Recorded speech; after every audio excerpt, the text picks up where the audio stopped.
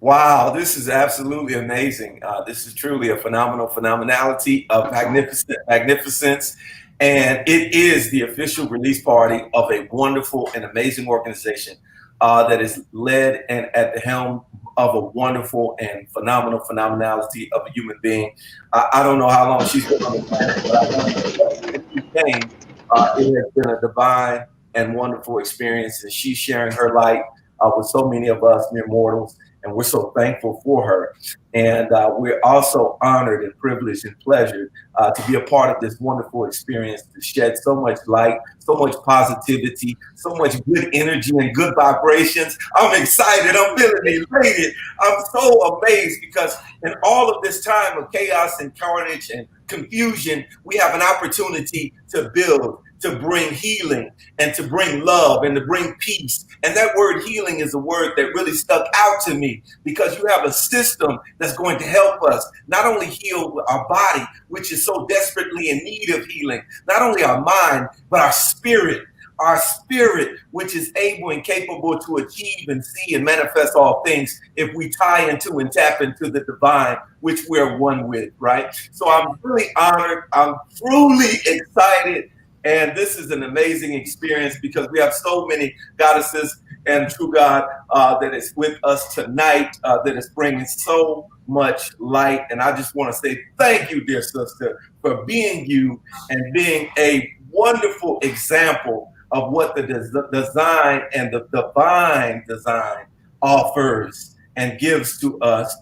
So I'm encouraged. I'm enthused. I'm elated. I'm almost stumbling on my words because my energy is so high because your high vibration is amazing. So I'm speaking about none other than my dear sister and your sister, Sister Aset. Please, please share some of your wonderful energy and let us know why we're here tonight and what this night will offer us. So much love, so much peace, and so much light. Big dua. Dua is the Kemetic word that means adoration to the divine in you. And I am so grateful for you, Brother Cedric. You are a mirror. It takes a light to know a light. And, Houston is a new place for me relatively, but you were one of the first people that opened your arms and just welcomed me and loved on me and helped me to get to this point. So I am so humbled and gracious to be here. And as you all know, we are here celebrating the official release of ARAT, Raw Kemetic Reiki. It is a healing system like no other. I say it's 48 years in the making, but it's not even keep counting the lifetimes that I've been here. I've been told I've been here one too many times.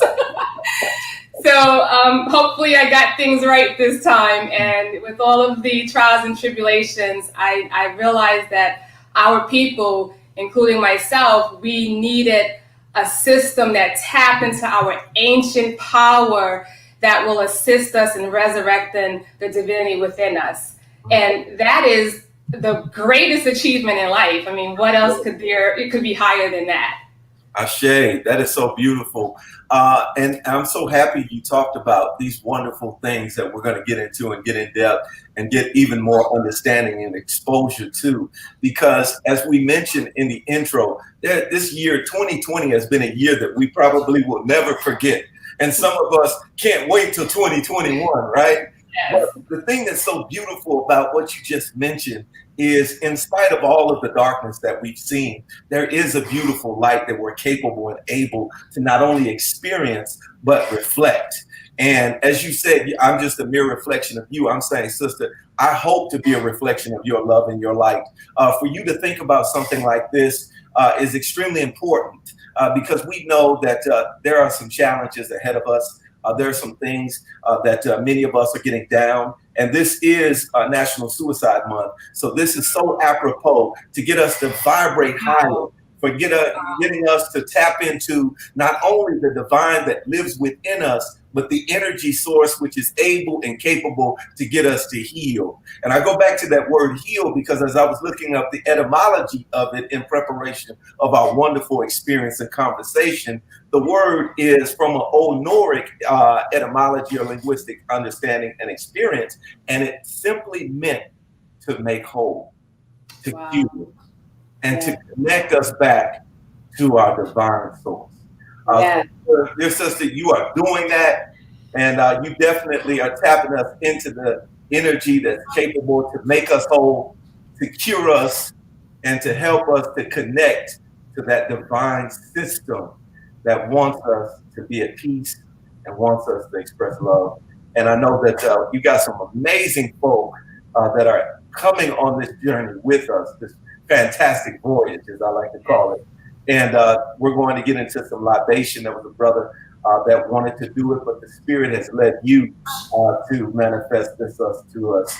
So we're thankful for that and really excited to tap into it. But before we do, I do want to say, because many of us are not familiar with the power of libation, I'd like to ask you, because you mentioned we can't begin without libation.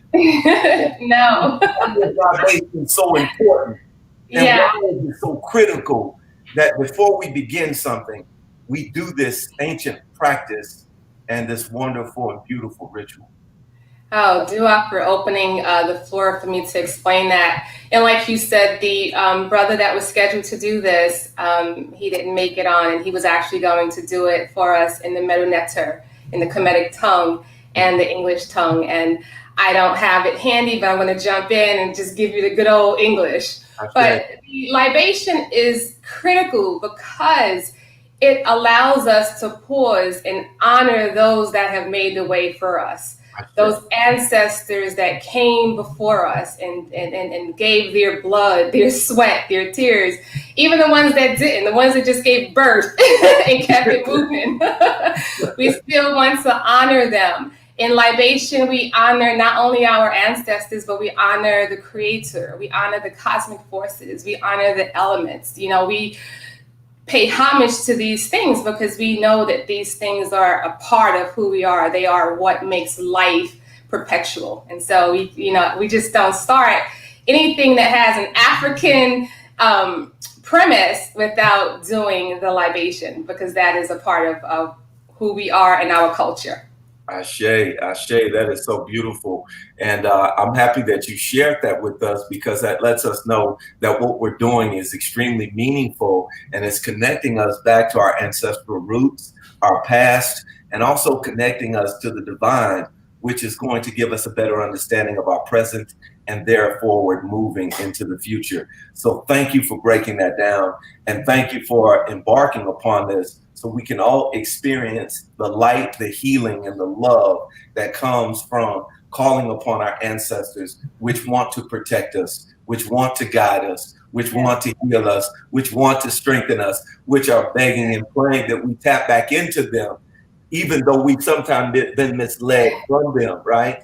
So this is really beautiful. And even though the brother is not here in the physical form, just like, here in spirit, because I'm hearing him tell me to be quiet so that you can do what you need to do and enlighten us and love on us. All right. Well, in order to prepare for libation, for those of you that this resonates with, we want you to just go ahead and hold a space of reverence.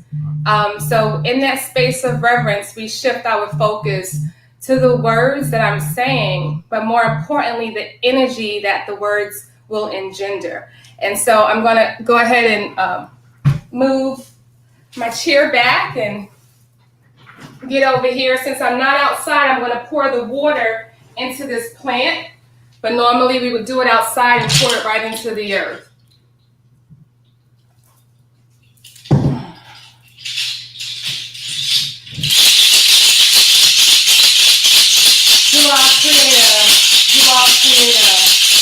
Creator. Adoration to the Creator, manifesting everywhere and in all things. We thank and we honor you for life. We thank and we honor you for love. We thank and honor you for all your provisions. We pour libation in your honor. For all of those gods and goddesses, those divine forces that work on behalf of destroying the enemies of the Creator and establishing peace, love, joy, ma'at, on this planet and in the spirit realm that this planet reflects. We thank you, we honor you, and we pour libation in your honor. We pour libation in honor of the four corners of the earth, the north, the west, the south, the east. We pour libation in honor of the elements of the earth, fire, water, air. We pour libation in honor of all of those ancestors that have come before us, those ancestors that paved the way, those who have sacrificed their life so that we can be here. We pour libation in honor of all of our bloodline ancestors of the past, the present, and the future. We pour libation in honor of all of those freedom fighters that were martyrs, that came to make life better for us. And now you can go ahead and say a few names of ancestors that you know and honor. Malcolm X, Martin Luther King, W.E. Du Bois, Dr. Francis Wilson, Dr. Anthea Diaz, Baba Stango. yes. I say, Yes. Martin Luther King. Yes. Marcus Garvey. I say,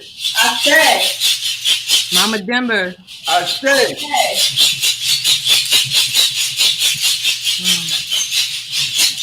And I think I say. And I think I forgot one of the most important elements, the earth.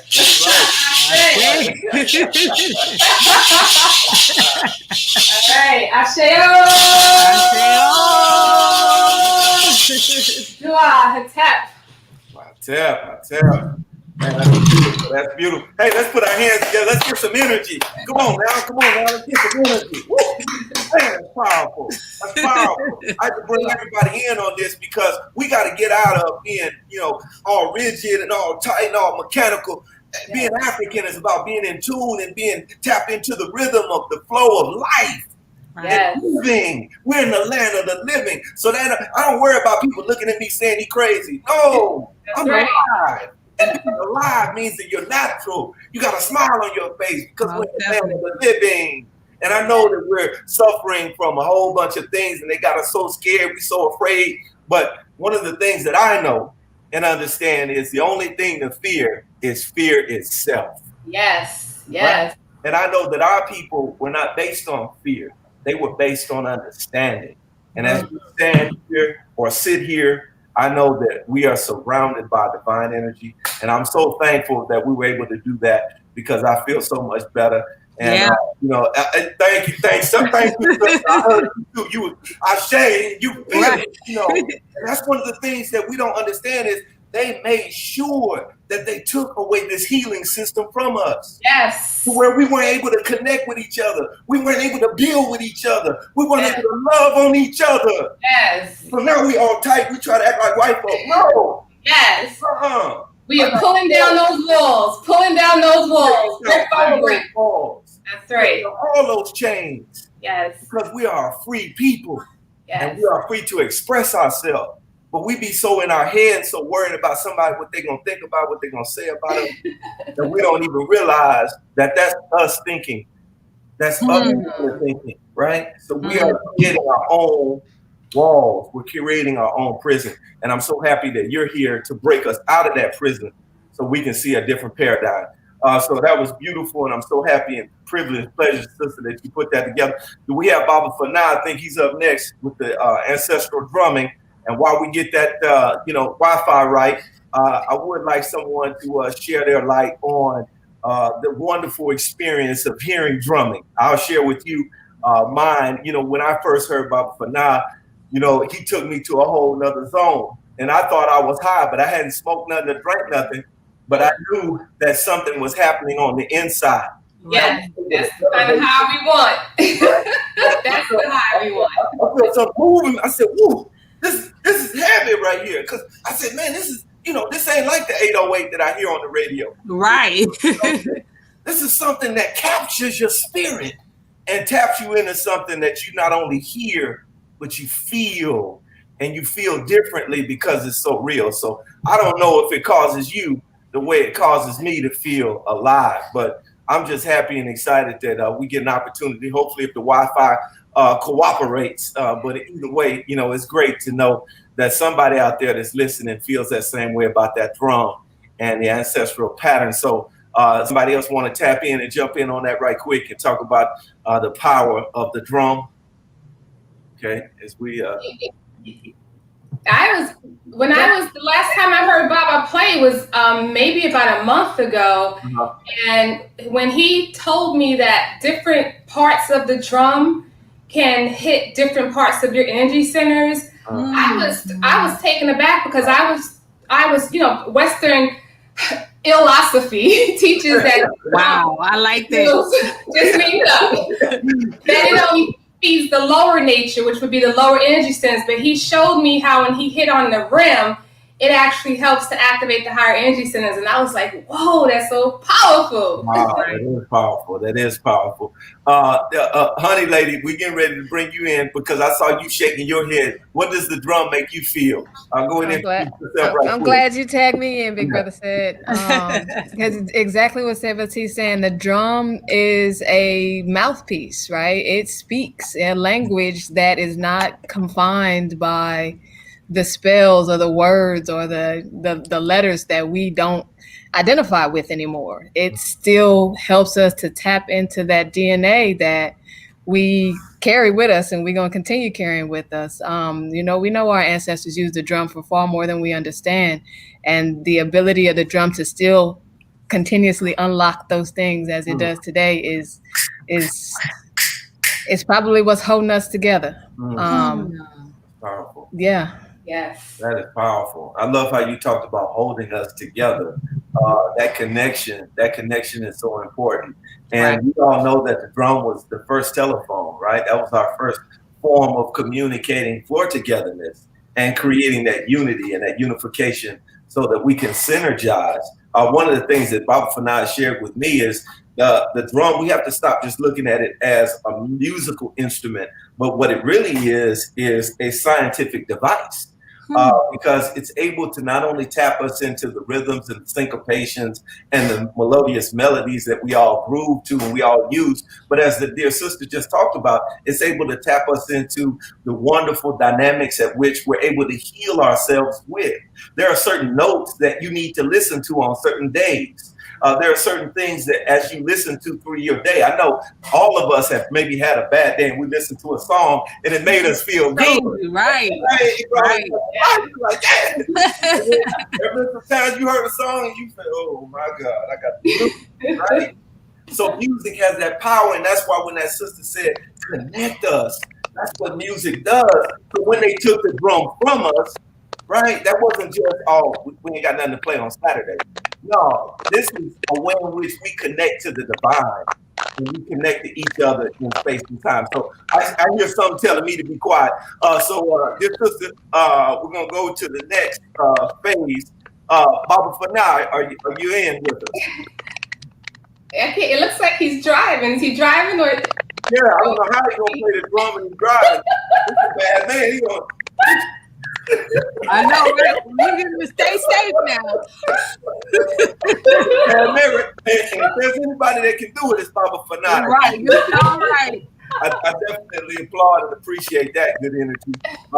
As we wait for him to get more settled, maybe into a location in which he can do that, would you like to continue on and go to the next phase and tap somebody else in so yes, we can get that dear brother ready and prepared for this wonderful drum? And we got everybody excited, and don't get me wrong, when you hear it, you definitely will feel it. Most definitely. So go ahead. And he did leave a message in here. It says he's receptivity going in and out, going to change locations. So that's beautiful. Okay, great. So we'll get him in later. He's on it. But yeah, definitely. We have some great sisters, as you can see, with us. And they are phenomenalities of magnificence. So I'm excited, and I know you need to be excited out there that are tapped in and tuned in to this wonderful, beautiful experience. So, sister, I said, I'd like to ask you this question before we get into these wonderful sisters. Why did you choose these individuals? Because I know you, I've done this with you, and I've experienced the greatness at which you have to show and showcase. And you don't choose people by happenstance. You choose people by design. And there is something divine about each one of these individuals as you drink that H2O. I know you're getting ready to wet your palate so you can express it. Why would you choose each and every one of these individuals? Because one of the things that I think we have to do, because no man knows his hour and no woman knows when we're going to transition into the ancestral realm, we have to give people their flowers, not only while they can smell them, but while they can plant them, nourish them, and grow in them, right? So that they can take their gifts and become able and capable to share those gifts with even more folk. So I love for you to folk that have dedicated their Sunday evening to being here with us. And I love for you to share with them why you believe that they are a blessing and why that they are such a divine entity. All right, sure. And this will include you as well. So don't exclude yourself. You know how we kind of like talk about the concept of love at first sight? You know, you meet people, it's usually we want to kind of like keep that isolated to a romantic kind of relationship. But divine love is so beyond that one-on-one romantic relationship. And there's just some people you meet, and in that first, interaction, there's something about their soul. You make a soul connection. People are looking for one soulmate. I have a lot of soulmates. And all of you are like a soulmate. So when I met beautiful Mary, I love to just call her Mary because Mary means beloved. That is how I felt. Her soul and her energy was so just high vibratory and sweet and giving and loving. And I just, it was a soul connection. So I just made sure I kept in contact with her. And when she creates these Kemetic chants and she sings them, which she's going to do for us in a few minutes, I feel my energy centers just like, woo. I mean, they expand. So her voice is so powerful. And, when she sings Kemetic chants, we call that the Hekau because they're words of power. She has the power to make those words manifest. And so that's why she's here. And I'm so grateful to have her. And then you have Goddess Karamoko. Again, love at first sight. Our souls are just like, oh, and just a beautiful, bowl of sunshine, sweet, innocent, but fierce. So she has that lioness in her, that energy, and I guess to some extent, these all are like mirrors, different mirrors, for myself. And she is actually one of the people in Houston that really encouraged me to get to where I am now. I mean, she told me I was going to be her teacher before I knew I was going to be anybody's teacher. And so I am so honored to have her here. She's just a beautiful soul, beautiful, beautiful soul. And then we have Tony. I met her at your radio station, and of course we all meet when we need to meet. She and I, again, we just were like soul sisters. More like, hey girl, what's up? That kind of thing. We went to see a play together. And she's just like, my homegirl sister, she keeps it real. She encourages me to keep it real. And I love that about her because, coming from Brooklyn, you can't do anything else but keep it real. So, and, she sings and I love her music because her music is powerful and it doesn't really sugarcoat things. It kind of like hits you in the gut. And so I love that. I love that about her. And so she's going to perform one of her beautiful pieces for us too later. And then we have beautiful Asarit Kindria. She's like the newest of the crew. And again, she took my level 1 class and she was just like a little bouncy ball in the class. She was just so excited. She was just like, give me more, give me more. And that was an encouragement for me. When you have a student, and this is my very first class, I was like, what am I up here doing? And she was just like, happy and encouraging. And she's been with me ever since. She's like, you're going to be my teacher too. You have something to teach me. I'm like, great. So you. I don't know if it stopped, but yeah, definitely. She was just sharing some really great information, and it's wonderful to hear sisters. The thing that I was overcome with as I was listening is hearing sisters say beautiful things about each other.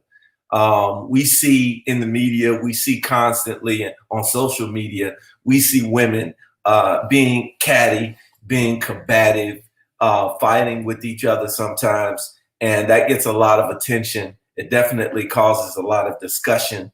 And I'm not denigrating, but it's really disgusting, to be honest with you, because that's not the narrative that Black women truly express toward each other. The Black women like yourselves that I'm so honored and so humbled and so privileged to witness, you all show each other love, even when you don't know each other.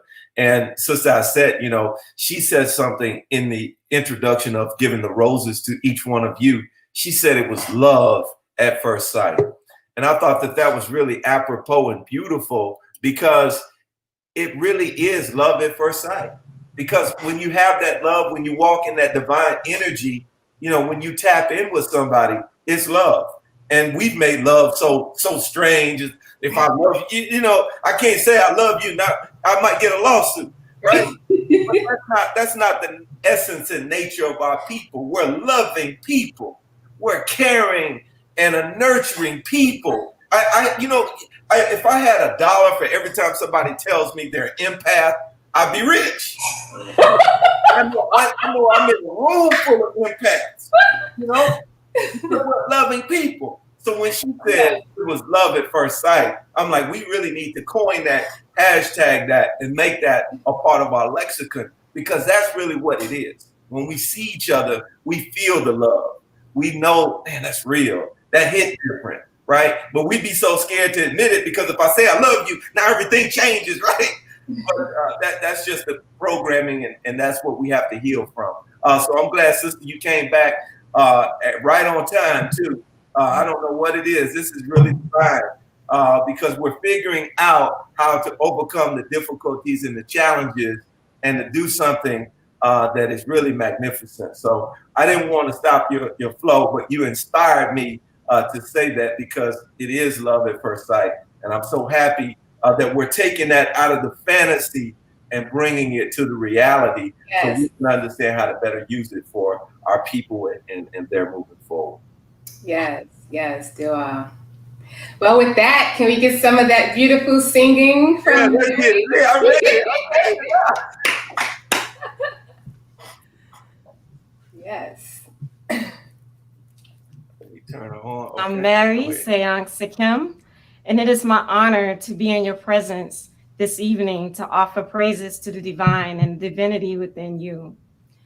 One of the first Kemetic truths that I learned was that the Neter, the supreme being, is one manifesting in many. And we are the many. We are the light shining beings that are dwelling from the divine light source. And dua to Goddess Aset for having me here this evening.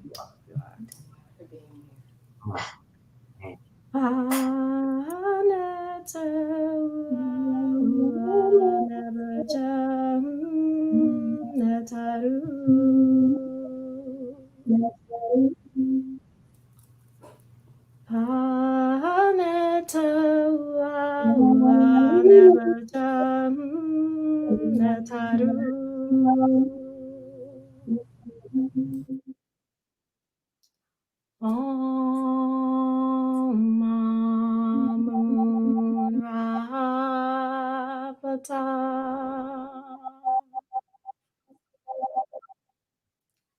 Om Amun Rapata.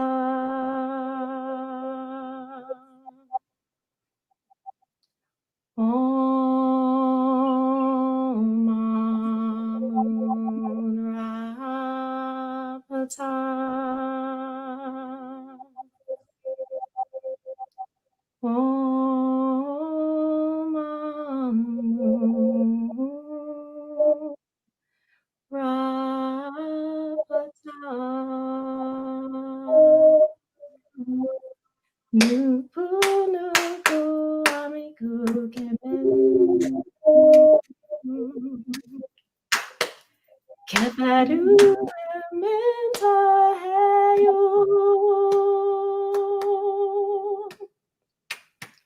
Nuku and mommy nu and puampu. Amun rapata. Amun rapata.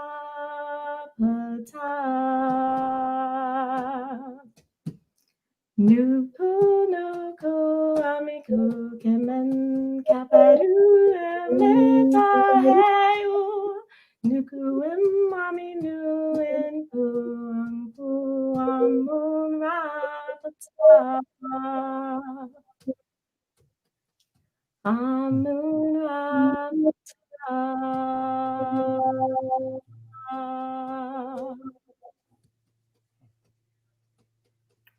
Nuku nuku amiku kemen kaparu meta heyu. Nuku mami en puangku. Amun rapata.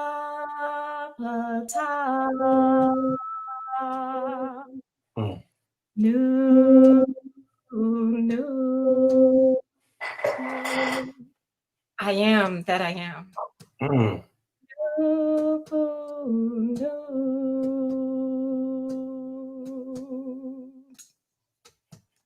Nuku hotel.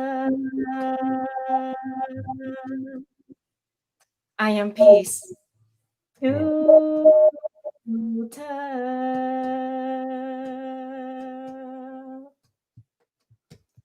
Nuku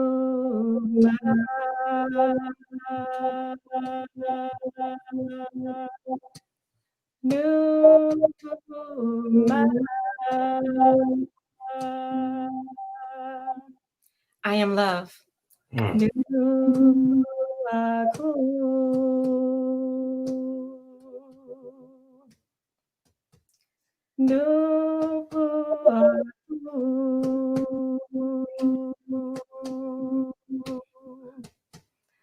I am the glorious light.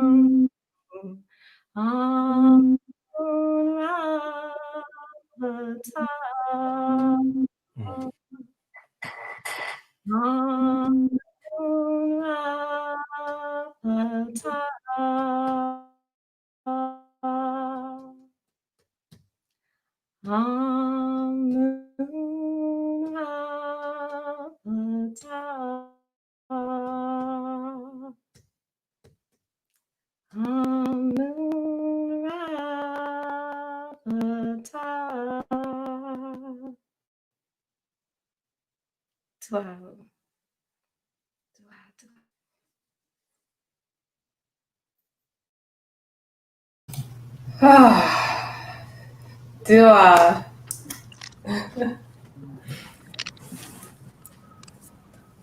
Can't hear you, Cedric. I'm so excited, I unmuted myself. I'm ready to go into a trance. Yes. That's beautiful. That's beautiful. Yes. And I think it's important for me to say this before you put the chair.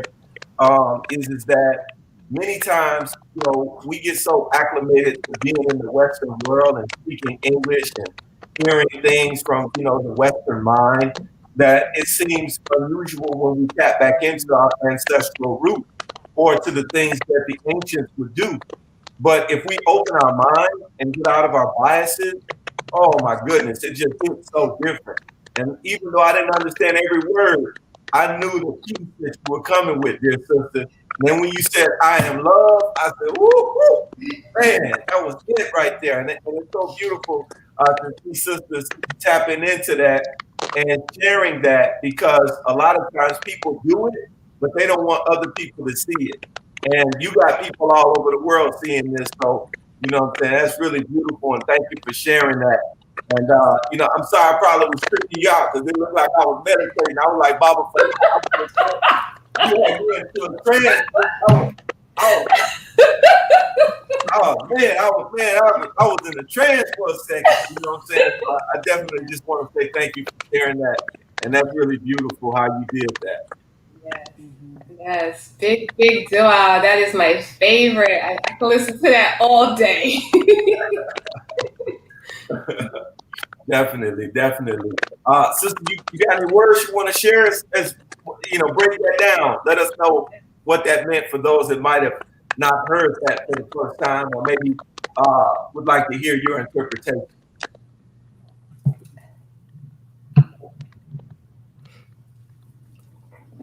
Yeah, go ahead, sister. Your mic is on. Okay. So Pa Neter Ua Ua Nebeter Neteru means that the Neter, the Supreme Being, is one, manifesting it as many. And then Nuku Nuku Amiku Kemen is I am the shining being dwelling from the light. Nuk Ami Nu Inpu Anku, I am one of those light beings dwelling in the light of Neter. Amen Rapata, elevate and activate the creative fire within me. Dua Duau. And then Nupu Nu, I am that I am. Nupu Hotep, I am peace. Nupu Mer, I am love. Nupu Aku, I am the glorious light. Dua Duau. Dua. Yeah, fair. Did we lose Cedric? he's on another vibration right now. Oh, another vibration. I didn't want y'all to go. I had to get down on me. Oh man, you had me in the zone. That's how I normally do it as prayer at night. You know, and also I add in Om Ra Satsekam Sahu, which is with every breath, divine strength enters my highest being. Yes. That is powerful. You know, I think it's important to say this is many times we get so caught up in the flesh, you know, we don't think about the divine being one with us and able to access that information. You know, many of us, you know, we remember our Wi-Fi password, right? And we hold on to it dearly, but we forget about the spiritual password, which we can call upon to access that spiritual Wi-Fi that will tap in our antenna into something even higher and even greater than Google can Google. So, you know, like I said, I was tapping in. I let you like this, but I couldn't let you. I didn't let you know because it was on, and I really appreciate you for sharing your light and the divinity at which you are and you express so wonderfully. And it takes a lot of courage to be able to sing like that. You know what I'm saying? So I really want to salute you and thank you for sharing. Dua, thank you. Thank you. Beautiful. All right, dear sister Set, who's up next? All right, before we do that, I want to go ahead and get the audience involved a little bit. We will be giving out some beautiful prizes tonight. I have beautiful Kemetic wall throws. I have beautiful ongs and some crystal jewelry made by me. So what we want to do is encourage you to go and look at the website. And I want to put out a question. And the first person that answers this question correctly will get, how about a wall throw? I just want to show it really fast. This is one of my favorites. Can you all kind of see it? Yeah, we can see that. That's nice. I want that. That's nice. So because we're operating from multiple platforms, you're going to need to send your answer, text it to me at 832-422-7457. Again, it's 832-422-7457. And so the question is, on the website, we talk about certifications, ARAT Reiki certifications. I want you to text me how many certifications do we offer and what each one covers, just the name. So on the website, it tells you what the first one will allow you to do, the second, the third, and the fourth. So the first person that sends me that to that number will get this beautiful Kemetic wall throw. I can't find it on Google. I just been trying to Google. I'm trying to get that throw. I need to put that in. So you won't be able to do it because the audience by now, hopefully people have visited the website. If you haven't, the website is ARATRaReiki.com. It's in the flyer. So go to the website and look at the certifications that we offer and, text me and let me know what we offer. Awesome. And we will do a few more of those. And also, I'll just say this now. For the first two people that register for a class and pay, you can do all of this online. The first two people, you will get this beautiful stainless steel ankh, and you can get the his or her chain. So this is like the his chain, and then I have a thinner one for a her. So if you want the her chain, it's thinner. So for the first two people that register for any of the classes, any of the healing sessions or anything, you will get those ankhs, and they will be blessed and prayed over and sent to you with divine love energy. I love it. I love it. You get knowledge, information, and nice change. That's beautiful. And we have some more prizes and giveaways. We'll throw them in as we keep going. So now, we just want to open the floor and kind of let you grill me and interview me and anyone else about the website, about ARAT Reiki Healing System. What is it? Well, all of that good stuff. Absolutely. And it's not grilled because, we trying to go vegan now, so I'm gonna try to put some tofu and some soy next to you. But in all seriousness, I just want to say thank you for being you and sharing you and allowing us to witness the divine that's working in you, of you, and through you to do some really critically important things. And that's how I wanted to start off this. And I want the other sisters to be involved in this too, because, we have to get into understanding that we are African. And in African society, we operated in a circle. So it's not just about me and you, it's about everyone, right? The we, the us, right? And as Malcolm X says so eloquently, the more we say we create wellness. And the more we say I, we create illness. So I want us to be in we. And it's really important that you have allowed us to come together and really have created something that will shape us for years and years to come. I'd love to know, what was the inspiration or the impetus that led you to listen to your intuition? Because that's something that I hear sisters say all the time. It was a little voice. It was a little feeling right here. Right here was a little feeling that told me. It was something that said, and I didn't want to listen to it. I didn't want to heed it. I didn't want to follow those instructions because I thought it was making me crazy that I heard a little voice in my head. But what helped you to listen to that voice and take heed to that voice and then move expeditiously in the direction that voice sent you in? What made that happen? Well, that's so interesting because those who know me know that I'm hard-headed and stubborn. It's, I was born under that Leo energy, fire sign, born on a Sunday, born in the 12 o'clock hour. That's triple sun, triple fire. So those of you who know that. So I heard that little voice, but I was like, are you kidding me? I'm here to write film. I'm going to write film. I'm going to be on location. But because I ignored that little voice, I had to have some trials and tribulations. And so I will just be candid. I spent 13 years practicing a particular, Kemetic spiritual system. And I had hit a wall at, some point after 13 years. And my preceptor, let me know that I needed to like normalize before I spiritualize. And I was like, what does that mean? I just spent 13 years trying to normalize. And it's interesting that we are doing this during National Suicide Month because I was extremely suicidal. I actually attempted to take my life after my divorce back in the late 90s. So I had gone through, this life of just, one traumatic experience after another. And so when I, reached that wall after practicing this spirituality for 13 years, which helped to keep me sane and stop me from killing myself, I discovered that I did not go through the proper developmental stages of healing. And so when I asked, like my teachers, well, where do I go? How do I get healing?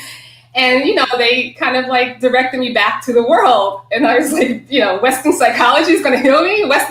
Western culture broke me in the first place. And so I embarked on this healing journey. And I did start at the psychologist, and I was paying $100 an hour for someone to kind of like tell me to do the things that I already knew.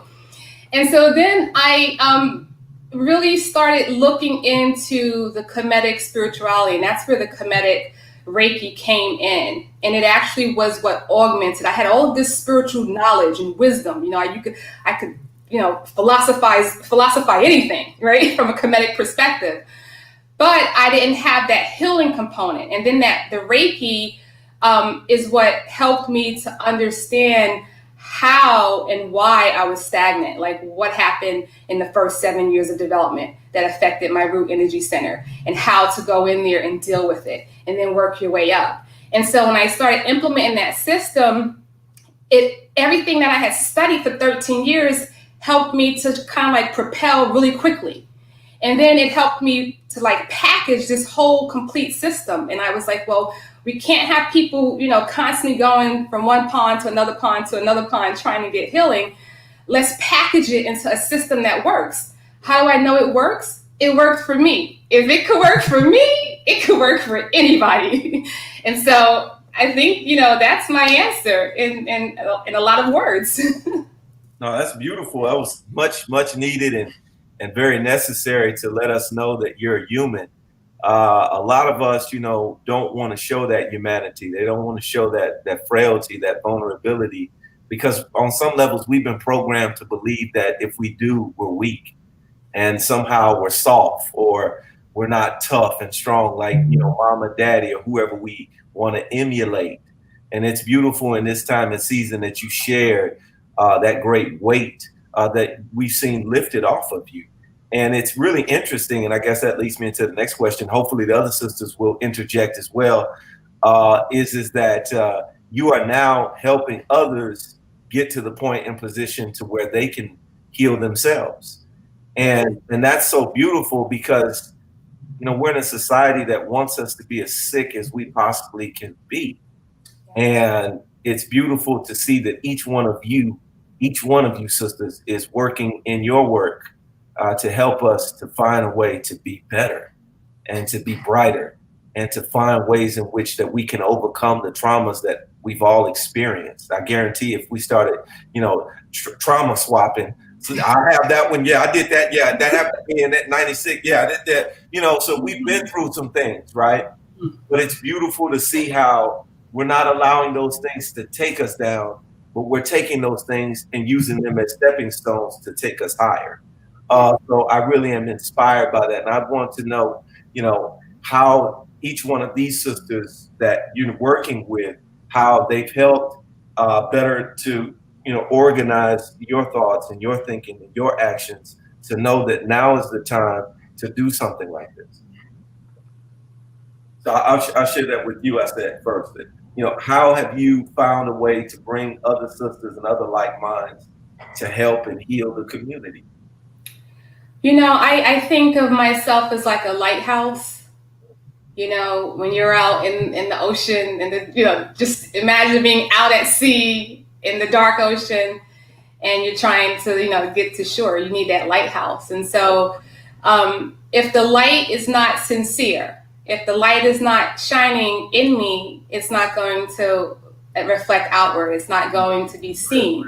And so I live this, right? This is not a get up. I left corporate America where I made supposedly good money as a senior network security engineer, information technology, right? Just working for someone else, working hard like a dog. They loved me, right? Solving everyone else's problems. And I gave all of that up to walk this walk full time, to be a servant for humanity. But you can't really serve unless you serve yourself. You have to go through the cleansing. You have to go through constantly. As long as you're here, you're going to be cleansing and purifying, cleansing and purifying. And then you kind of like start to develop that light. And then people who are interested in doing the same thing, they say, hey, how did you get that little light I see glowing off of you? I want some of that. And then you kind of like show them and you take them through the journey.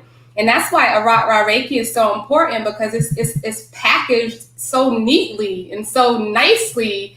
It's a systematic approach, which is what we need. That's my art. My art is structure, order. And so now healing can be ordered and structured. Shay. Go ahead, Tony.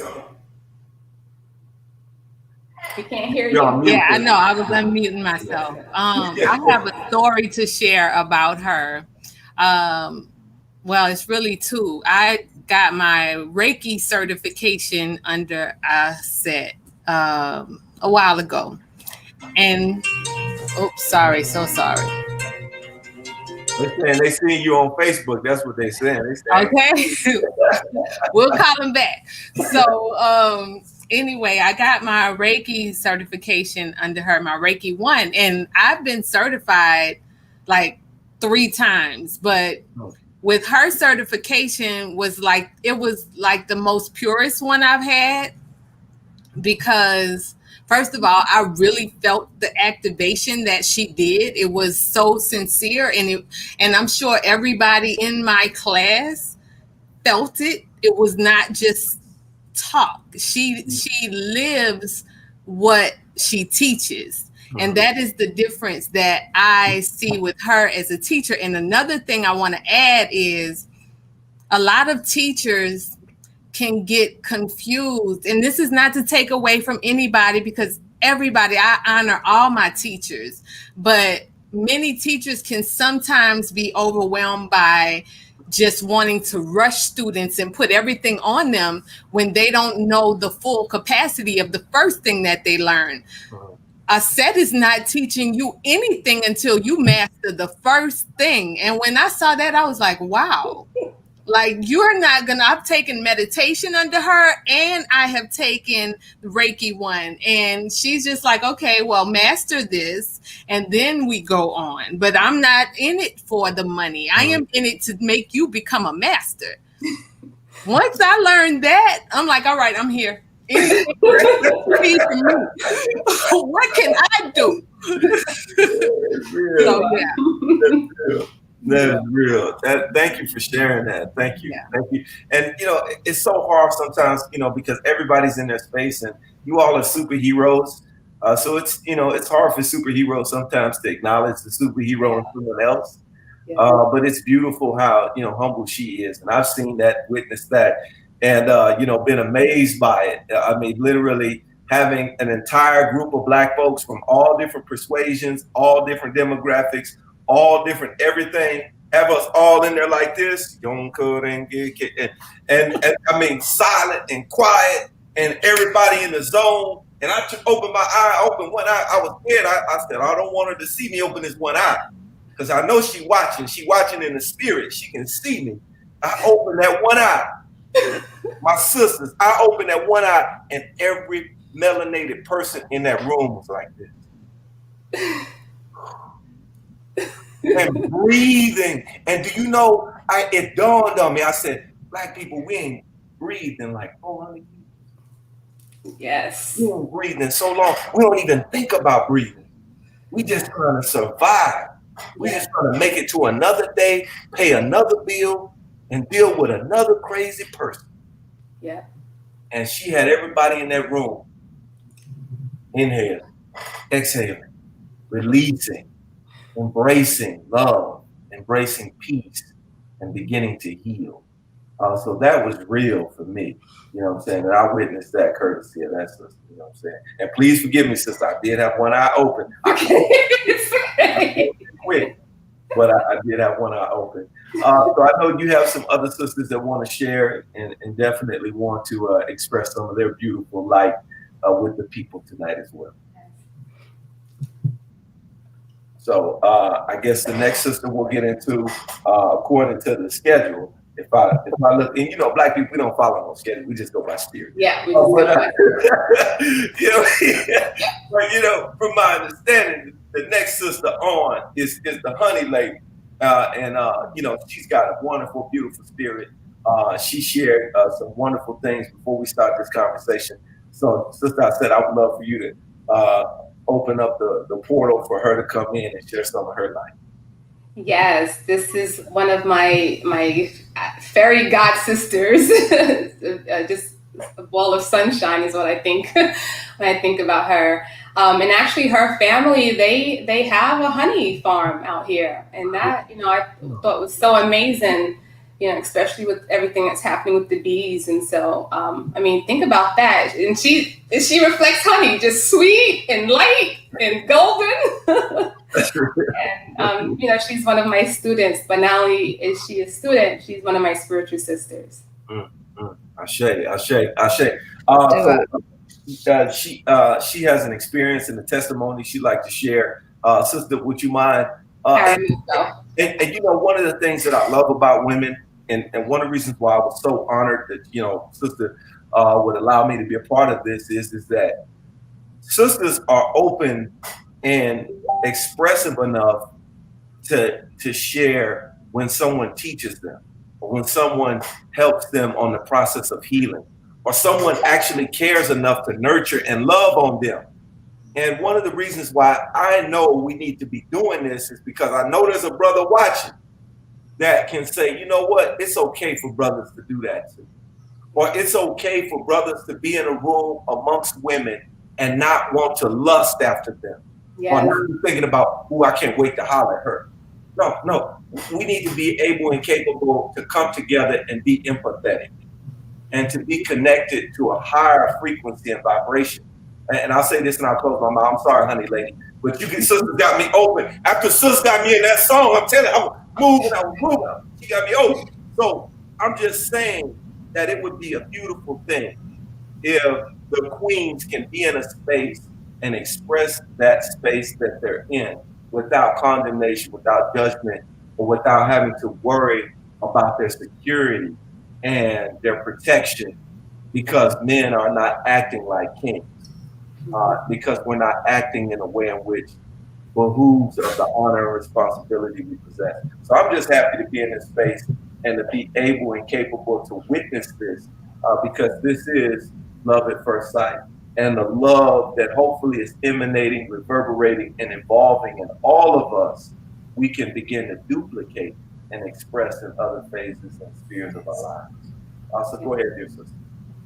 Wow, big brother said. No, that's awesome that you said that. You took the words right out of my mouth. It's actually very funny that, well, before I was a practitioner, before I was a student, I was a client, right? I'm a actual living, breathing testimony of just the work that ARAT, and I guess back then it was still ARAT, that it has, I guess, the effect that it's had. So, excuse me one second. So I took the class. They see you on the internet. Yeah. So I took the first class, and it's interesting because aside from being a practitioner, which I never honestly thought I would get as far, the first class was actually the most impactful for me. The first class, you know, is teaching you how to heal yourself, right? And after I did that, I just couldn't wait to run home and tell my king. And he jumped in, and he actually was a student of Mwasevati Aset's class. And so the ability to learn how to heal yourself, I just can't emphasize how how important that is. I mean, we go to the doctor, right? We live in a society where we got a sick care system, right? Not a healthcare system. And the whole word doctor means to teach.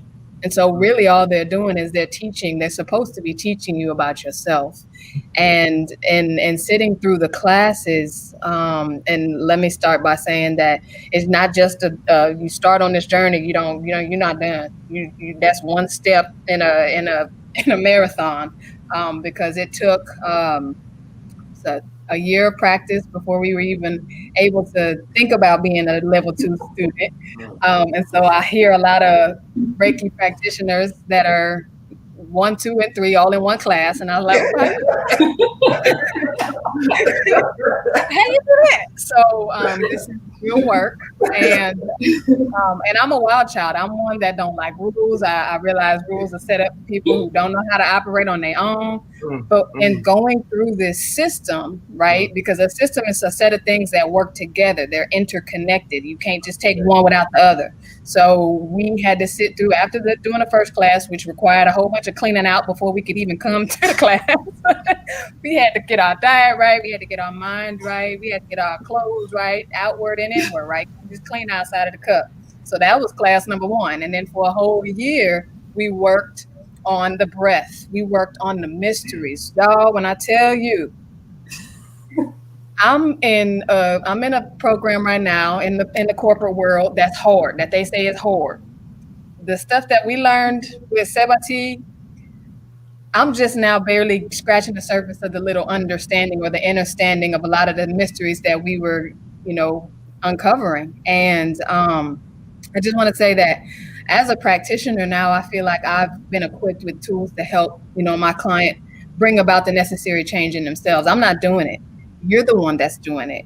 I'm just here to remind you, to help you remember yourself, right? Your divine self, know who you are. And in a system where, number one, mental health and the healthcare or sick care system, they're just now beginning to acknowledge all the different effects of all the bio, psycho, and social warfare against the so-called minority, right? They're just now realizing how much disease is way larger than just a physiological problem. They're just now getting to the bottom of that. We knew that, right? We're like, it's in my DNA, all the stuff y'all been doing to us for so long. But this system allows us to address the mental health, right? It allows us to help address physical health, which becomes blockages in those energy centers that maintain, there can be a physical manifestation of those harms. But it's so much more important that it works on the spiritual level. We know we are spiritual people.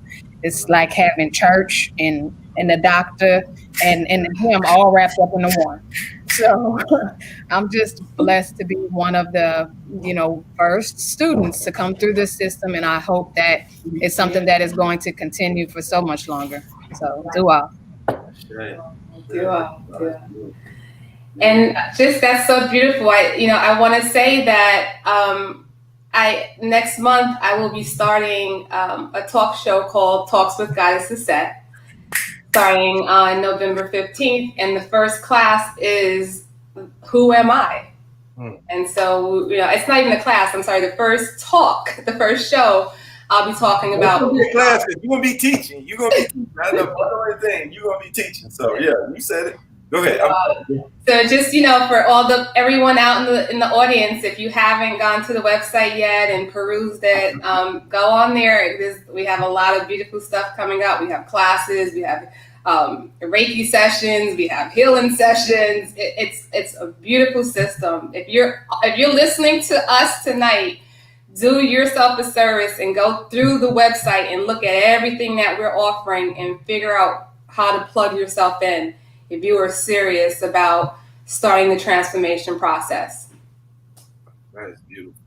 That's absolutely beautiful. And the honey lady, if I may, she said something that really tapped my interest. Is you didn't just deal with the Reiki per se. You dealt with the person, and they had to go through a conditioning process. Can you speak about that? I said the fact that we need to begin to look at our eating habits. We need to begin to look at our thinking habits. We need to begin to think about our habitual habits that we practice. You deal with it holistically, and that's why it's not just Reiki per se. It's a healing system. Can you kind of go into that and talk about that? Absolutely. And so the way the system works, the first thing you would do is get your healing session. That healing session is 3 hours minimum. I can't, the 3 hours go by really fast. Sometimes I've had people that have gone up to 4 hours, right? And in that session, we actually discover what's going on with every energy center. Every energy center governs a stage of development: mental, physical, and spiritual. That's how we develop. And so, for example, the first energy center, the Kemetic term for that energy center is the Sefket. That governs from your time of conception, when you were conceived, up until the age of 7. But there's more in there. You also have impressions from previous lifetimes. You have stuff that was passed down to you through genetic coding, right? So there's a whole lot of stuff that goes into making you who you are. Unfortunately, we don't have any idea of who we are. We kind of like know what operating system we have. Like, so each one of us, we have an operating system, right? It's just like if I ask you what operating system is on your phone, you might say, oh, I have Android, or I'm team iPhone. But if I asked you how many lines of code is behind that system, right? What is the program that allows that system to run? People don't know, and most of them don't even care. And so with us, we have to understand the program, this, our operating system and how it's running. And unfortunately, because we are incarnated into Western civilization, we have corrupt operating systems. And these operating systems are engendering dis-ease on the mental, the physical, and the spiritual level. So when you come in, we start at the root. And everyone will not only need a healing session, they're going to need spiritual counseling, right? Because we're going to have to talk through that programming. We're going to have to talk through all that those ill beliefs and misunderstandings that's stopping us from manifesting our true divinity, our higher self. And so that's a part of the system. You will have spiritual counseling. And then we have these wonderful classes to help augment the healing session and the spiritual counseling. We have meditation 1, meditation 2, meditation 3. The most important class that everyone needs is the side effects of acculturation. We have to understand that this is not our culture. It was brutally forced upon our ancestors. And although we pass it on to our children as an act of enculturation, it's not ours. And it's what's making us sick. And so this system is designed to heal us from the root to the crown, mind, body, and soul. Ashe, definitely. I see Tony, she drinking some water. When you hear that truth, man, you got to get that water, and it's real. I see, hey sis, I need water too. That's real. Let me go ahead and join the club. Yeah, it's going down. Okay, beautiful. And let's bring in this wonderful, beautiful sister right here who has kind in her name. I love that. Wow. That is really beautiful. So I know that her essence is amazing, as her name is, and I'd love for her to share her testimonial and her experience with this experience that you have decided, dear sister, I said, to share with the world and help heal the world as well. So come on in, dear sister, and share some of your bright light. Thank you. Do I? When I first took level 1, I took it with a girlfriend of mine, and I'm like, oh, okay, yeah, I'll ride down to Houston with you, do the class. But when it talks about the physical healing, I'll just take it just a little bit personal. I had been bleeding for 5 years. 5 years I had been bleeding, almost, daily, almost every day. And I didn't understand why, but once I went through her class and started to unpack from the root to the crown, especially in the root, she taught me, or this system has taught me, how to go head to head with my whys. Why am I so insecure? Why and when did I lose my self-worth? Why didn't I stand up for myself? Why didn't I set those boundaries? why do I have so much anger, so much resentment towards this specific person?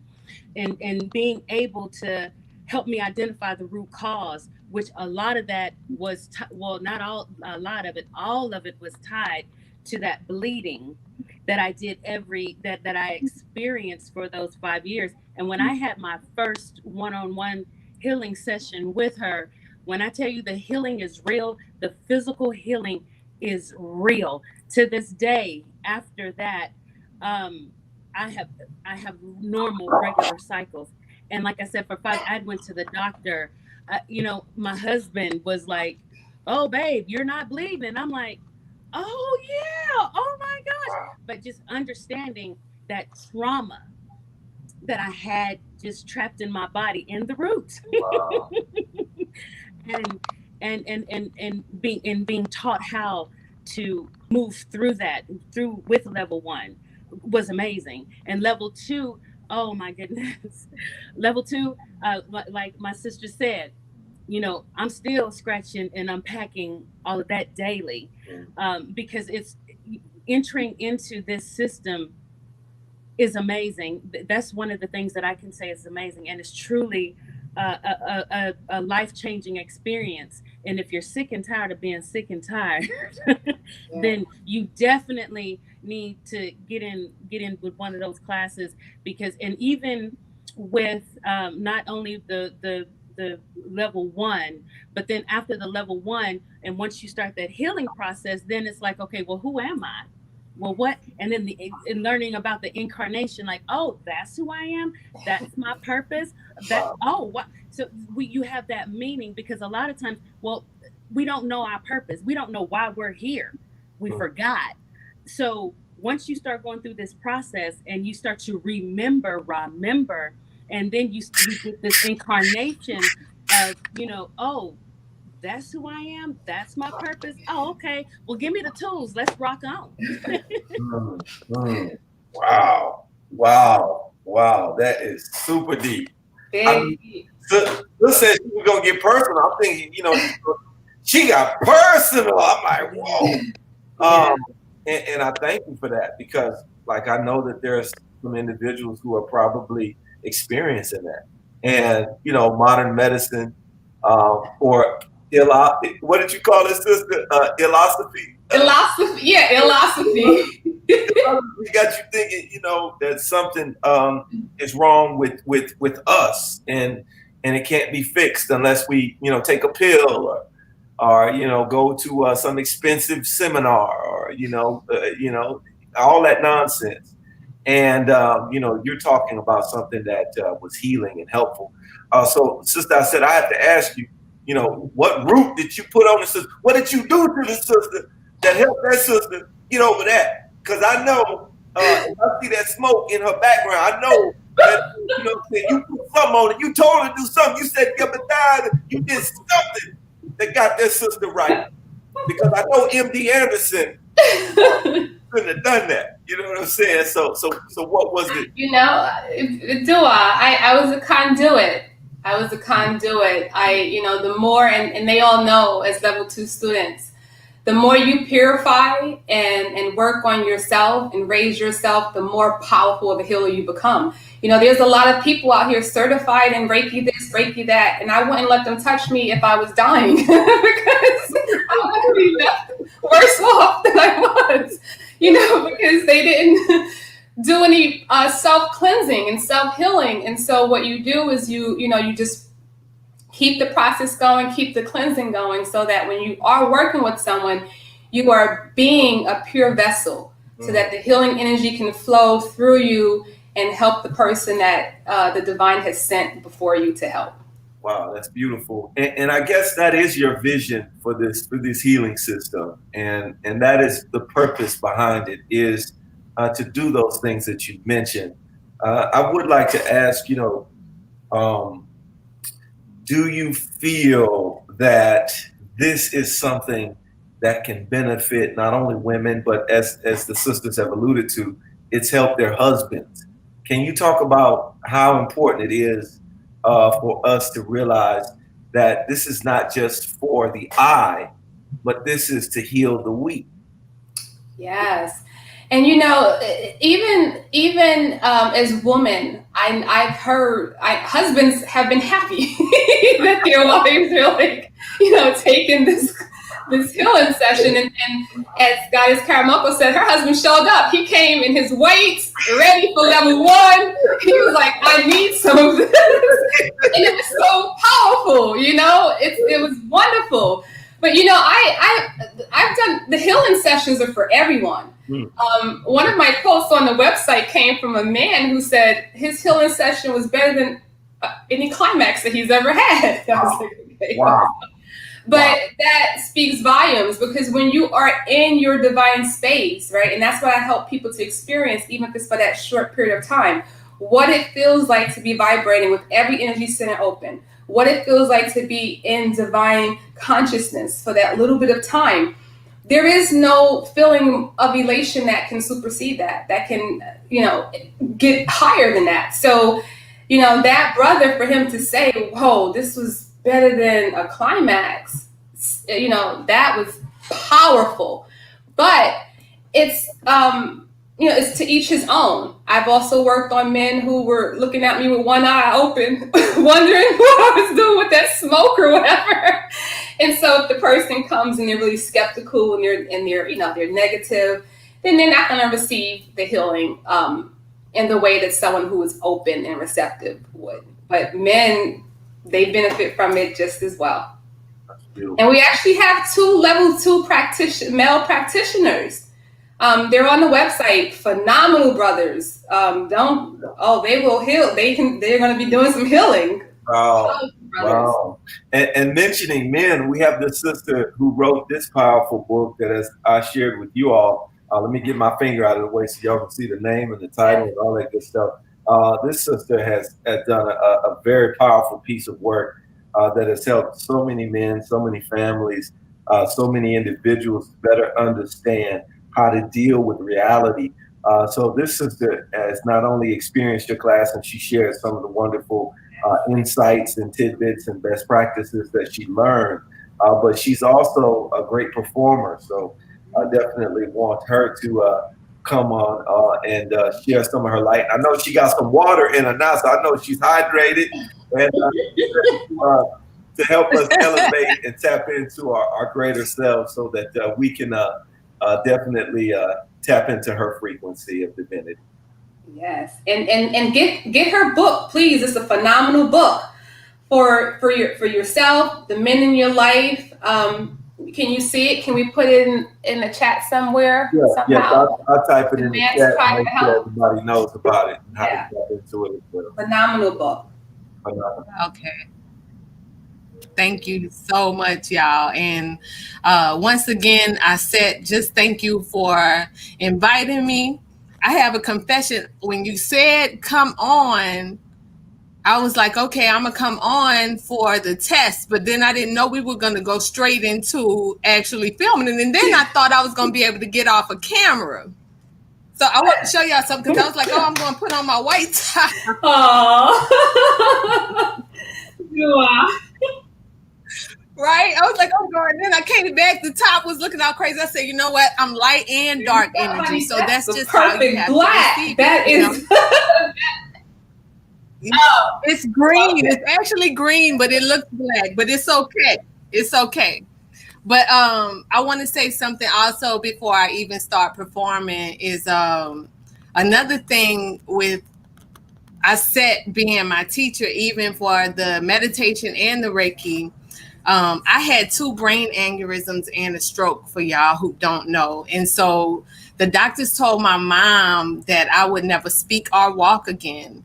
And so my right side is like, I deal with paralysis. So even this hand, sometimes I can make it open and sometimes I don't. If I'm upset or whatever, it doesn't. But anyway, I was talking to her, and when we did our Reiki session, and for those of you who have done the level 1, you know what she does when she activates you.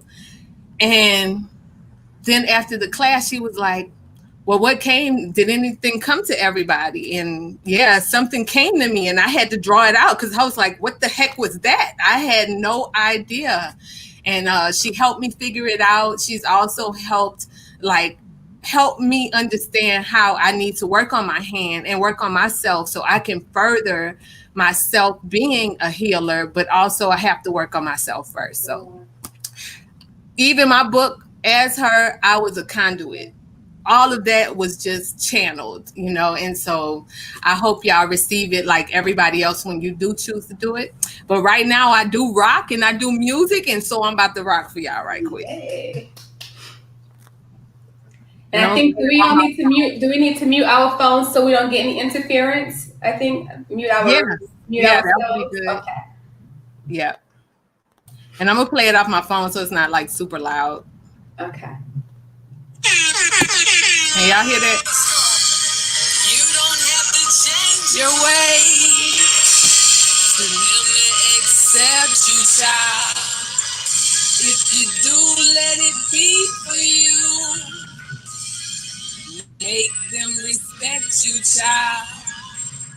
You're beautiful, amazing, like a fire in disguise. You are blazing. I hope you don't let this world put your fire out. Go ahead and be great. Go ahead and do you.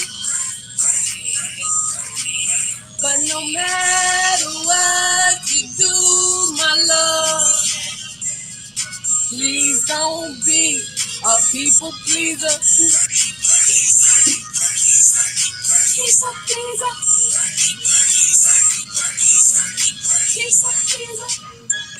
You don't have to follow them, just make them follow you. You don't have to be a bad person and trust your instincts too. See, you're beautiful, so amazing, like a fire in the skies. You are blazing. And I hope you don't let this world put your fire out. Go ahead and be great. Go ahead and do you. But no matter what you do, my love, please don't be a people pleaser. People pleaser. People pleaser. People pleaser. Please don't be a people pleaser. Woo! Woo! Woo! Already. People pleaser.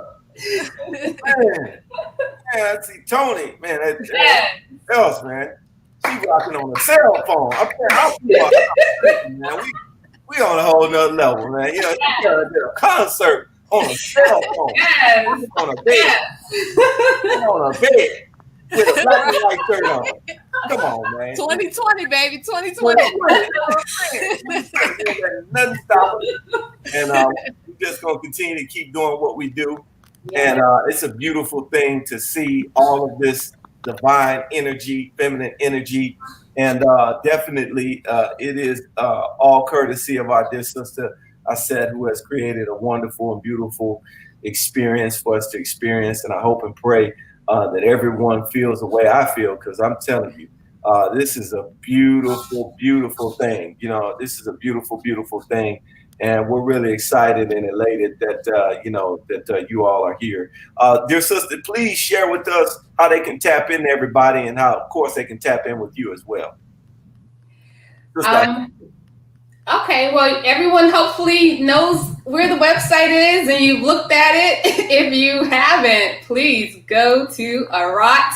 It's the tongue twister, but it's okay. It's a heck of words of power. ARAT, Ra, Reiki.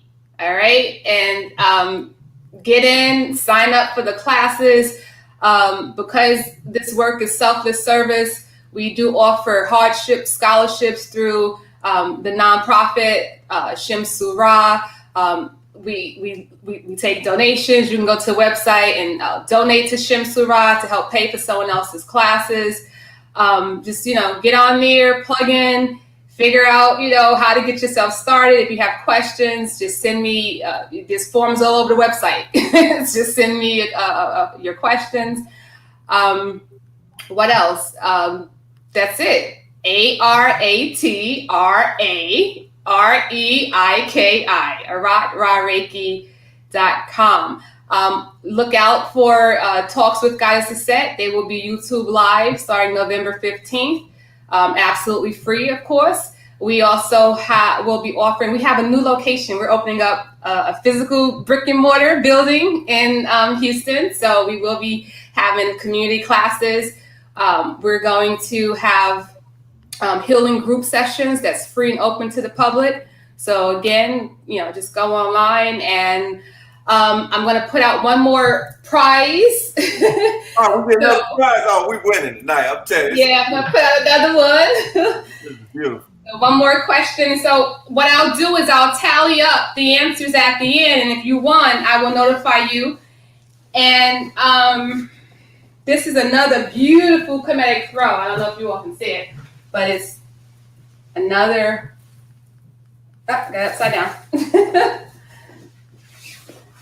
So for the next question, you have a choice between getting this beautiful throw, or if you're a male that wins, you can actually get this labradorite crystal, handmade crystal bracelet that I made. Beautiful.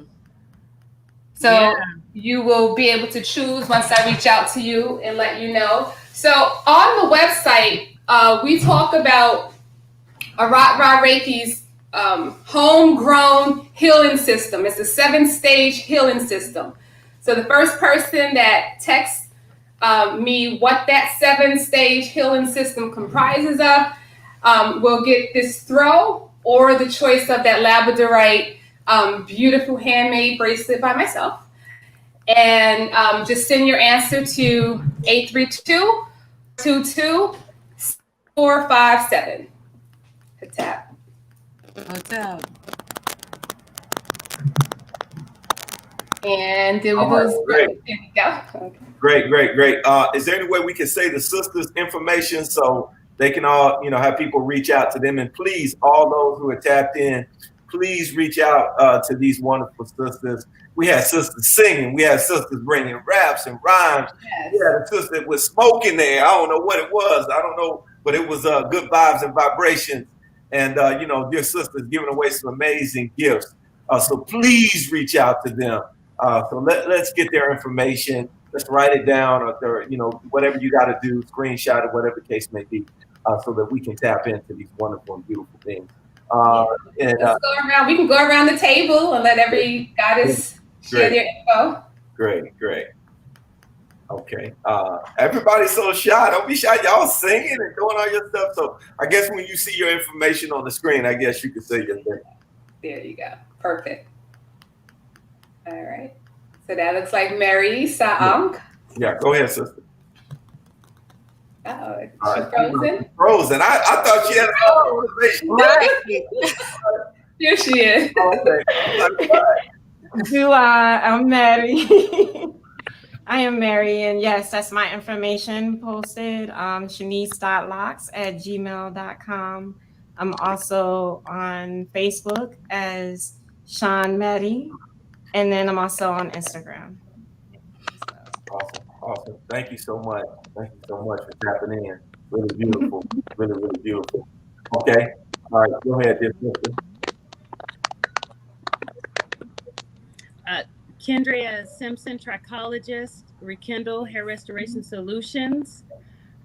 .com or Kendria H at Tell them a little bit more, sister, about the hair restoration. Let them know, he's the real deal. Okay.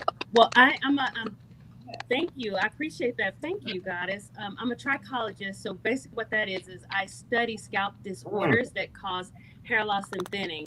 And then of course, combined with the Kemetic Reiki, it's getting down to the root cause of why you are experiencing hair loss, emotionally, mentally, physically, emotionally, spiritually, really getting down to the root cause. Oh, yeah, do I? Thank you. Thank you, Goddess. Yes. I appreciate that. Next person. And I'm Kemetic again, Honey Lady. Y'all can find me on IG at Lee Lovers Clover Honey, or just Gmail at Lee Lovers Honey at Gmail. And very soon to be online at the practitioner site. So we'll go ahead and plug into the ARAT Reiki website. Be able to find us as practitioners, and I encourage you all, please just go check out the website. There's a place for everybody to plug in, whether it be a free community consultation, free community courses, as well as a lot more personalized. And even for those of you who want to become practitioners your own, please go plug into the system, because there's something there for everyone. Everybody, yes. And last but definitely not least, we got Tony Hickman. Your sister Tony Hickman.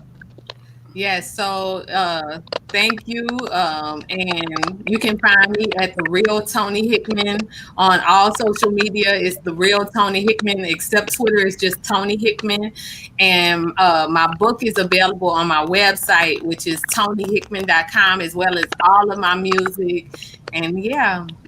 Awesome. I look forward to it. Thank you, wonderful, beautiful ladies. You all are absolutely phenomenal. Wait, one more thing. Yeah, go ahead.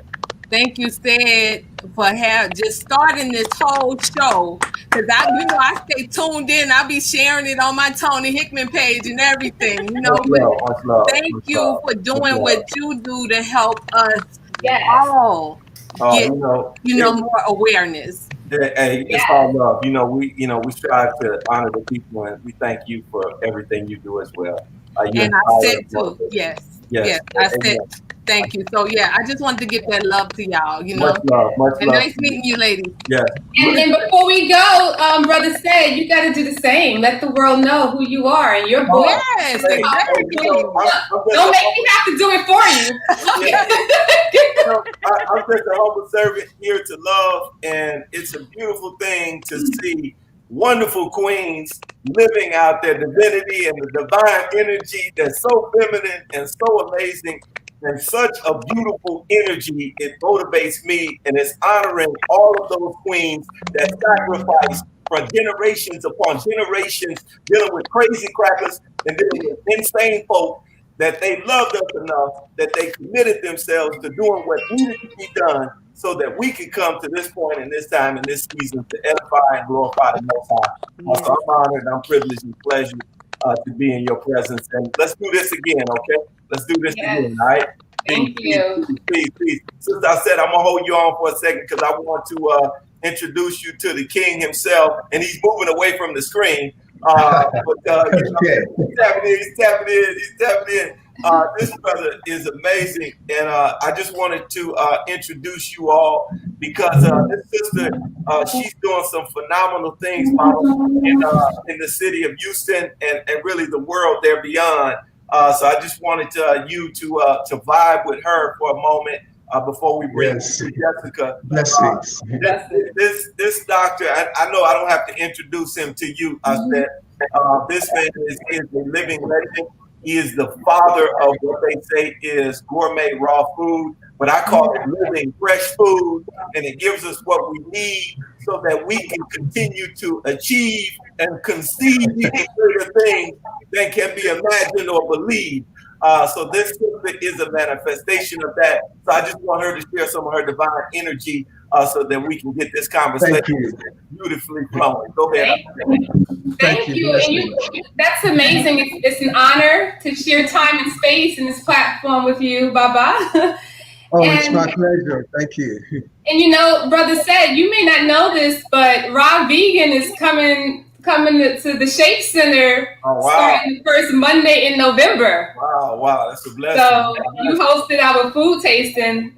So we will be helping the community heal with that delicious vegan food, and we will always have a raw food option on the menu. Awesome. That's a blessing.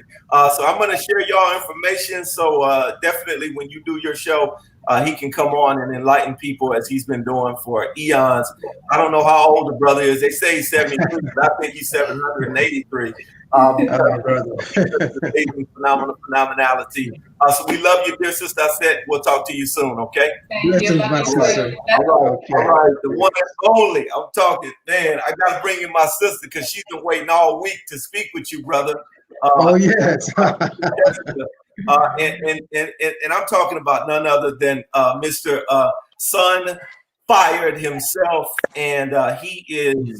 And as I told you last week, brother, you know, we love you, and there's nothing you can do about it because you know you are a wonderful example of what it means to be a man, and you've committed your life to a work that's working so much goodness in others. And I can just share from my own personal experience this week. I done lost 6 pounds, brother. I feel brand new. Oh, yes. I feel brand new, man. I feel brand new. And it's really because of you and some of the information that I've had an opportunity to study and research and find out. So just if you would, can you please introduce the brother as you give a greeting? Because I love the way you do it as well. Okay. Yes, first of all, I am so honored to be sharing the same space as this wonderful, awesome, amazing raw foodist, a guru, Baba. Bless you. Very I'm delighted humbled. to have you. Very delighted. Thank you. Absolutely. Absolutely. All right, say your name because I like what you say. You said better than I. Yeah, can you hear me? Say that again? Yeah, just say it because she corrected me. She's the reason why I asked you because I have been saying it like the Europeans say it. Yeah, he was saying sun fried, and I had to say, oh no, we're not frying anything here. Oh, yeah. That's sun-fired food. Yeah. We really appreciate your contributions in teaching us about raw foods, Dr. Aris Latham. Yes. Excuse me. Yes. Yes. So how are you doing, dear doctor? I hope you're well. I am great. I'm excellent. All is peace. Thank you. It's beautiful. And starting there with peace, I think is so important that we get a peace of mind with the food for thought that we're eating, digesting, and thinking. And one of the things that stuck out to me over the course of not only studying you this week, but every time I've heard you speak, you talk about food not like an item that we eat, but it's a part of creating a mentality and an experience of peace. So food is not just something that we eat for survival or for comfort, but it's a way to help elevate the way that we not only think, but the way that we live and what we believe in terms of how we can make it applicable and bring it into reality. So one of the things that really stuck out to me and really inspired me, and one of the reasons why we had to have you on, we're so honored to have you on this platform, is that you have helped us transform the way we look at food and how we need to look at food just like we look at ourselves as being living and not being dead or not being deceased or decomposing, but we have to be composed of things that are living, that are vibrant and vital to our survival. You know, so I really was inspired by that. I just want to say thank you for sharing that. I know you can say it better than I. That's why you got it, brother. You got it, man. Thank you so much for the energy, for the love, and for sharing it your way. Yes, Bless sir. you. Yes, sir. Yes, sir. I'd love for you to talk about, first of all, what led you to think like that and to then practice that for decades upon decades upon decades upon decades. Woo. Well, you know, it goes back to the roots, you know, and really maintaining the connection, maintaining the relationship, because truly it is more than food. It's a relationship. It's a connection. You know, it's really our channel to the universe. And once we disconnect from our original, natural, and best food, then we have disconnected from our source. You know, so whatever that source is, of course, it is bound in nature, just as we are.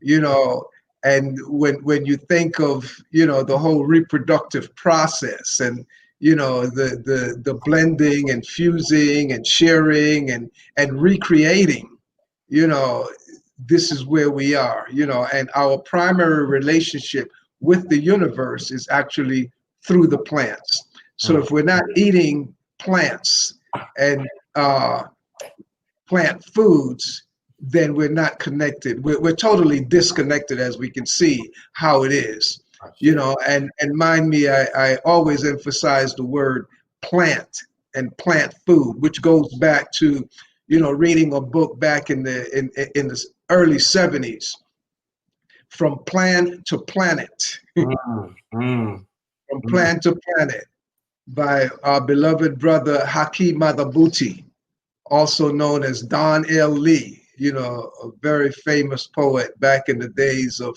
Quincy Troop and all those other, big poeticians, and that book, when I read that book, talking about how we can get from the planning stage and get to the planetary, way of being, that we have to definitely consider our relationship, our connection to food.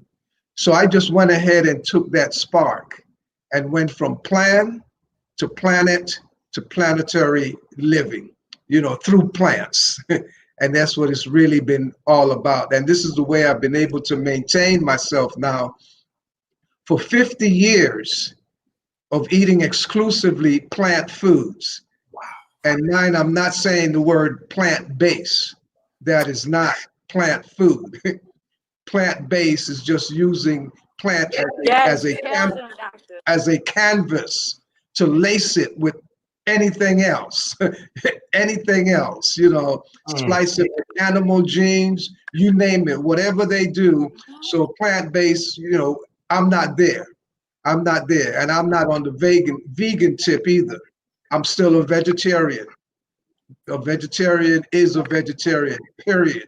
The whole concept of lacto-ovo and all of these other obscenities, just doesn't work for me. I haven't signed up, haven't signed on. Now, Bob, I have to ask why you use the term obscenities, because, most folk that I talk to, they think being a vegan is holy and plant-based is good. And I think what you're saying is enlightening, because much of the programming that we're receiving from the grocery stores, especially when we look at the price, we see that plant-based is very expensive. So can you please break down the differences so that novices like myself can better understand, as you say, those obscenities that they're using to confuse us and bamboozle us? Well, just hearing the concept, plant-based, right away, you automatically understand that it's processed food. Period. Wow. That in itself, right there. So that can go out the door, out the window. So this is how they use trigonometry, to get us who think we got away, the wise ones, the educated ones. And they play into our word, sound, power, vibration. Wow. And we adopt it and sing their anthem, sing their tune, and buy right into it. So no, it's plant food. Plant foods. I mean, they have totally disrupted all of the lexicon, that when we put things in a positive light, they turn those lights off, because of course, it's about profit. It's about greed. So the bankers hijack the food basket, wow. and come up with concept like breakfast. Bring in a meal that they call breakfast that is totally based on cereal and grease, starch and fat. No, it's the break fast period. Break fast, and it's not a meal. It is a phase of our day. It is the second pillar in our daily cycle. The second phase, which is the phase of breaking the fast. After we wake up, after 8 hours of sleeping and fasting, we break the fast, and it's for 8 hours. And during the break fast period, it's elimination and not consumption. It's emptying the trash bin. We have 8 hours for the day to unload the trash bin, the waste, the garbage that was released from the fasting at night. And then the third phase is the intake mode.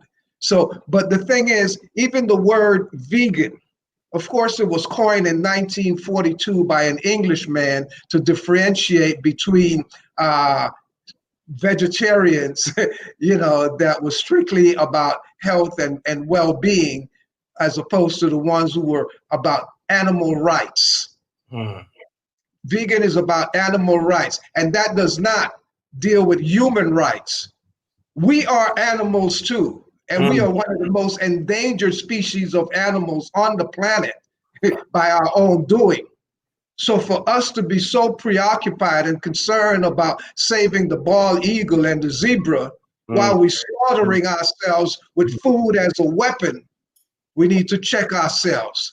So when I got into this in the 60s, it was about the revolution.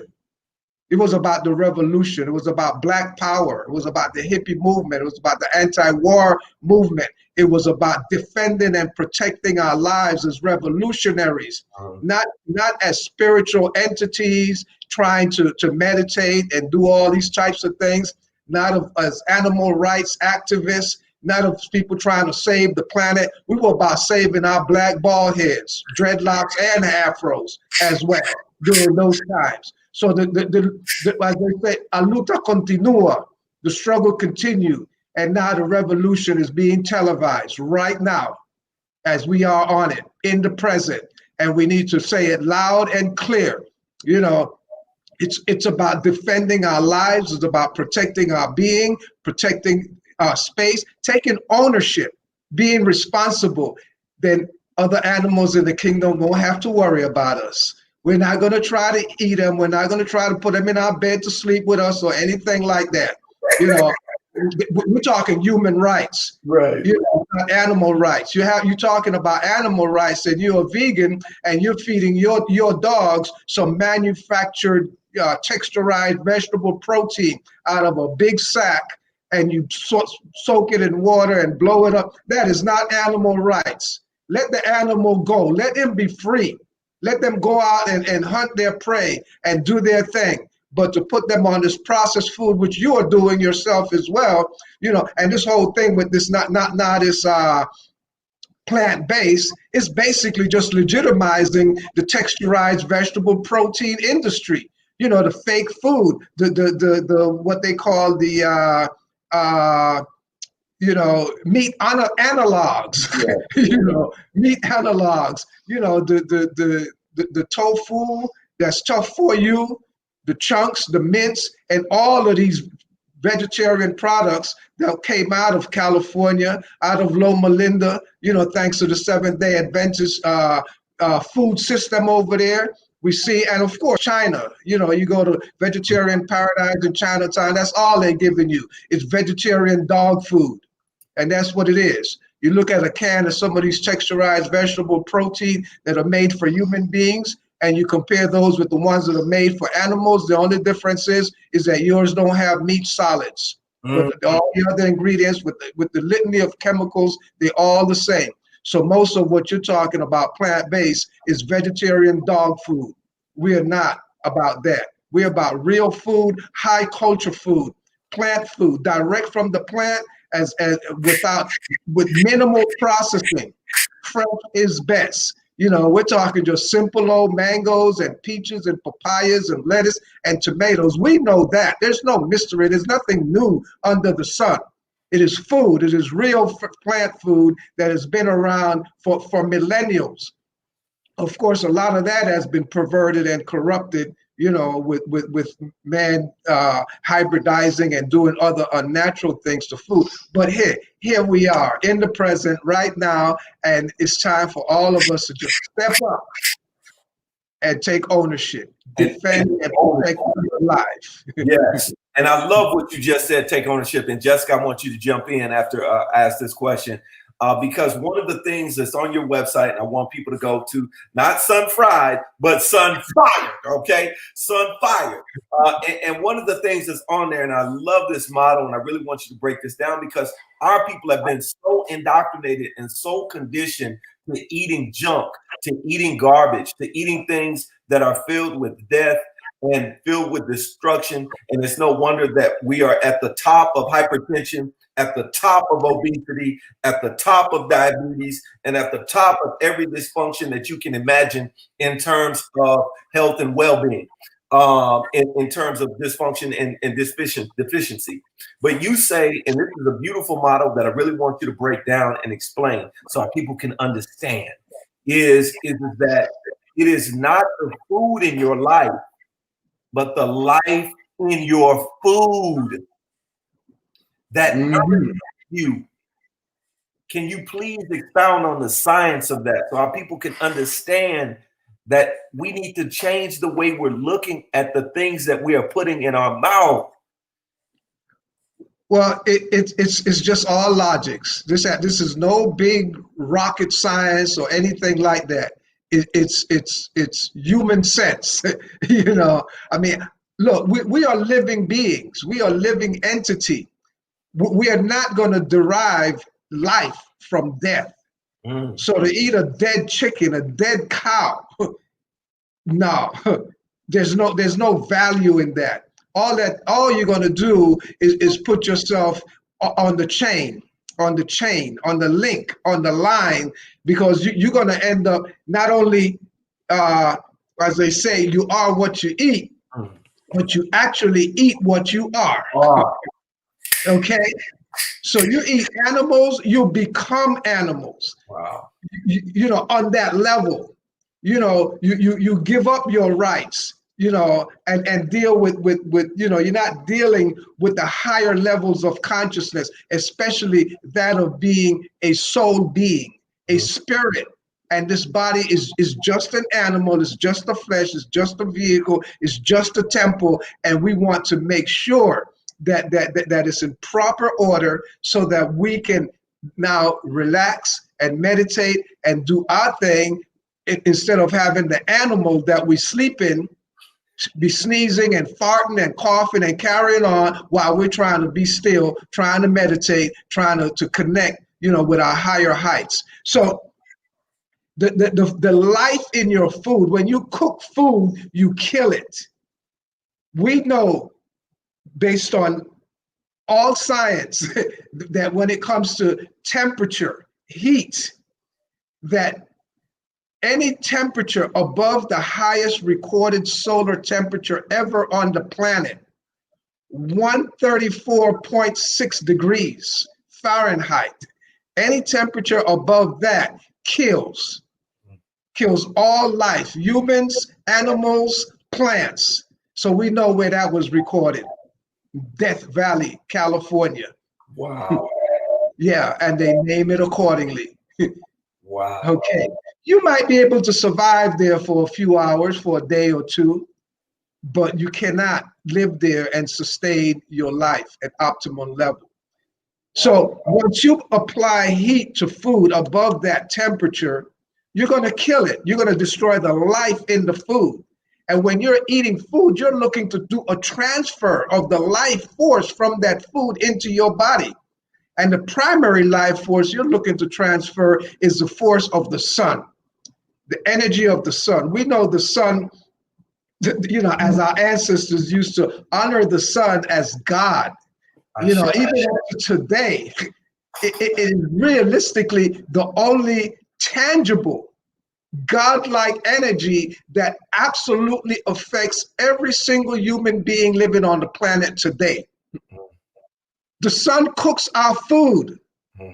The sun is our chef, cooks for everybody in the hood, everybody uptown, everybody in Beverly Hills, Hollywood, everywhere, all the villages, all the hamlets, all the ghettos, all over the planet. The sun come in every day and cook our food. And you know, the closer we are to the equator, our natural home, the pot gets done real well, to excellence.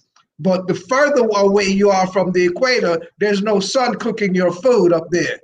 So, you know, our some of our offsprings that live up there, they eat blubber, they eat animal fat. You know, the Eskimos, and you see what happened to them. You know, bless their soul. You know, very, very short lifestyle or living time. You know, living. So it's about transferring the solar energy from the food. So when you're eating a lemon, an orange, an apple, a lettuce, tomato, you're eating the condensed solar rays, the solar vibration. And not only that, you're also getting the macronutrients, the water being the number one macronutrient. You know, well, let's say number two, after the sun, there is actually oxygen. Oxygen is a huge macronutrient that we're supposed to be deriving from our food. So when you process that food, when you break it up, when you isolate it, the oxygen gets dissipated. So sunshine, oxygen, water, those are the super foods. After that, then we have the macronutrients, protein, you know, and these types of things, you know, vitamins, minerals. Then you have your micro minerals or micronutrients. You know, when you start looking at the pigmentation, the color, the aroma of the food, you know, the essence of mint and basil. And when you smell that going up in steam and you say Granny Pot smells nice, no, that's your nutrient going up in the ether. Wow. That is what you're to be consuming. You know, so once you cook food, you're destroying all of this life. So it's about the life in your food that actually nourishes. It's not the food in your life. It's not the volume. It's not the big bucket from the kernel, you know, full of starch, glue, paste, you know, or an animal carcass, you know, animal pus, call it fat or whatever you want to call it, milk or whatever. You know, these are elements that the human body don't know what to do with. It cannot process these things. We cannot break down dead animals in our system. They break themselves down. They rot, they putrefy. Just the same way they break down in the trash bin with worms and maggots in your system. Call them bacteria or whatever you want to call them. They're still the same thing, you know. So we need to wake up and come on home. Come on home. So there's no accident when I term this cuisine sun-fired foods. It's a conscious, you know, elevation of looking at this thing as, you know, just simple food, you know, or cooked food. And even, you know, the association of it with fried food, that's fine. That's part of the intention. You know, so we're not imitating, we're not faking, we're not tripping, but we're putting words, vibrations out there that you can associate it with something you love so much, fried food. Some people call it, yes, sun-fried foods. They think I put the thing out in the sun to fry it, or even that sun. No, the growing period is the cooking process. So from the time that cherry blossoms on the tree to when you have that juicy, ready to eat cherry, that's like that's the simmering stage. But it took a whole year for that food to grow, for that food to cook. Okay. So when you have that ripe, black, big, juicy, sweet cherry, it has been cooked to perfection by the sun. I am not a chef. I cannot compete with the energy, the power of the sun. I am just an artist, a little scientist here on the ground that will take God's creation or the sun's creation and translate it to you so that you can accept it as being modern culinary, you know, excellence. And this is what the Oxford Encyclopedia has done. They have acclaimed me the father of ethical gourmet raw food cuisine in America, because this was the Oxford Encyclopedia of Food and Drink in America. in the 2004 edition, and then they repeated it again in the 2012 edition when they did an expose of the history of vegetarianism. And mind, they didn't say veganism, vegetarianism. And they go back all the way, almost all the way. They start with Pythagoras and those guys, the pirates who went to Kemetic and studied in the mystery system and got our information and put their signature on it, calling themselves the father of medicine, while they know they studied with Imhotep and all of the other wise ones there in the mystery system. They had to go through a serious protocol to be admitted into those places, because this is the way we are. You know, they're all our offsprings. You know, we claim to be the first, the original. We made the beast. If we are the first ones. So we will teach them and educate them and bring them back into civilization. You know, get them out of the caves. You know, teach them about food, about living, about culture, about life. But then, they put their signature on it, took everything to their library, put it in the vaults, and claim that it's theirs. But anyway, those are whole nother programs. Yeah, that's deep, but I'm glad you shared it. Jessica, did you want to chime in and ask Bob a question? Yes, the way that you described the sun, how it cooks the food that was poetic. Cooks the food for a year, and then that's when we get our ripe food that's been cooked from the sun. I've never thought about that. That was beautiful. I love that. Yeah. Love that. Very meticulous, very exact, predictable. So you know when the crop is ready, the birds come home to eat. They test it and make sure. But go ahead, my sister. Thank you. Go ahead, Jessica. You had a question? Jessica, did you have a question? I guess her. Okay. Freezing. I did have a question though. You mentioned cooked food, and I know there's some people out there saying, "Stop! I feel you," but you saying cooked food is bad? I mean, most of us were raised up on cooked food, and we have grown up on eating mama's pancakes or eating grandmama's greens or doing those things that have been a staple in soul food. And I'd like you to talk about how we were conditioned into thinking that was soul food, and how we can tap into the real soul food, which is what you mentioned. Well, it goes back to our incarceration here through the system they call slavery. Just like modern day incarceration. We're penned in. And we have no choice other than the scrapings, the trash left over after we tend to their food. So we would take, the guts and the tails of these animals, the brain and all kind of parts of these animals, and put them together with whatever we can salvage from the garden, and make do. But we're a long way from there now. We're a long way from there, and we need to rise up. We did not grow up on those foods. We grew down. And some of us grew down so fast those foods slammed us into the grave quickly. An aneurysm. That is food. That is food short-circuiting your life.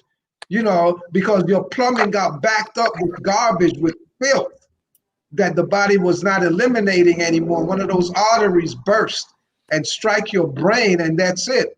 So whether it's a stroke, an aneurysm, whether it's cancer, whatever it is, these are all diseases that are caused by incorrect eating, by eating garbage, by eating filth, and especially stuff that don't work in today's culture, because we're not out in the field anymore, working 18 hours a day, sweating, picking cotton, or doing whatever we were doing.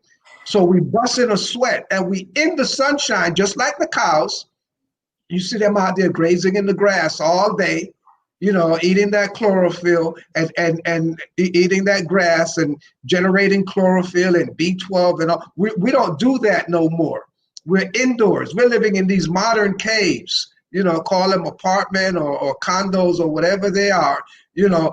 They came out of the caves and we got into the ones they built, you know, urban housing or whatever it is. We're out of the sunshine. And then now we're living in places where the sun don't shine that crispy, you know. So we're lacking in vitamin D and a lot of these other solar nutrients. And then on top of that, we're not eating the foods that are grown by the sun, that are cooked by the sun. You know, the sun is a very meticulous cook. You know, 8 hours, 12 hours, it comes to your neighborhood and cook your pot every day, 365 days of the year. You know, there might be some rain. Yes, the sun needs some rain. You know, there's all kind of elements that go into making that pot right for us. You know, so when the food is fit for harvest, ripe and ready, it is cooked to perfection. So with us now following, you know, these strayed, you know, offsprings of ours, you know, because we got the power of fire. Look, fire, prior to the advent of fire, human beings never ate cooked food. Woo. So let's start the argument from base one. When did human beings start the use of fire?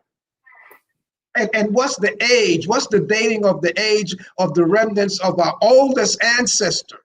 1 million years. Fire has only been around barely a few 100,000 years. So for all those years prior to the advent of fire, you never ever ate rice. Wow. You never ever ate beans, chicken, fish, dumpling, you name it, grits. No, because you had no way of cooking them. So you've been experimenting with your life, trying to figure out how to adapt to eating cooked food for all these hundreds of thousands of years. And we see the results. The jury is in. Woo. You're sicker now than ever. Humanity is sicker today more than ever. Yeah, it may not be just cooked food that caused it, but it's a major contributing factor. So you don't want to get up off of that death row, off of that death food. Hey, you're going to pay the price accordingly.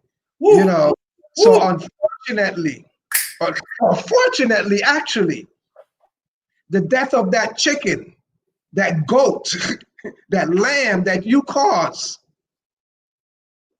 yours is not as swift. Fortunately, you get to suffer. You get to feel it because payback is real. You reap as you sow. So you live sick, depressed, full of bills, medical bills that can't do nothing for you. So come on, you got to check yourself now. And I'm not saying this, you know, just because. These are actual facts. The medical system is not working. There's more doctors around today than ever before. More hospitals, more medical schools, more medications, vaccines, everything, and you are sicker. So yeah, we need to rethink policing. We need to rethink medical living. Absolutely. We need to rethink medicine. We need to rethink hospitals, all of that. You do not need to be sick. Human beings don't have to be sick. Being sick is not a part of living. It is a part of your legacy. You don't need to be healed because you should never have been sick in the first place. So don't call me asking me, Doc, what kind of herb is good for this? What should I eat that's good for this? No, ask me, what have you been doing that's bad for you, that's caused this problem? And get rid of that. Get rid of the cause. And allow the body to do what it does best. Take care of itself. Your body is totally self-healing, but your body is not designed to get sick in the first place. But if it does get sick, it has the capacity to generate its own antibiotics and heal itself.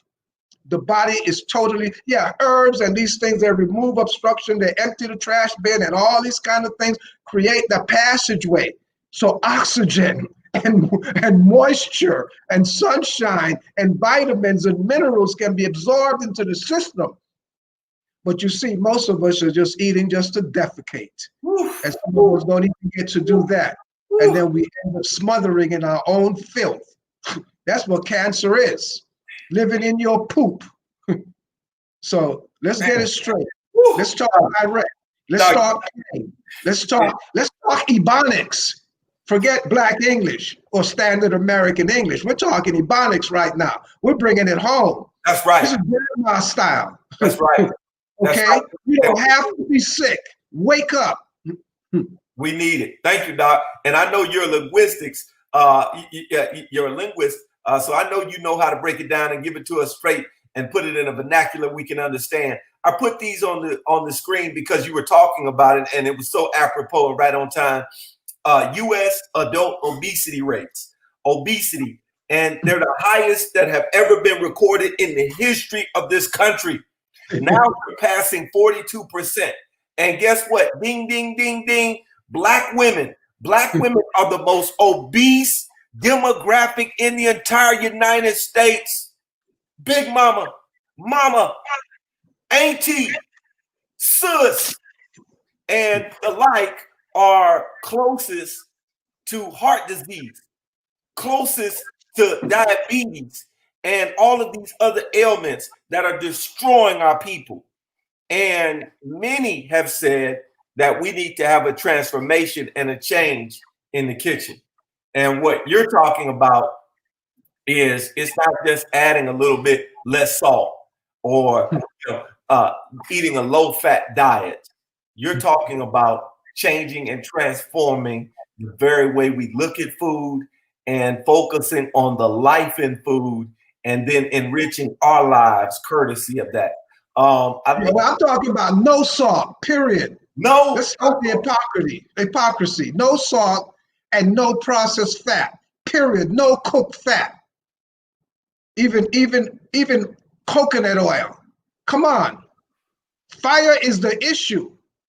Your body cannot break down heated fat at all. So you imagine that barbecue, that jerk, that roast. Please, your body can't do nothing with that at all.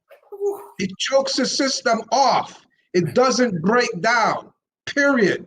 So we need to come on back home, children. You need to come back home. We've gone too far astray. Okay. Yeah. Please listen. Facebook is not letting us share this like we normally do, and I know why. And you probably do too. So I'm asking everybody that's tapped in. It's a bunch of people listening, watching in. Please share this and like this. Not so people can follow us and all this garbage, so that they can get this understanding and they can get rid of the garbage that's killing them in their refrigerator. And one of the reasons why I say that, Baba, is because many of us, and you've been talking about it and alluding to it, and I think it's very important that we discuss it because many of our people live in what they call food deserts. I call them food apartheids because there is food in the communities. It's just not real food. And it's not food that's going to add to life and enrich the value of the people that live there.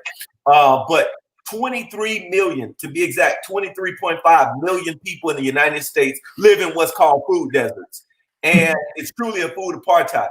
And ding, ding, ding, ding, ding, African Americans, more than any other culture, live in areas that have the highest amount of poverty and are considered the most food insecure places. Now, the reason why I bring this information is there might be many people who are saying, Baba, I don't have a grocery store in my area. I don't have a food market in my area. All I have is and I'm loving it. And other things like that. All I have is fast food restaurants. What can I do? I mean, you're telling me not to cook food. You're telling me to eat raw, live, and living food if I want to sustain and maintain. But how can I do that when everything surrounding me and everybody that's giving me food is either in a bag or a box and is filled with processed? Yeah, well, some of us, even though they don't sell Rolls Royce in our communities, we go figure out where we can go buy it. So if good food is not sold in your community, you can figure out where to go buy it. Not just Rolls. I mean, I just use that as an extreme example. Right. But there's no excuse. There's no excuse. You're supposed to be able to go find your food. Okay. And if you cannot find it within a reasonable environment, a proximity to your place of living, then you're living in the wrong place. You're living in the wrong place. So number one, food is not supposed to be as expensive as we know it. As again, I mentioned, our food basket was hijacked by the bankers and all of their subsidiaries, call them supermarkets, grocery stores, or whatever they are. They're still working for the bankers, So food, the food that we're advocating, plant food, lettuce, tomatoes, spinach, these are things that grow anywhere there's soil for the most part, healthy soil. So if you have to be dependent on a grocery store because you can't grow things in your backyard anymore, you can't take an abandoned lot in your community and clean it up and even bring in some topsoil if you have to, and do your own urban gardening, then you got to check yourself. Okay, there's nothing about the system that is rigged against us on that level, because we have choices, we have options. We don't need to be living on a collision course with our nature. This is the way we are. We've been migrating for centuries as a people. Look at how we have spread humanity throughout the entire world. So if the grass dried up, we go. If someone built a concrete jungle, we pack up and move. Watermelon. Buy one watermelon and live in the right place. You don't have to buy any more watermelon for the rest of your life. Throw those seeds in your yard. You're going to get watermelon springs running all over the place. Cucumbers, tomatoes, passion fruit, you name it. You can plant enough of your food, at least a good 50% of it. So you need to start with taking ownership, taking responsibility. But yes, of course, we understand that it's a big predicament. And the types of food that you're consuming, they've been engineered as dope. They're drugs. You get hooked on these things. They don't break down. They don't digest properly. You see pictures, up on the internet of certain fast food French fries that are still around, sitting around for years and don't spoil, don't break down. Same way, it doesn't break down in your system. So yeah, it's going to swell you up. It's going to blow you up. And one of the most dangerous groups of food that has got us in this predicament of obesity is starch. Starch and grease. And do you know what starches are? They're a group of food. There are four major groups of foods. Your protein, which are rich in fat. Protein foods have fats. This is how you identify them. Fruits, which are high in sugar. Natural sugar, natural fruits, if you're taking them in their whole state. Once they're processed, then it's a whole nother monster. And you have a group, and these are known as the simple carbohydrates, the fruits. Then you have a group that's called the complex carbohydrates. Complicated. That's what that means. The complicated foods, the complex carbohydrates are your starches. And the starches are three subgroups: your grains, your beans, and your roots. Of course, within each one of those three subgroups, there's some that have less starch and others, of course, more, maximum starch. So these starches, these complex carbohydrates, they need to be converted into simple carbohydrates or sugar in order for the body to utilize them. So we're talking potato, rice, kidney beans, lima beans, black-eyed peas, wheat, all of the starches, the grains, the roots, especially the deep roots, the ones that have less moisture, the ones growing closer to the surface of the earth, carrots and beets and turnips and parsnips, which are juiceable. Those don't have the degree of starch that you're going to find in potatoes on down or deeper. The yams and the cassavas and all of these types of things. So we're talking starch is glue. It's the same thing that they call gluten in wheat, which is white flour. Gluten, glue. It's the same thing in pasta, which in English means paste. Okay. Wow. So So this is the challenging group right here.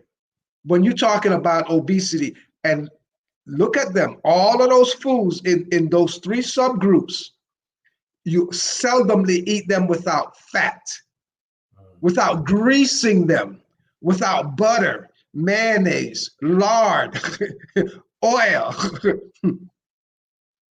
And starch and fat do not break down. Wow. It's a bad food combination. So fried potato, just like those French fries that you see parked on the internet for years, that still don't break down, they park in your system, they don't break down and blow you up, swell you up, stuff you up. They call it inflammation. Not inflammation. You're blown up, you're stuffed up, you're pumped up, you're stuffed like a turkey. It's stuffing the stuff you eat. Then you feel stuffy and all of these types of things. Wow. So that's the group of food that's dangerous. So you want to deal with obesity, get rid of starches, period. They're unnecessary. We know they have to be turned into sugar. In order for potatoes to be turned into sugar, your body have to refine them, which means you got to get out there and try to catch up with Usain Bolt. Potatoes to turn the potato into sugar. But why not eat your cherries and your peaches and your grapes, the apples, the mangoes, the papayas? These are simple carbohydrates that your body does not have to work to process. So the more work you do in processing these foods, you wear the system out. And this is what disease is all about. This is what old age is all about. So yeah, it's no mystery why I'm 73 and I don't have any of the ailments associated with people in this age group. None? Any vision, you name it. You know, you don't have to be sick. 44 years now of eating all sunfire foods. Go ahead, my sister. Bless up. So when you're waking up in the morning, you're getting straight out the bed, feeling good? All the time. Absolutely. Absolutely. Because when I'm sleeping at night, when I stop eating, usually after sunset, after it gets dark. After dark, I might be drinking my coconut water or my vegetable juice. And if I do eat anything solid, that apple a day will keep the doctor away. Apple absorbs acid. So when I wake up in the morning, my body was not busy, not at night, processing and digesting and breaking down that heavy load, you know, of that dinner that we had just before we hit the bed. And of course, we've been eating all day. So when I get up in the morning, my body was fasting at night, breaking down the raw material that I put in, building new cells. And I get up, I'm charged. You're supposed to have more energy in the morning than any other time of the day. Mm-hmm. And then you go short-circuited by buying into this breakfast. Fill your baby's gut full of cornmeal porridge. Breakfast is really unnecessary. They say that's the most important meal of the day, when in reality we don't even need breakfast. What you need, what I like to practice, I use my herbs. We use bitters to activate and cleanse our digestive system in the morning, so we can have that energy.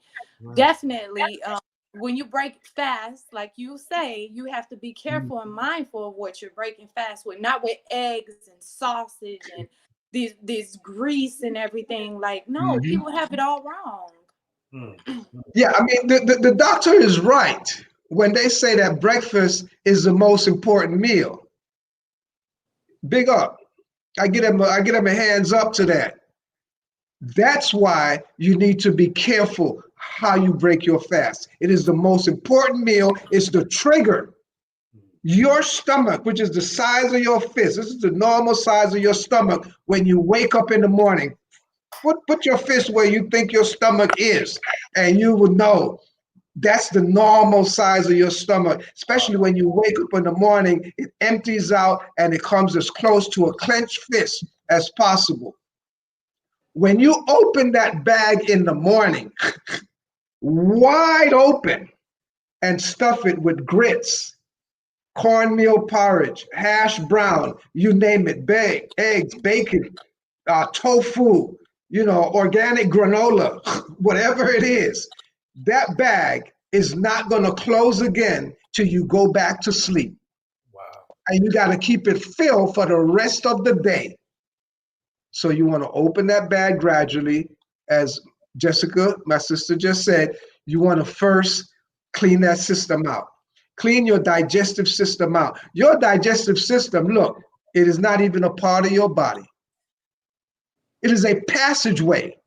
It is a tunnel through your body where you're supposed to dump food, raw material in there, and you have the proper mechanism, starting with your teeth, your palate, your saliva, and all of this stuff to break it down and bring it through that channel, through that tunnel, where you have the different enzymes and gases and different things coming in, chiming in, chiming in to break it down, the small intestine, a squeeze bag, and getting the juices out, the gas, the nutrients, and that cross your mucus lining and go into your bloodstream, go into your body.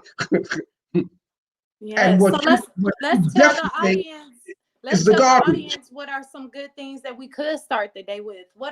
I'm curious, you doing raw, being a raw foodist, what are some of the things you may start your day off with? And maybe what time do you choose to start the day? You start off with an internal shower. So my sister Jessica, you have said your internal shower is bitter herbs. Yeah, I love to start my day with bitter herbs. Yes. You cleaning this, you're taking an internal shower. Wow. Bitters, they're gonna come in and just scrape off, wipe it out. You coming in with a cleanup job.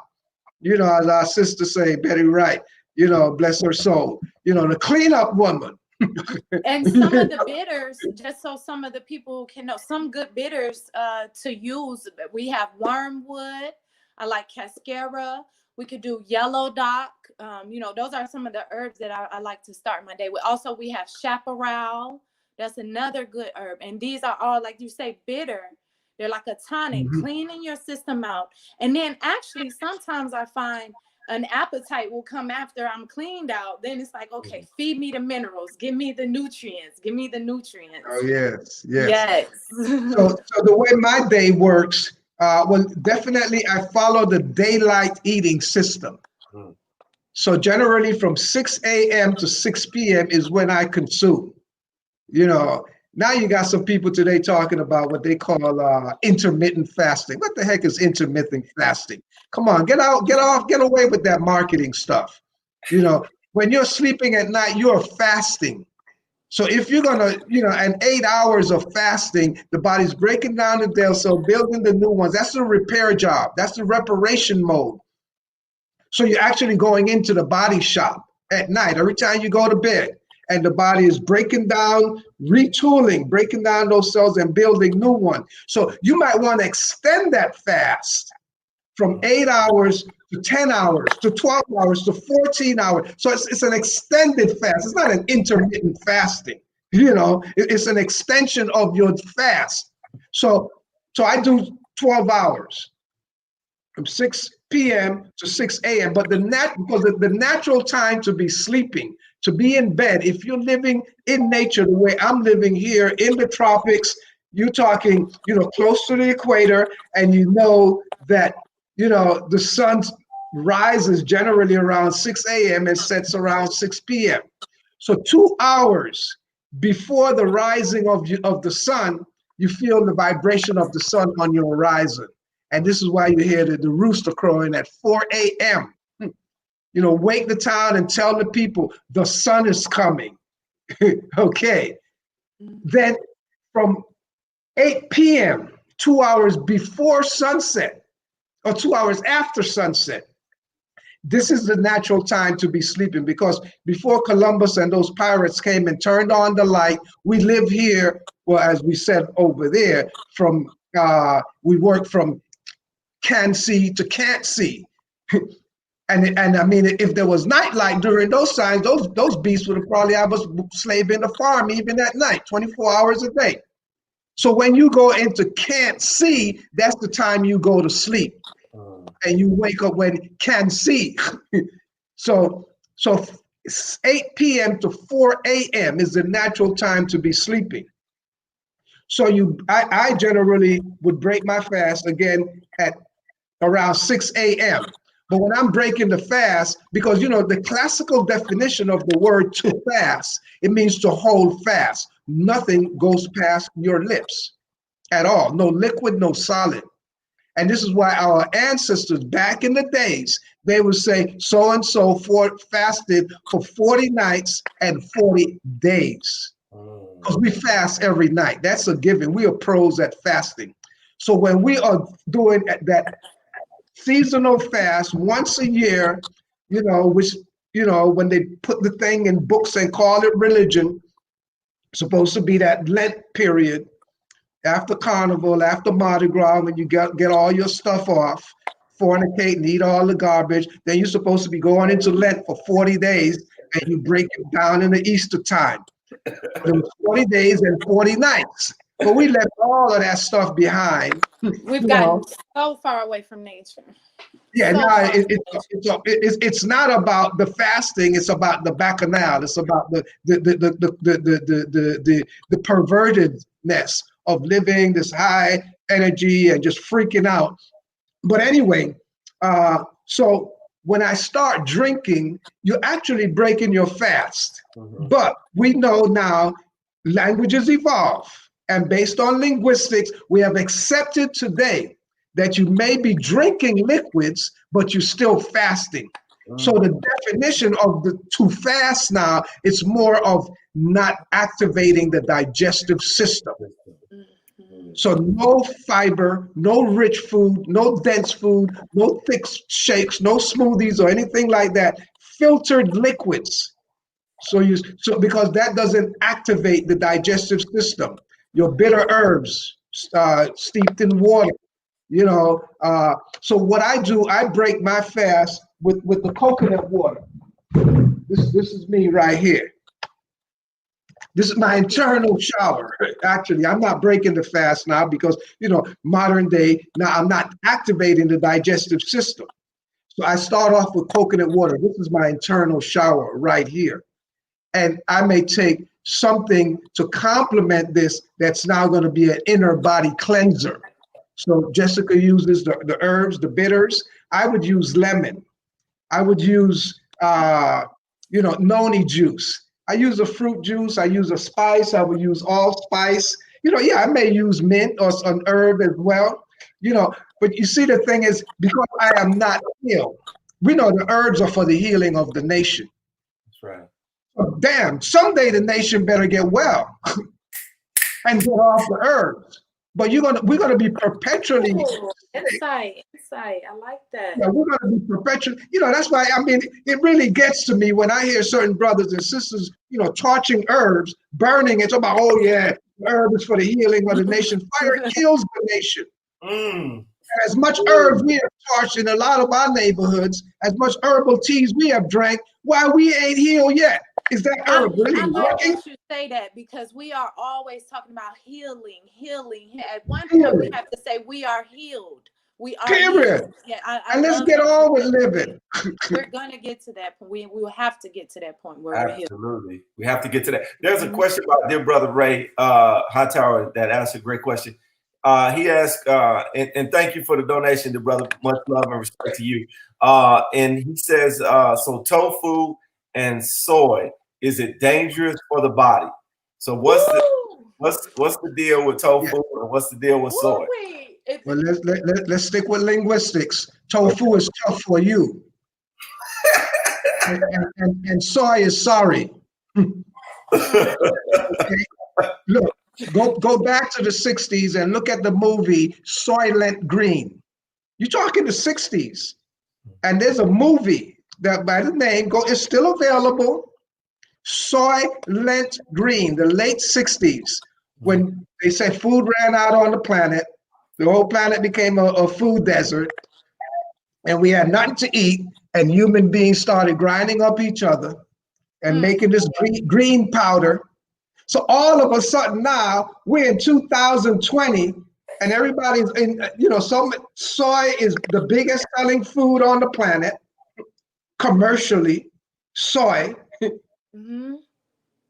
Green, everybody's into this green stuff now. Green smoothie, green this, green. Look, come on, green is just foliage. It's just a background. What about the rainbow? Well, some people co-opted the rainbow and put it as a flag for some certain kind of culture, deal with, whatever it is. Rainbow foods, the vibration of the sun, eating all of the colors.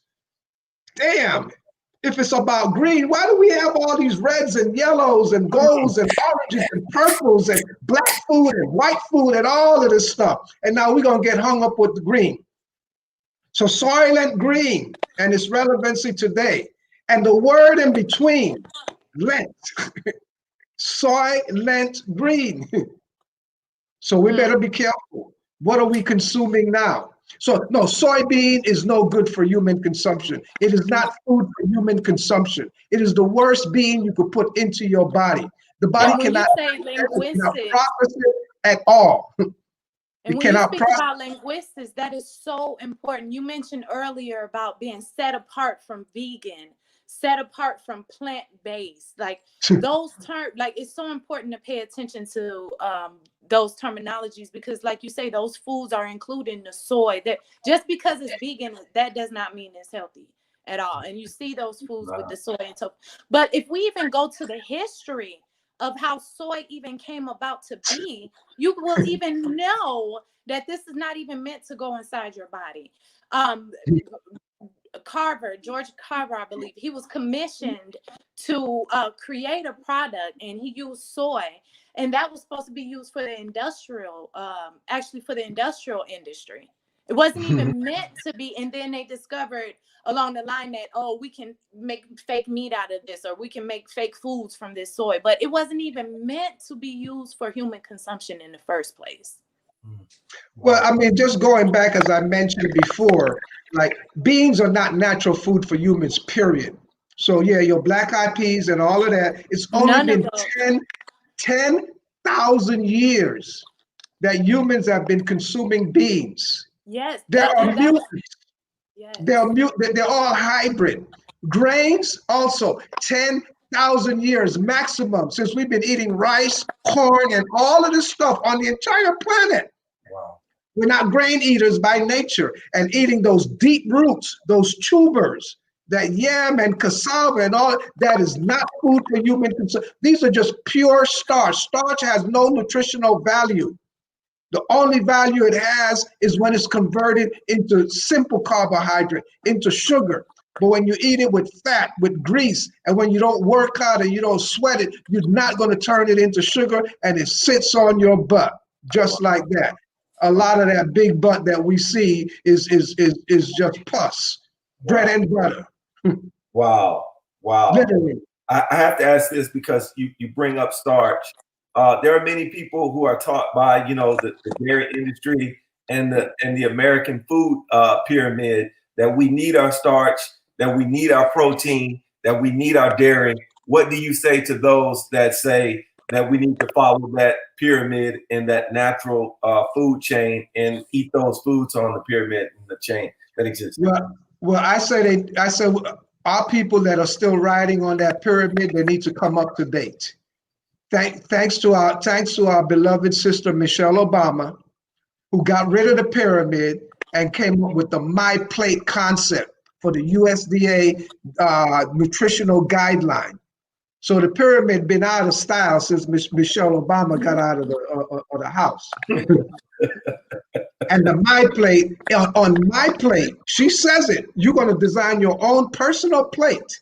And they never put that on the headlines. Somehow or the other, it slipped a whole bunch of us. We don't even realize something that she did that was so crucial, so important, that's been overlooked. The My Plate, she says, your plate should contain a good 20% fruits, 30% vegetables. Wow. 20% starch, 30% protein. And guess what? So she's saying half of your plate is automatically fruit and vegetables. And then Even on the side now with the starches and protein, she actually don't even say starch in my plate. Look it up right now. All of you that they got the robot in front of you, ask the dummy to show you my plate, and you will see. She don't even say starch. She took that out. That went out with the pyramid. She said grains. So if you must eat anything from the starch group, she highly recommends grains. And then when some it of comes the grains, some of the grains that I would recommend, you know, we have like wild rice or quinoa, not white rice, people. That does not mean eat white rice or brown rice. Brown rice is no better than white rice. So definitely. Yeah, well, you know, the finer the grain, the less complex carbohydrates in it, less complicated it is for your body to turn it into sugar. The more So natural. quinoa is sprouts, just soaking it 12 hours. So right there, you see a lot of the starch have been broken down, you know. But yeah, so the finer grains, the smaller peas, like the lentils. If you're gonna eat any beans, any peas, lentils is your best shot. Lentils is high in protein, low in starch. And this is how they got us with the soybean. There are three beans that are higher in protein as opposed to the others. The majority of the beans are high in starch, a good 70% starch and 30% protein. So a lot of us, when we're eating those big heavy beans, we think we're eating them for protein, but you're getting twice as much starch as the amount of protein you're getting. So the ones that are higher in protein are the soybean, 80% protein, but it's protein that is not usable because the body cannot break it down. The soybean blocks the human body from secreting trypsin, an enzyme inhibitor that the body releases. Well, what the body uses trypsin to break soy down, but soy itself blocks the human body from producing. So soy is not digestible. That is why in the Orient, where they've been using soy for thousands of years, well, yeah, about 10,000 years. That's probably where it all started. What they have been doing is culturing it, fermenting it, making miso and tempeh and soy sauce and these things, because that's how you get it pre-digested. But then there's some other vulgarities that come with that. Now, you know, the salt and all the other things that they put into it. And of course, you know, so when you're taking tofu, it was not pre-digested. It was not fermented. It is not soybean curd the way it used to be. It's then curdled. So soy is indigestible. The other two beans or peas, your lentils, excellent protein with very minimal fat. Excellent. And it just sprouts just like that. And then your peanut. Peanut is not a pea. I mean, it's not a nut. Sorry. Peanut is not a nut, it's a pea. The same way a donut is not a nut, it's a dough. So peanut is a protein. So those three, but then for the most part, the only one in there that's really healthy that the body can break down effectively and enjoy is the lentils. And I think this is where the lent came from in Soylent Green. Yes, my sister. What do you think about chickpeas, doctor? I know I follow Dr. Sebi, the alkaline lifestyle, you know, primarily. And what he told us is that chickpeas is, I'm glad you brought that up with the beans being brought into it. Those are the just newly made created foods, right? They were actually brought into the new world, which is the world that we have now.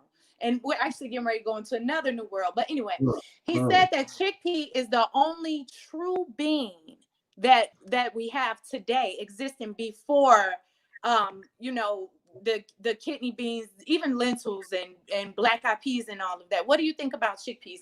I'm just curious from a raw food standpoint. Well, see, I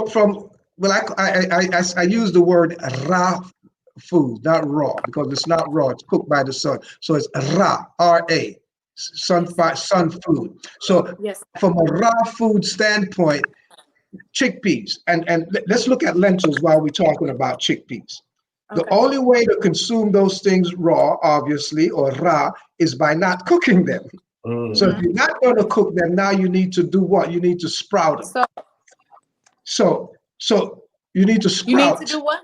Sprout. Sprout them. Sprout them. Yes, sir. Okay. You need yes, to sir. sprout them. Mm-hmm. So, but we know that in general, all beans, all seeds, all nuts, all of these seeds need to be pre-soaked for 12 hours. Beans, nuts, grains, seeds, you name it, they all need to be pre-soaked for 12 hours because their life force is dormant where we find them dry. The life force is in the germ. So the example, classical example is wheat. That wheat berry has in the core of it is the wheat germ. This is where the life force is locked, is dormant in the wheat and in all other seeds, nuts, and grains. In between the wheat germ, you have 6 layers. And on the end of the wheat, now you have the bran, the husk, the wheat bran. So between the bran and the germ is 6 layers of gluten, gluten, better known as white flour. So to take that wheat now and just pulverize it and make whole wheat, yes, the body is not going to break it down at all. We're not going to be able to turn it into sugar. But to take that wheat now and soak it for 12 hours, take your peas, your chickpeas, and soak it for 12 hours. Now you remove the enzyme inhibitor, the lock, the safety valve that's keeping the life force dormant while these seeds are dry. And this is what the farmer does on the farm, in the nursery. They're soaked first.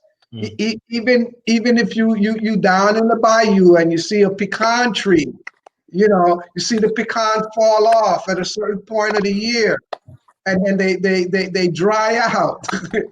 and then in the winter, the rain or the snow and stuff, the hurricane, whatever, come in and soak them. And then in the spring, they start sprouting.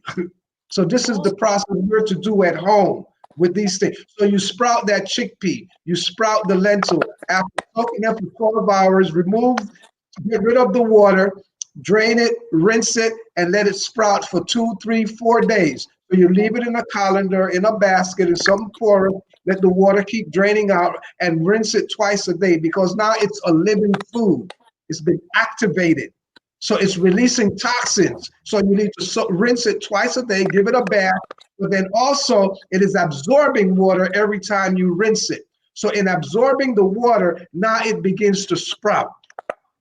In the sprouting process, the starches, the complex carbohydrates are being broken down into simple sugar. And just in the wheat, the same thing. So you're doing like sprouted wheat, and then you take the next step, you plant those wheat berries, and you get wheatgrass. So you have moved that wheat from being a building food, a stuffing food, a starch, a complex carbohydrate, and you've transformed it to now being a green leafy vegetable, wheatgrass. So you move it from being a magnetic force, a building force, a stuffing force that blows the body up, inflames it, to now bringing it to what we call an electromagnetic level. So the electrical foods are the ones that are highest in moisture, mostly your fruits. The magnetic foods are the foods that are lowest in moisture, the dense one, the starches and the protein, fat and starch, very little moisture. And the electromagnetic foods are your vegetables, the green leafy vegetables, the non-starchy vegetables, the vegetable fruits, tomatoes, okras, and so forth.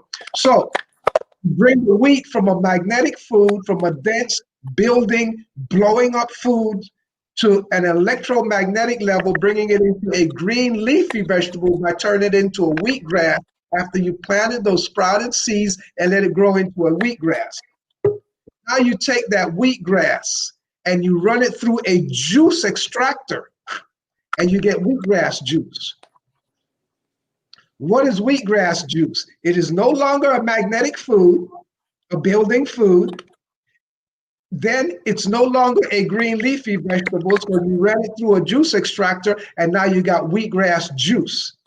Now it's an electrical food, a very powerful electrical current, and it's sweet. like sugar. It's been converted into sugar. So the starch was broken down and the remnants of the starch that were left were removed through the juicing process. And all you need is a 1 ounce shot of wheatgrass juice, and it electrifies the body. It brings oxygen into the system, and it removes toxins from the cell. It oxygenates the blood immediately. It has the same molecular structure as the human blood. If you look at it under a microscope with your blood, similar molecular structure. It oxygenates the blood, replaces the toxins with oxygen, and it moves the waste out. And it brings so much out that if you're extremely toxic, an ounce of wheatgrass juice, you're going to feel sick, you're going to feel nauseous, you're going to feel you want to faint, because so much garbage got released from the tissue, went into your bloodstream. And when that blood circulates in your brain, it short circuits the oxygen, and here you are, you got a headache or whatever. So I'm just giving you this because this is a crucial part of the science of sun-fired foods, the electromagnetic energies of these foods. You know, I love Dr. Sebi, bless my brother's soul, but, you know, we need to, you know, every electrical energy has a grounding. So the electrical energy in the food is the sun. The food growing up trying to reach the sun. So a root is not an electrical food. A yam, a sweet potato, a cassava is not an electrical. It's a magnetic Those food. are hybrid anyway. We wouldn't want to They're eat not those. food. Those are hybrid, unnatural. They're not only hybrid, they're not food. They're tubes, and they're just pure starch. So to make them into food, we got to get busy. We got to go pick cotton and turn it into sugar. Otherwise, it's not food. It locks us down. So the thing is, all of these foods, they're magnetic, they're building, they're grounding. So you only need but so little. A little lentils or a little chickpeas, that's enough. But to eat a bucket of rice and peas, you're eating starch on starch. Starch on starch with starch. And then you grease it because you're not going to eat dry starch. So anyway, bringing it back to the center stage now and dealing with where we are with this electromagnetic energies of food and looking at these starches, these complex carbohydrates, and how the body cannot utilize it, then now the body favors or have a greater capacity for protein. But now you need clean protein. Plant protein, not plant-based.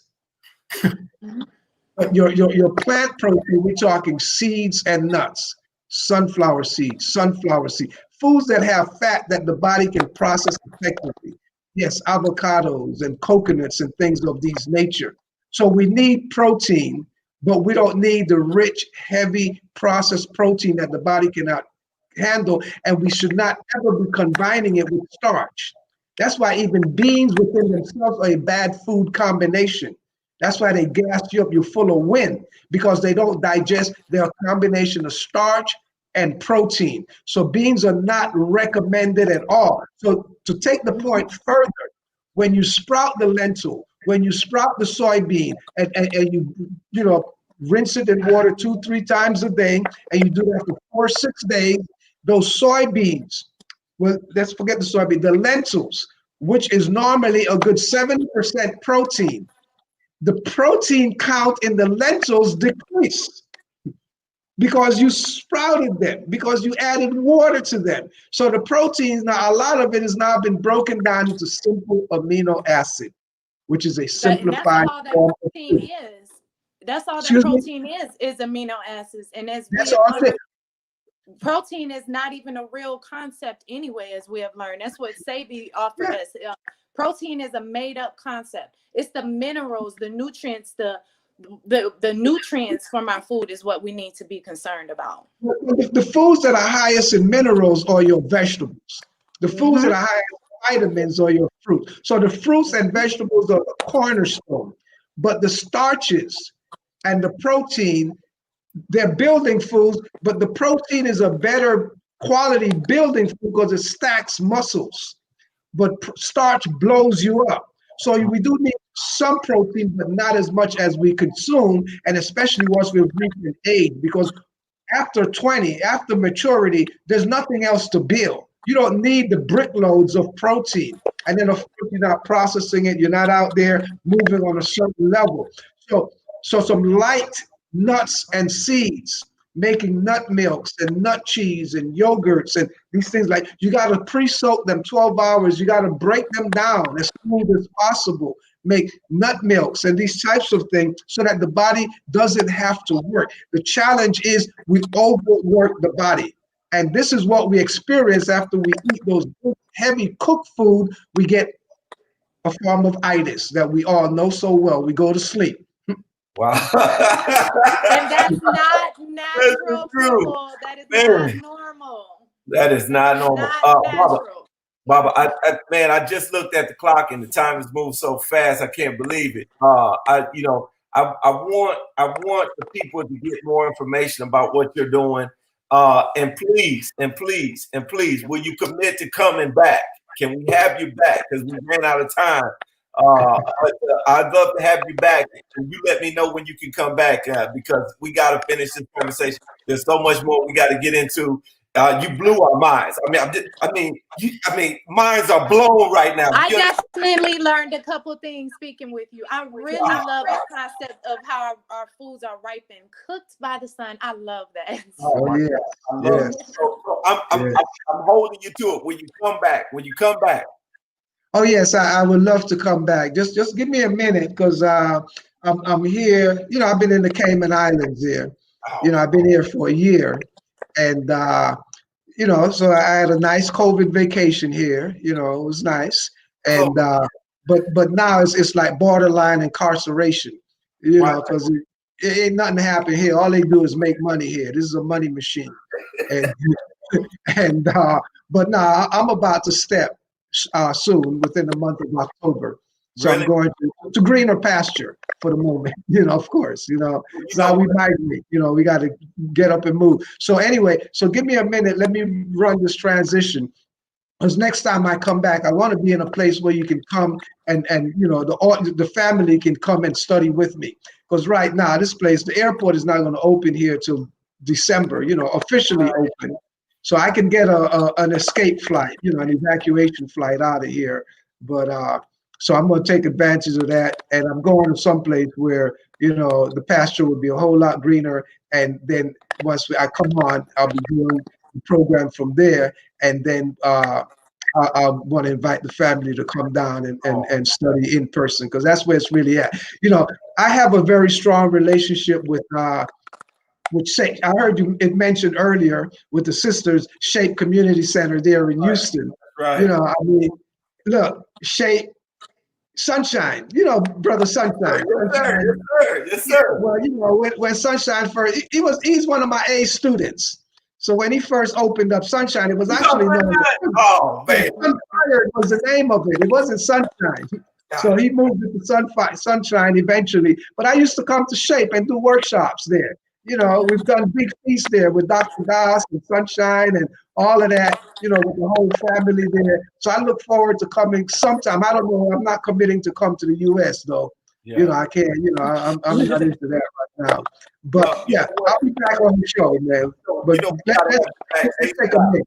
ASAP, because you have blown some minds, and you know, folk are super excited, and they know that what you're saying is real and it's transformative. And I'll just share this with you. You know, again, I wasn't capping. I lost almost 7 pounds this week just following some of the sentiments and the things that you're saying.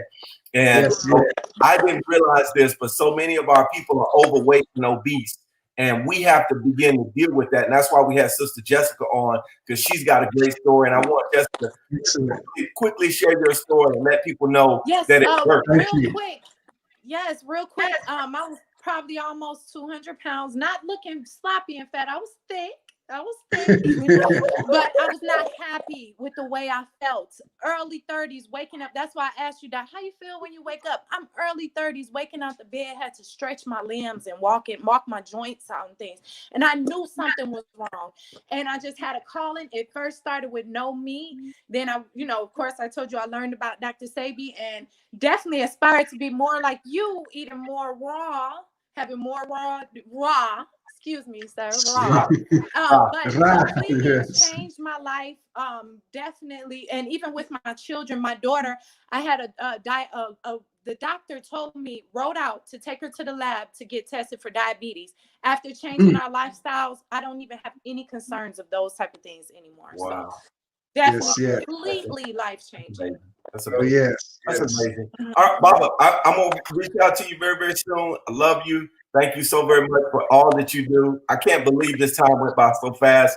And you got to commit to coming back, which you've already done. So I'm going to be definitely bringing you back on. Very looking forward. Thank you so much, family. Big blessing. Great hugs to everyone. Please send some love to Doctor. Please send some love to the doctor. Please send some love. Write in the comments how much you love him, how much you appreciate him. And this amazing brother right here, this brother right here is a phenomenality of magnificence. This is the man, the myth, the legend right here. This young brother right here is inspirational, motivational. He's a thought leader. He's a teacher. He is someone on the front line actively activating our people to envision themselves to a greater, higher height, to achieve, accomplish, and be more than they've ever dreamed that they could be. And he's doing his thing with the kind of focus and efficacy that would make those of the like of the Honorable Minister Louis Farrakhan shake his hand with a smile and say, this young man, this young king, this lion, he's roaring. And it's a privilege, pleasure, and honor to be in your presence, dear brother, because you are a shining light unto our people. And it is one of the most amazing things to see what you're doing in the community, not only to give us the sense of efficacy and understanding, but you're also giving us an economic platform and an economic plan that will help make us better women and better men in the 21st century. So I just want to say thank you, dear brother. Assalamu alaikum, for being a divine work of art that is working a powerful work in our community, that is shining so much light, that is making simple miscreants like myself believe that we can be even better because of the works that you're doing. So I thank you, man, and thank you for taking time to be on the Conscious Mindset. Man, praise be to Allah, man. I thank you for having me on the show, and I don't think I ever got no introduction like that, man. So, oh man, it's well deserved. It's well deserved, brother. And you're following Dr. A, who talks about, having life and living it to the fullest, not only in the ways in which we operate, but in the things that we eat. I know you being a student, of the nation and a wonderful student in that. And I want to start the conversation off that, because one of the things that I noticed many, many moons ago when I first started following and watching your works is that you were so relatable. And you were so conscientious and aware of being a young man and being able and capable to be authentic, but raising your vibration and elevating your consciousness so that you could be a positive and a benefit to your people and a benefit to the nation. And you were living in a way in which was giving us food for thought and also helping nourish our mind and our spirit. And I just want to start the conversation with this, because it's not something that we see from a lot of the younger generation. A lot of the younger generation, they mopping and they sauce walking and they doing all this and all that, street talk and everything of that nature. But you were focused on tapping into your original higher nature and expressing your divine divinity in a way in which helped elevate the consciousness of our nation. So I'd like to know, how did that start, brother? What inspired you to be a benefit unto your people? Well, the minister said one time, Allah shapes you in the womb, and the way that you came into the world has a lot to do oftentimes with how you would turn out, because, even in the womb of your mother, you can hear things. Even in the womb of your mother, you can feel things, which is why he created or made a series called How to Give Birth to a God.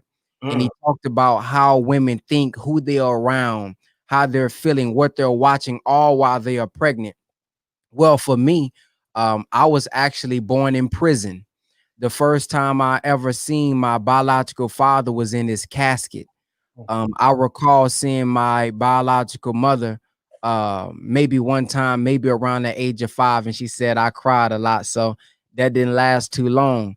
I have 21 biological brothers and sisters, and I only know of 6 of them. And the only reason I know of the other 2 outside of the 4 that I know pretty well is because I seen them at my father's funeral, and then one of them called me maybe one time because they see me on TV, because I was an athlete back in the day as well. So when I met this brother named Brother Troy Muhammad, I used to not tell this story, but I told a brother named Brother Larry, and when he told Brother Troy said, "You was born in prison, but that was a condition that now has you on the path to free your people from prison mentally and spiritually."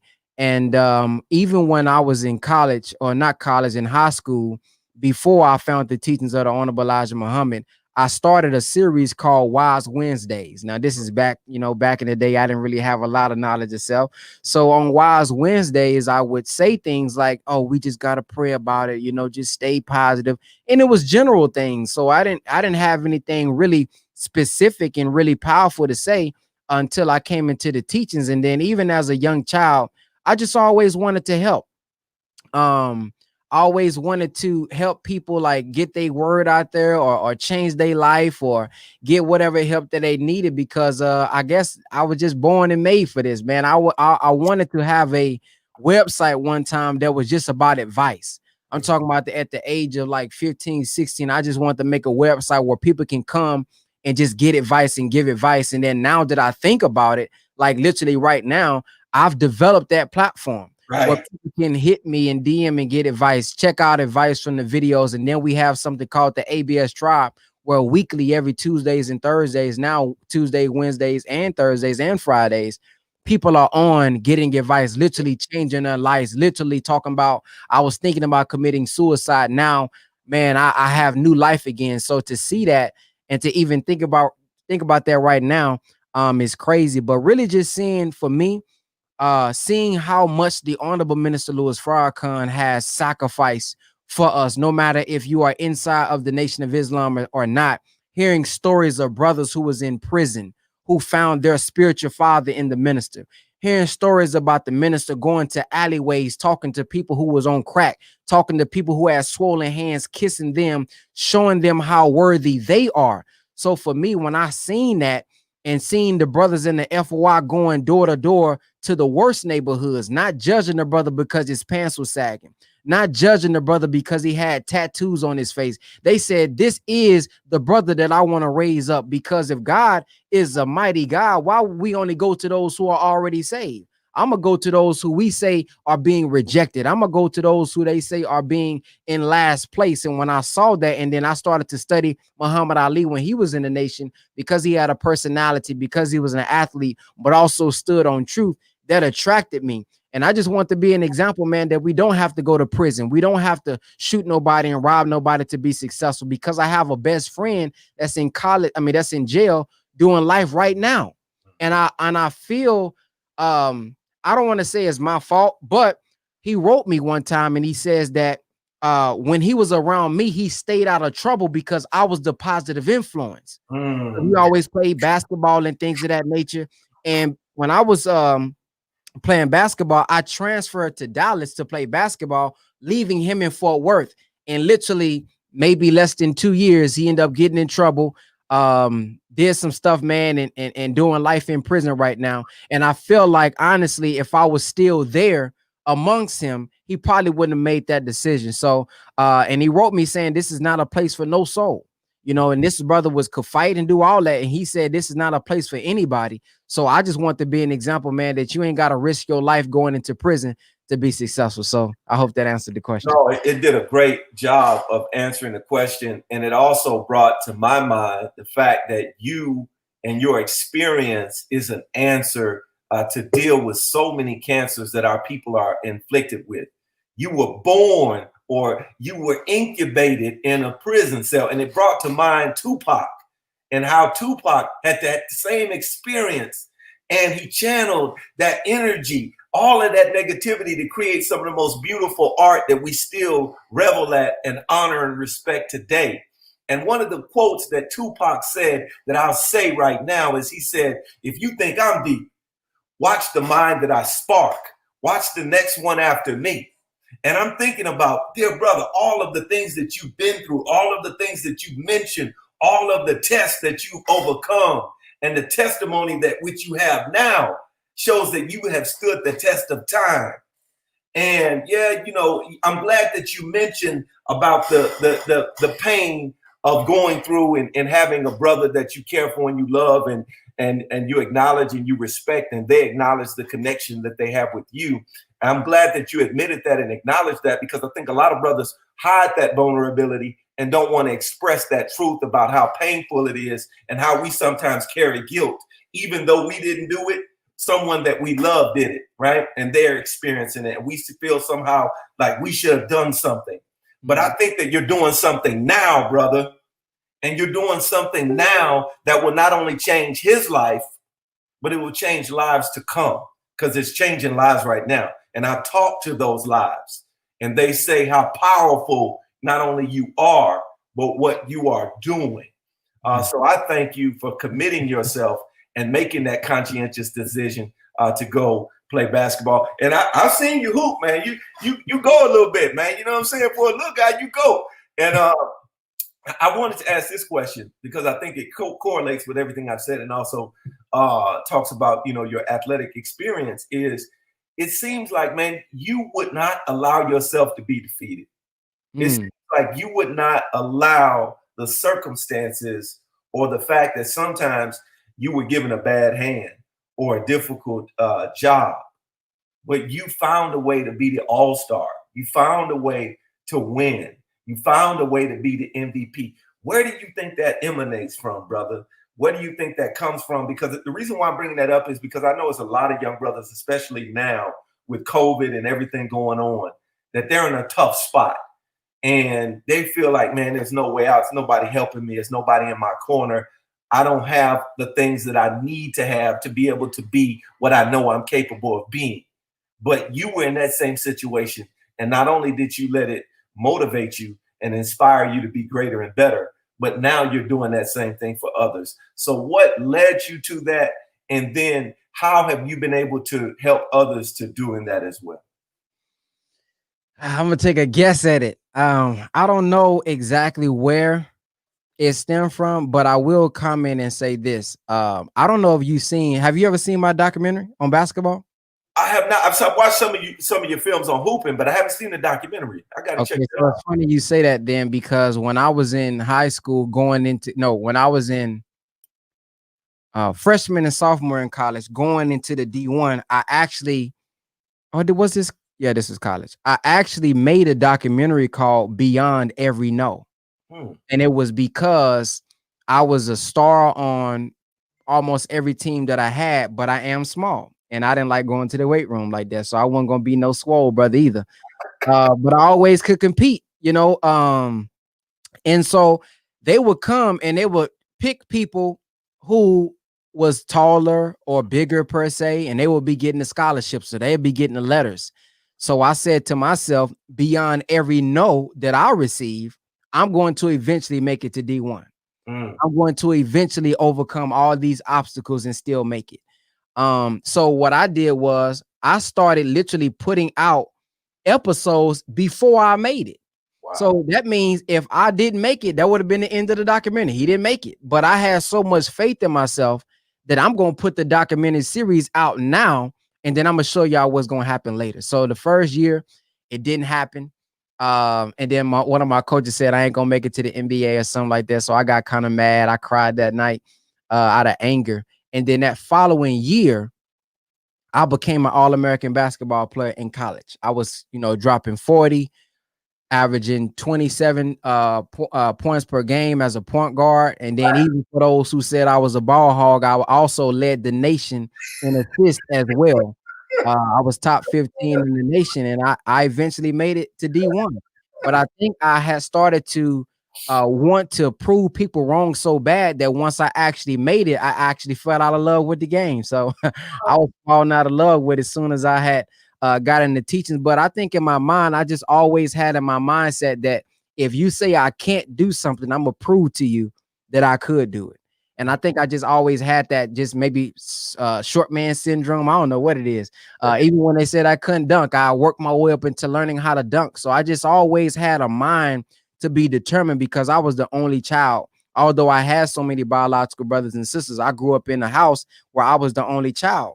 And I just always, I guess, wanted to prove not only myself right and prove anybody else wrong that had anything else to say. And I think maybe because of my situation, I had great, parents who supported me in sports and things of that nature. But I did have in the back of my mind, dang, why did my parents, contact me? This is my first time saying this in the public, by the way. Dang, why did my parents call for me? Why didn't they wonder what I was doing? So I always had in my mind, beyond anybody who don't want me or behind anybody who put me in any type of situation that could be unfortunate. Not that that was an unfortunate situation. I'm going to overcome those obstacles. Like even when I started to do my shows where I talk to myself in the thing, in a video, because I got skits like that where I'm literally talking to myself and you can see both of me in the screen.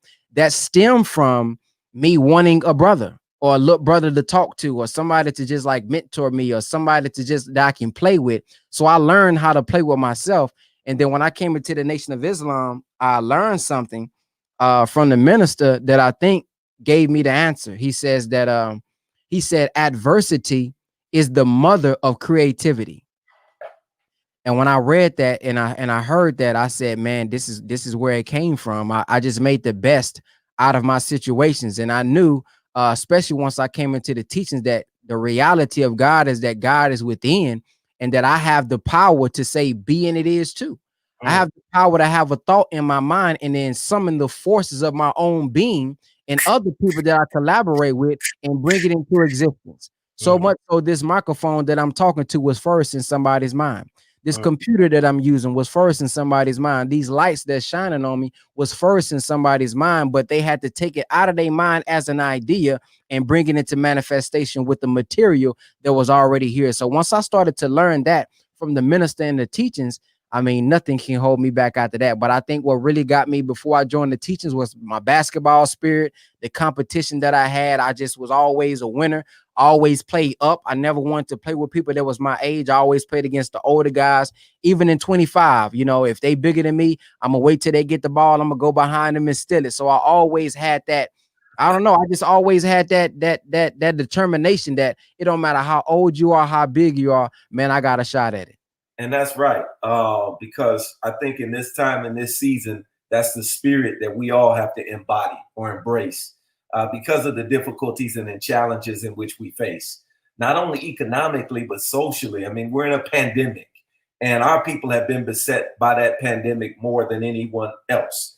And I think that having that determination is something that would be key and critical for our people, not only to accept, embrace, and move forward in, but learn from individuals like you how to find it and how to use it in their walk, in their work, in their life. Right. So one of the things that I want to ask you, you're a businessman and you're an entrepreneur.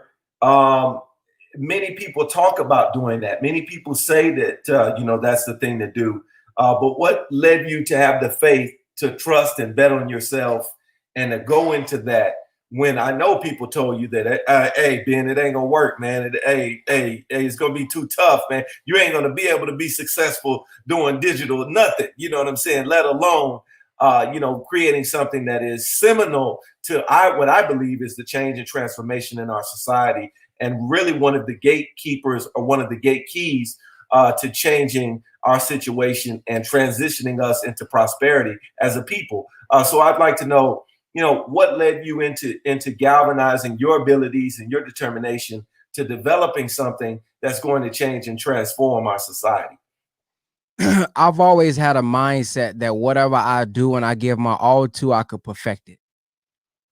Which is why I I've learned how to only do things that's in alignment with my morals, my principles, and what I do. Because if I do it, I'm gonna end up perfecting it, no matter what it is. So, like, I used to be a magician. I can do magic tricks. I can do tricks with cars. Like, I just whatever I said I wanted to do, I could become good at it, whether if it's sports or just anything else. So it started back in high school. I had a business called DFW Fly Distributors. I think this is middle school going into high school. DFW Fly Distributors. We used to go around and I would hang up signs that said I will pass out your flyers for 5 to 10 cents per flyer. Then we had this one white guy who gave us like maybe 5,000 a week. And man, I was making some pretty good money as a teenager. And I was employing like my mom, my uncle, and my best friend that's actually doing life in prison. So man, I just always had that entrepreneur spirit. I always wanted to do something for myself because I like being able to get it on my own. I saw my mom, she was busting her butt and making it happen for me, and they making money. So I just wanted to say, man, let me get this on my own to help out. And then when I got to high school, she used to get me these bulk things of candy and snacks from Sam's Club. So I ain't never flipped no weed or drugs or nothing like that, but I was flipping honey buns and hot Cheetos in school. So they thought I had a bunch of books in my backpack, but I really had candy and snacks and Gatorade. So I would flip, man. I had the big Texases, I had the hot Cheetos, the Snickers, I had your Skittles, your Starburst, I had all that, and I'm selling that. Then I eventually I found a plug and I started selling shoes. Wow. So now I'm selling shoes in school. So I was just always an entrepreneur, and I just knew how to make money. Then I went over to MCA. MCA is Motor Club of America. That's like a little MLM that they used to have. Right. And every time somebody paid 40, you would get 80. So I'm making like thousands of dollars in college by doing that. Then I started drop shipping. I'm buying pots and pans online, drop shipped them, have them sent out to other people. So I always was looking for ways to make money online. I had my own social media network at one time. Man, I had a whole bunch of stuff at one time. So I always was trying to find money. If it was legal, man, I probably done tried out and tried how to do it. And then once I came into the digital world, I've been doing digital for about over 10 years. I started in 2010 with my own YouTube and just trying to get my money up there. It was really more so a passion. Then the money came later, which is what I would recommend people find your purpose first, then focus on the money. But I did hear that. Oh man, you shooting them videos, man. You need to go back to college, because I dropped out of college and I started filming basketball games. I started editing videos and doing music videos and doing highlights for people. And one dude, his name is Tony, by the way. And he said, man, you ain't gonna make it in this, man. You might as well, you need to go back to college, man, start back hooping or something. There I go in my mind. All right, I'm finna show you what I'm gonna do then. So now I'm filming. I'm trying to get booked and trying to do weddings and all that, and it just wasn't working. So I said, you know what? I ain't gonna wait on y'all. I'm gonna do it for myself. And this is what I did back in high school. I don't know if you ever heard of Ball is Life, things of that nature, but if they wasn't coming to film me, I film myself. So when we got the camera, that's one of the ways that started me teaching myself how to edit, because I had my mom filming and I would edit the videos. I said, if they ain't coming to my games, I'm gonna put my own highlights up. And eventually I did get on Ball is Life, but I wasn't waiting on them. I'm like, man, listen, I can film my own videos. So what I did was I said, well, I'm gonna create my own brand. I'm gonna do my own YouTube videos. I'm not waiting on nobody to book me or nothing like that. And then once I came into the teachings, I had something to actually say. Oh man, that was it after that, man. I blew up on Facebook, I blew up on YouTube, I blew up on Instagram by just giving significant value to the community, and been self-employed ever since. When I came home, I had a job from a brother in the nation. I was working at his school. Then I worked at Sterlite. I quit that job because it felt like the plantation, although I never been in the plantation, but I felt like that's what it sounded like. Then I switched over to FedEx and I had my epiphany. I said, if I throw 1,000 more boxes on the truck next week than I did this week, my paycheck is going to be the same. If I work for myself, have my own product, have my own service, the more efficient that I am, the more reward that I get. The more people that I impact, the more income that I get. So I said, man, I got to go ahead and leave. I started out, I just went full-fledged with my YouTube channel. My YouTube channel eventually got terminated off of, I don't even know, they talking about hate speech. They didn't even give me no warning like they supposed to. Soon as my YouTube got terminated, my Facebook came up. Then after my Facebook came up, I kept getting blocked on there every 30 days or something like that. But I was making enough money to eventually. What reason were they saying, not to cut you off, but why were they blocking? Why were they stopping your use? They would say something like like this what happened. Like literally when I first started, I was posting about slavery back in 2015. I'm talking about I'm putting pictures up. So once I got monetized, they would literally go back and say, this picture that you posted in 2015 goes against our policy. Now you demonetized. After they remonetize me, maybe 2 weeks later, they'll say, this picture that you posted in 2017 goes against our thing. So now you demonetize. So they're literally going back years. Wow. To demonetize me in the present. So I had to get over that. So I couldn't, like, it ain't like I can go back and figure out, I'm gonna delete everything because I don't know what goes against the policy. I don't even know where they find these. I forgot that I even posted them posts. So that's how they got me that way. And then I eventually met a brother named Brother Jake, and we kind of collaborated. He had the ABS Institute. I had the digital real estate. Well, it was called Paid to Lead at first because I was trying to show people that, hey, man, ain't nothing wrong with getting paid to lead. If you're leading people, you should be rewarded. Don't let them pimp you. That's like we switch it.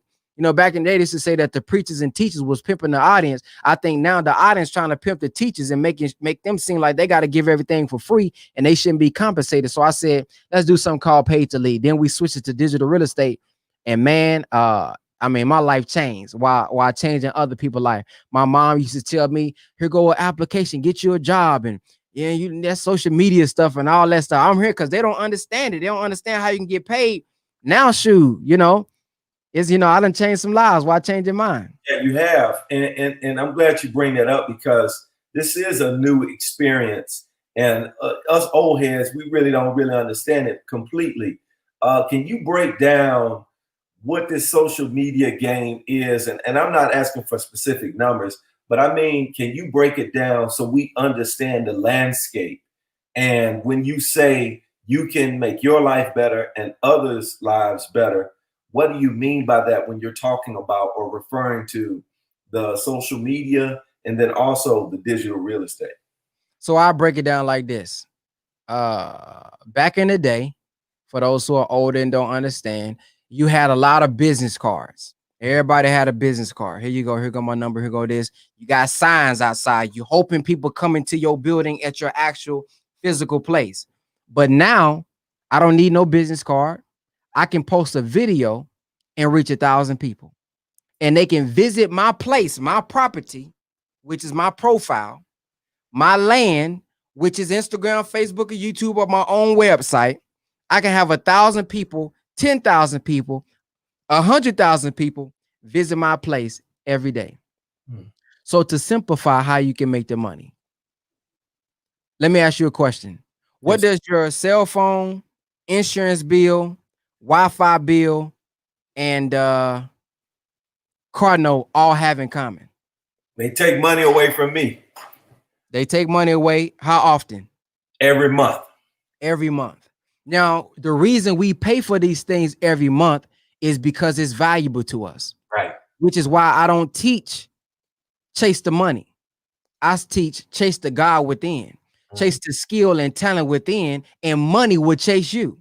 Now, if you in the scripture, it says, seek ye first the kingdom of heaven and all of his righteousness, and all of these things will be added to you. Well, the dollar is a medium of exchange of value, meaning the dollar is going to chase whatever's valuable. The reason I bought this mic is because it's valuable. The reason we got the laptop is because it's valuable. The reason you'll pay for Wi-Fi is because it's valuable. The reason you're going to pay for your car note because it's valuable. But you paying for a car that's built by man, but what about the wisdom and experience that was in a man that's built by God? That's the question that I want us to ask. What about yourself that you've been through that you can offer to the people and give them a service every month? What product can you create that'll make them say, man, I need this every single month? So if we just do the math, and I know what somebody thinking, brother, I ain't got no million followers like you. Have you ever been on YouTube and you searching for something, and when you come on Facebook, you see an ad for it? I shake. Ever been on Google looking for something and you get on Facebook and you see an ad for a shoot? Yeah, have you ever been on a phone call? They say they don't do this. Have you ever been on a phone call and then you get on the line and there it is right there? They act like they don't be listening to our phone call, but I know they do. So now you can pay using the still away method from the Honorable Minister Louis Farrakhan, not steal literally, but taking the money from your job and then weaning yourself off using that extra money to do your marketing, using your extra money to build something on the side. Then once your side job is able to sustain you, then you quit. So back to the story. Let's say that you got a lot of money. Let's say you got 500, 200, 100, and you're able to pay for an advertisement. You done already built up your house. Because here's key. Here's digital real estate again. You want to build up your house, your property, which is your online profile, because nobody has a what you call it, not a home going, but when somebody's coming, you usually got a new house. Home warming. You don't want to have no house warming and you ain't got nothing in your house. So if you wouldn't have a housewarming, meaning you wouldn't invite anybody to your house before having something in it, why are we telling people to follow us, but we have nothing that we posted? Why are we telling people to follow us and we have nothing for them to look at on a consistent basis? We have nothing for them to follow and learn from, gain from, whether if it's education, enlightenment, or entertainment, every single time that they come to my page. So now, everybody want to get 100,000 followers. You don't need that. Everybody want to get 1 million followers. You don't need that. Can it help? Absolutely. But I'm talking about the power of 1,000. Or let's look at the power of 100. I know right now during this quarantine, there are so many people that's not even making $5,000 a month consistently. I know that to be a fact. So now, if you look up 100 people, we're not even going to say 1,000. If we had 100 people that was able to support you because you got a program, you got some type of experience, you got some type of product, or you even want to give your time. If you got 100 people that pays you $50 a month, not 500, because some people getting paid that too, not 1,000, because some people getting paid that too, just 50. If you had 100 people that said, this brother right here, this brother is significant. What he gives is significant value. And you do that, you're looking at $5,000 a month that quick.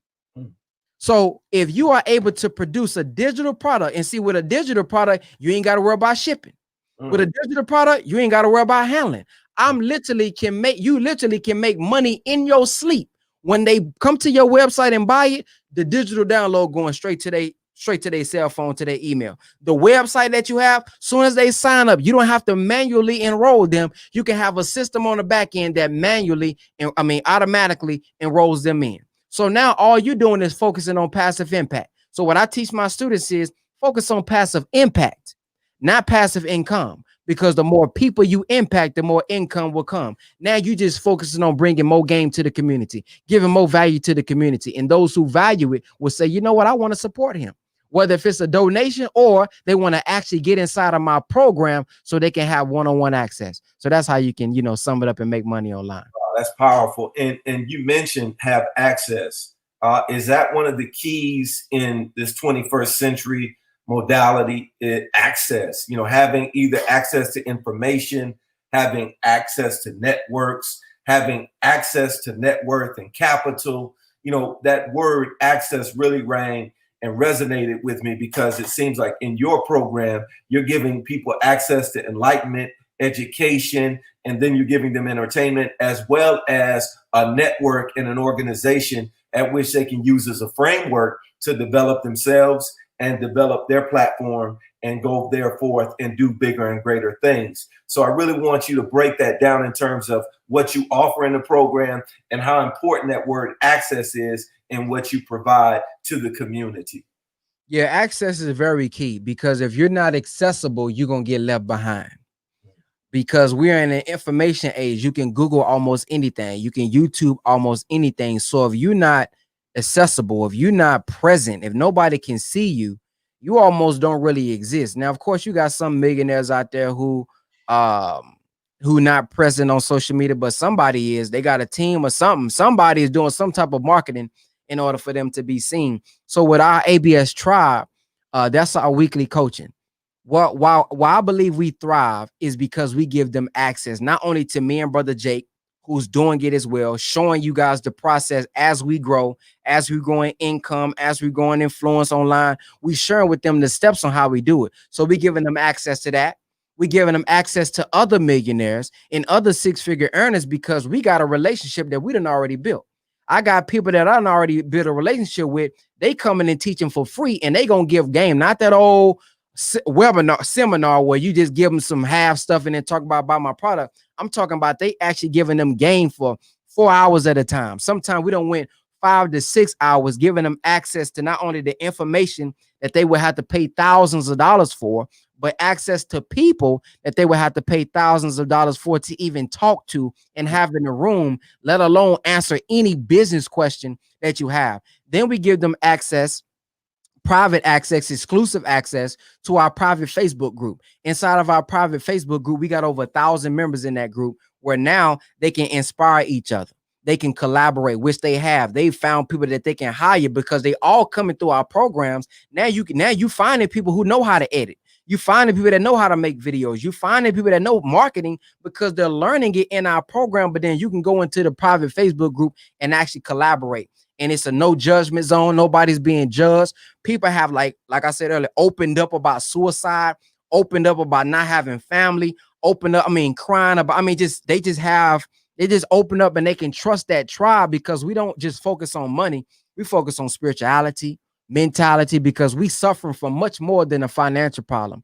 In fact, I believe we're suffering from a financial problem as a result of suffering mentally and spiritually. And so because we focus on that mental and spiritual part, I think that's what sets us apart. Because like I tell people all the time, you can go Google 1,000 ways to make money online.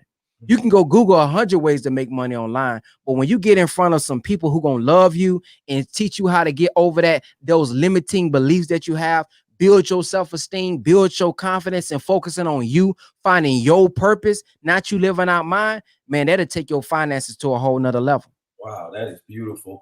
And in terms of, getting people to focus on expanding their beliefs and seeing more of themselves and investing more in themselves, what are some of the things, some tidbits and some of the practices that you focus on? Because many of our people have been conditioned to, as you say, go get another job and not invest in themselves, to work more hours on a job and not think about owning and creating and controlling, and then, having a vertical alignment and, from conception to consumption, owning those particulars. Many of our people have been led to get out there and share crop or to get out there and just work in the plantation. What are some of the techniques and tools that you use to get folk over the fear, the skepticism, the doubt, and the worry and the disbelief? Just like you mentioned the Bible, I always think of Thomas. We got a lot of Thomases out there that are filled with disbelief. How do you work in your program to get folk to believe in themselves and to make those investments necessary so that they can change and transform not only their mind and mindset, but their paradigm and their reality? Really by focusing on knowledge itself. Understanding that they are gods, understanding that they do have force and power on the inside and have the ability to change their lives. You ask them and you get them to see how everything that they have right now, it was due to decisions that they made. It was due to thoughts that they had. It was due to actions that they physically took. And when they take accountability of that and say, you know what, you are right. Brother Neri said, you are not a body with a mind in it. We are a mind with a body wrapped around it. So everything that we're doing, like even my hands moving right now, is not moving because my hand said, I want to move, Brother Ben. It's because my mind is giving it the command. So if you command yourself to be better, if you command yourself to think better, if you command yourself to want better, it will eventually happen. And then another thing that we do, we focus on the results of our students. See, when I play basketball, when I jam, you don't know how important your thumb is in basketball until you jam it. That's true. You don't know how important your pinky is until you jam it. Now you're trying to shoot and you figure out, dang, my whole shot is off. So now what I used to do, I used to go to my teammates when it first happened. Man, you ever had your thumb jammed before? Man, yeah, bro, just put some ice on it. You'll be out in 2 weeks. What did that do? That gave me hope. That gave me faith. What is faith? Faith is the substance of things hoped for, evidence of things not yet seen. So because I seen my brother do it and he overcame it, that gave me in faith. That gave me faith. That increased my faith. That gave me a little bit more hope. Well, when I have in the tribe people who were literally homeless and they just bought into our program, it made $10,000 in a couple of days. When you have somebody who was in a domestic violence situation, she gives her last, puts in the actual work and has tons of results. Now, that person who's on the side, who's dealing with the same problem, they can look at somebody else and say, well, shoot, if they can do it, I can do it. Which is why I tell them, always share your testimony, because you don't know who your testimony is hitting. The same God that's in me is the same God that's in you. It's just laying dormant in you. So I'm here to give you a word and really an example to wake you up. So much so the Honorable Elijah Muhammad said, you never had to condemn a dirty glass. Just put a clean one next to it. When you put the clean one next to it, they'll see, we think we slow, we think we behind. But when they see that clean glass, they'll choose that clean glass. A lot of our people in the streets, a lot of our people doing other things, I believe it's not only because they savages, maybe a little bit of that, but I think a lot of times they don't have anything else on the shelf to pull from, which is why when they get in front of the right influence, when they get in front of the right environment, you see they're willing to change, they're willing to shift. But when this is what you've been around all your life, it's kind of hard to change out of the situation. So the ABS tribe is an environment. We force them, what you got on your mind today? I forced them to say, what's some good news this week? Well, I don't want to hear that. What's some good news this week? Because it's somebody in the hospital that's finna die tomorrow and they ain't gonna wake up tomorrow, and you woke up today. At least say you woke up today. So I forced them to be grateful. I forced them to see the good that they already have, because once they begin to see that, they start to see how blessed they are. Then I showed them the power of just going out there and having faith in yourself, because when you come into the ABS tribe, you don't have to have your own product. You can literally sell our products and get 50%. So we got a brother right now did over $7,000 in 5 weeks. He did over $7,000 with our product. He was selling our product. So don't tell me that you ain't, it's because I ain't got value, because we giving the value. We the one teaching you. We the one bringing you the product. We the one investing other people to come into the class. All you got to do is go out there and sell it. You know it works because you inside the class. Right. So once we teach them and talk to them like that and don't sugarcoat it, man, they just come alive. They come alive. And I'm glad you said that, because you're giving them something that's helping them to live and to find the passion and the purpose in their life. One of the things that you mentioned that really resonated with me, and I wanted to go into, because ABS is a powerful ecosystem and it's able and capable to be self-sustaining. And that's one of the beautiful things that I think our people really need to understand. With all of the different things going on in society, we see all the chaos on the political realm. And you mentioned, some of the things that are definitely affecting our people. For us to get the mindset to understand that we can be self-sustaining, that we can have our own products, and then we can service ourselves. Because I think a lot of times our people don't believe that we can do it on our own. We think that we need to have a seatbelt, or somebody holding our hands, or somebody saying, oh, it's okay, you can do it now. But you have taken on the impetus and become a catalyst to getting us to understand that we can be Black owned, we can be independent, and we can use the techniques and the tools that are at our disposal.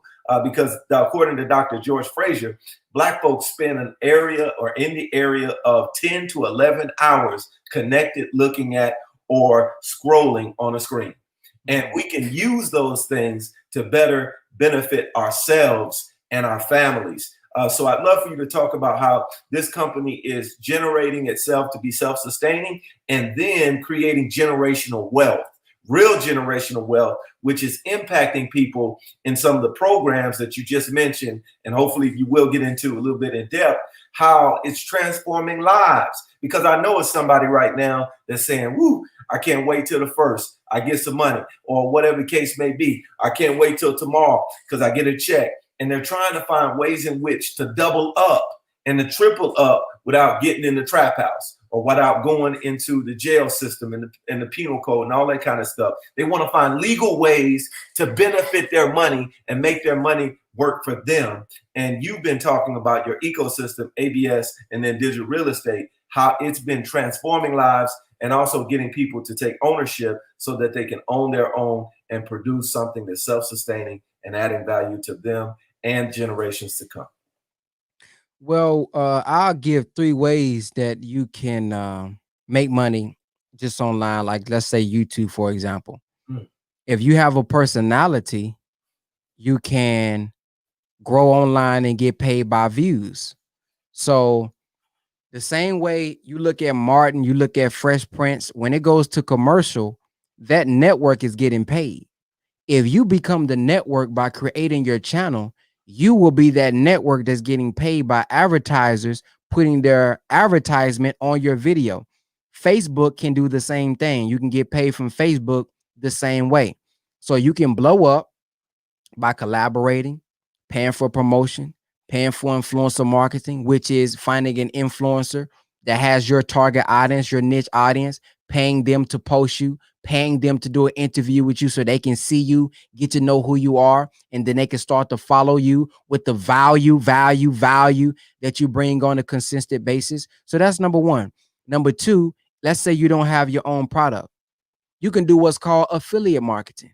Dr. Boyce Watkins, you can sign up for his school. He gives you 30% off his products. You can go to Amazon. Amazon will give you a percentage of their products. So if you sell a camera, if you got your own affiliate link, they can get paid from it. So now you can still have a YouTube. Let's say you're not getting a whole bunch of views, like 100,000 a video, to where you can make some good money. But if I did a video right now and I told you, well, I use a Black Magic, and they like, man, I like his camera quality, or I like the way he sound, or I like the lights that he got. I can say, here's the link to my camera. Here's the link to the mic. Here's the link to the lights. Here's the link to the computer that I use. And if they admire just the computer that I use, imagine 50 people going out and buying this equipment, and I get paid off of every person that comes in. Now you're making some money that way. So you can't say that, oh, I don't have a product, so that's the reason. Then if you got your own product, now you're just going to bring in more money. So I say, hey, here's 3 ways to make money. If you would like to learn more, I have an ebook on it called YouTube Keys to Unlocking Passive Income. That's a real book that I got. So now I just gave you 3 free ways to make money online. And I know you want some more because there's more to it. Then click the link in my bio. Now I just made $19.99 that fast. So what we're doing with the ABS tribe, we're bringing them knowledge, wisdom, and understanding. The easiest way to buy wealth is, and I said buy wealth, is through life insurance. That's what a lot of our community don't know nothing about. We do the GoFundMe's for family, for when somebody died, for funerals, when all you have to do is pay for some life insurance by the right person, which we do it here at ABS Brokers. You can go to kbappointments.com to book an appointment for that. But that's the easiest way to have your well-structured, rightly structured life insurance plan, meaning if anything happens to you, then your family is going to be straight. I already know they're gonna get 400,000. I ain't got to worry about it. So what my brother Jake said, which is more so, that's more so his lane. He said you can buy wealth until you get it. So right now, while I'm building it, I may have a policy that's gonna pay out 700,000 if anything happens to me beforehand, especially if I'm the sole provider. But let's say, for example, nothing happens to me before then. While I'm building my wealth anyway. Well, life insurance is called life insurance, not death insurance, meaning that now we showing you how to own your own bank. Meaning that we can use those policies and the cash reserves to pull out tax-free money so that you can build on it. Wow. So in the policy, like Brother Jake sets up, let's say you got 100,000 in there. If I take out $50,000 out of my account, how much do I got left? Man, you got some money. No, what's the number? If I got 100,000 in there and I withdraw 50,000, what's left? You got 50. Well, that's in the traditional bank. But in my bank, the way that I set it up with Brother Jake and how you can set your own bank up, private bank, I still got 100,000 in there. What? Because now when I take that 50,000 out, I still got 100,000 because it only took away from my death benefit. Now I can pay myself back when I want. And I ain't even got to pay interest if I don't want to. But I may put a little bit of interest on there anyway, just to do myself like they would. But I ain't got to be, every month I got to put it in. They calling me. No, I'm paying myself back.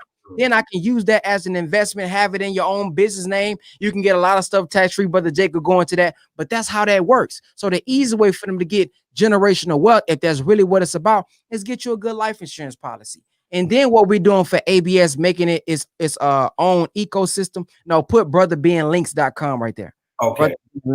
Brotherbeinglinks.com. Then what we do with the ABS tribe, we make it to where when you join the ABS tribe, like I said, you can become an affiliate. So this is how we're going to be able to scale. Now we got 1,000 people. Now imagine 1,000 people saying, you know what? So like, for example, I'll give you a quick example. Let's say 500 people, right? We got 500 people. Now let's say 500 people say, all right, I'm going to go make me some money now.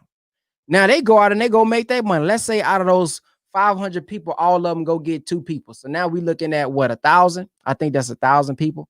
500. Let's just go with 1,000. They go get either one person or two people. I think that's gonna put us at 1,000. Now we got 1,000 people. Now remember, we're going to split it with them. So not only are we showing you marketing, showing you how to build on social media, showing you how to build your engagement, but we're giving you products that you can sell on your own that we have done, so you know they're going to be on point. So now 1,000 people go out, they're going to make their money, but we're going to make 25,000 because we've empowered our community to go out and do something for themselves. So now this is how ABS is going to eventually live. There's another piece we're going to add to it. We just haven't said it yet, but there's another way we're going to ensure that ABS is going to always be straight as a group. Then what we're doing, we're meeting with them every week. So we're building a relationship with them. Then we're going to eventually have a retreat where all of them, well, as much of them as we can, it can come to one physical place, because it's a tribe. It's like we're a real family. Like they be on a phone call with each other at 2 o'clock, 3 o'clock in the morning. We're building brotherhood. We're building sisterhood. It was first called ABS Night School. But once we did that episode on what's your why, and I'm talking about almost everybody that night bust out crying because it was just crazy, revealing. And we turned it into the ABS tribe, because it felt like a family. So that's how we're doing it, by continuing to impact them, because it's not generational wealth always money-wise, but we impacting them mentally. Yes, that's the real impact. That's the real key. Showing them how to overcome and pass down not generational wealth, but generational mental health. Now they can have a relationship with their children. Now they can be at peace, not stressed out about money. Now they can be at peace, not stressed out about life. So now they can give their full time to their children. Now they can give quality time to their children. Now they can answer their children's questions with guidance, not just saying, do what I said or because I said so. Now they being trained to understand, no, explain why, show them love, give them patience, and all of that.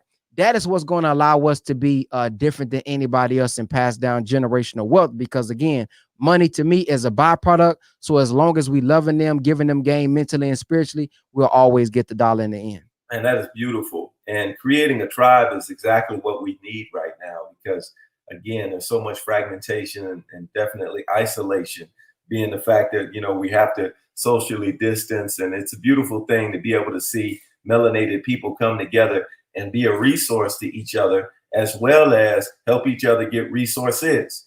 So I think that's important. You mentioned a brother that's brother Ben Links, not brother Ben X Links. Oh, okay, all right. Let me straighten it out.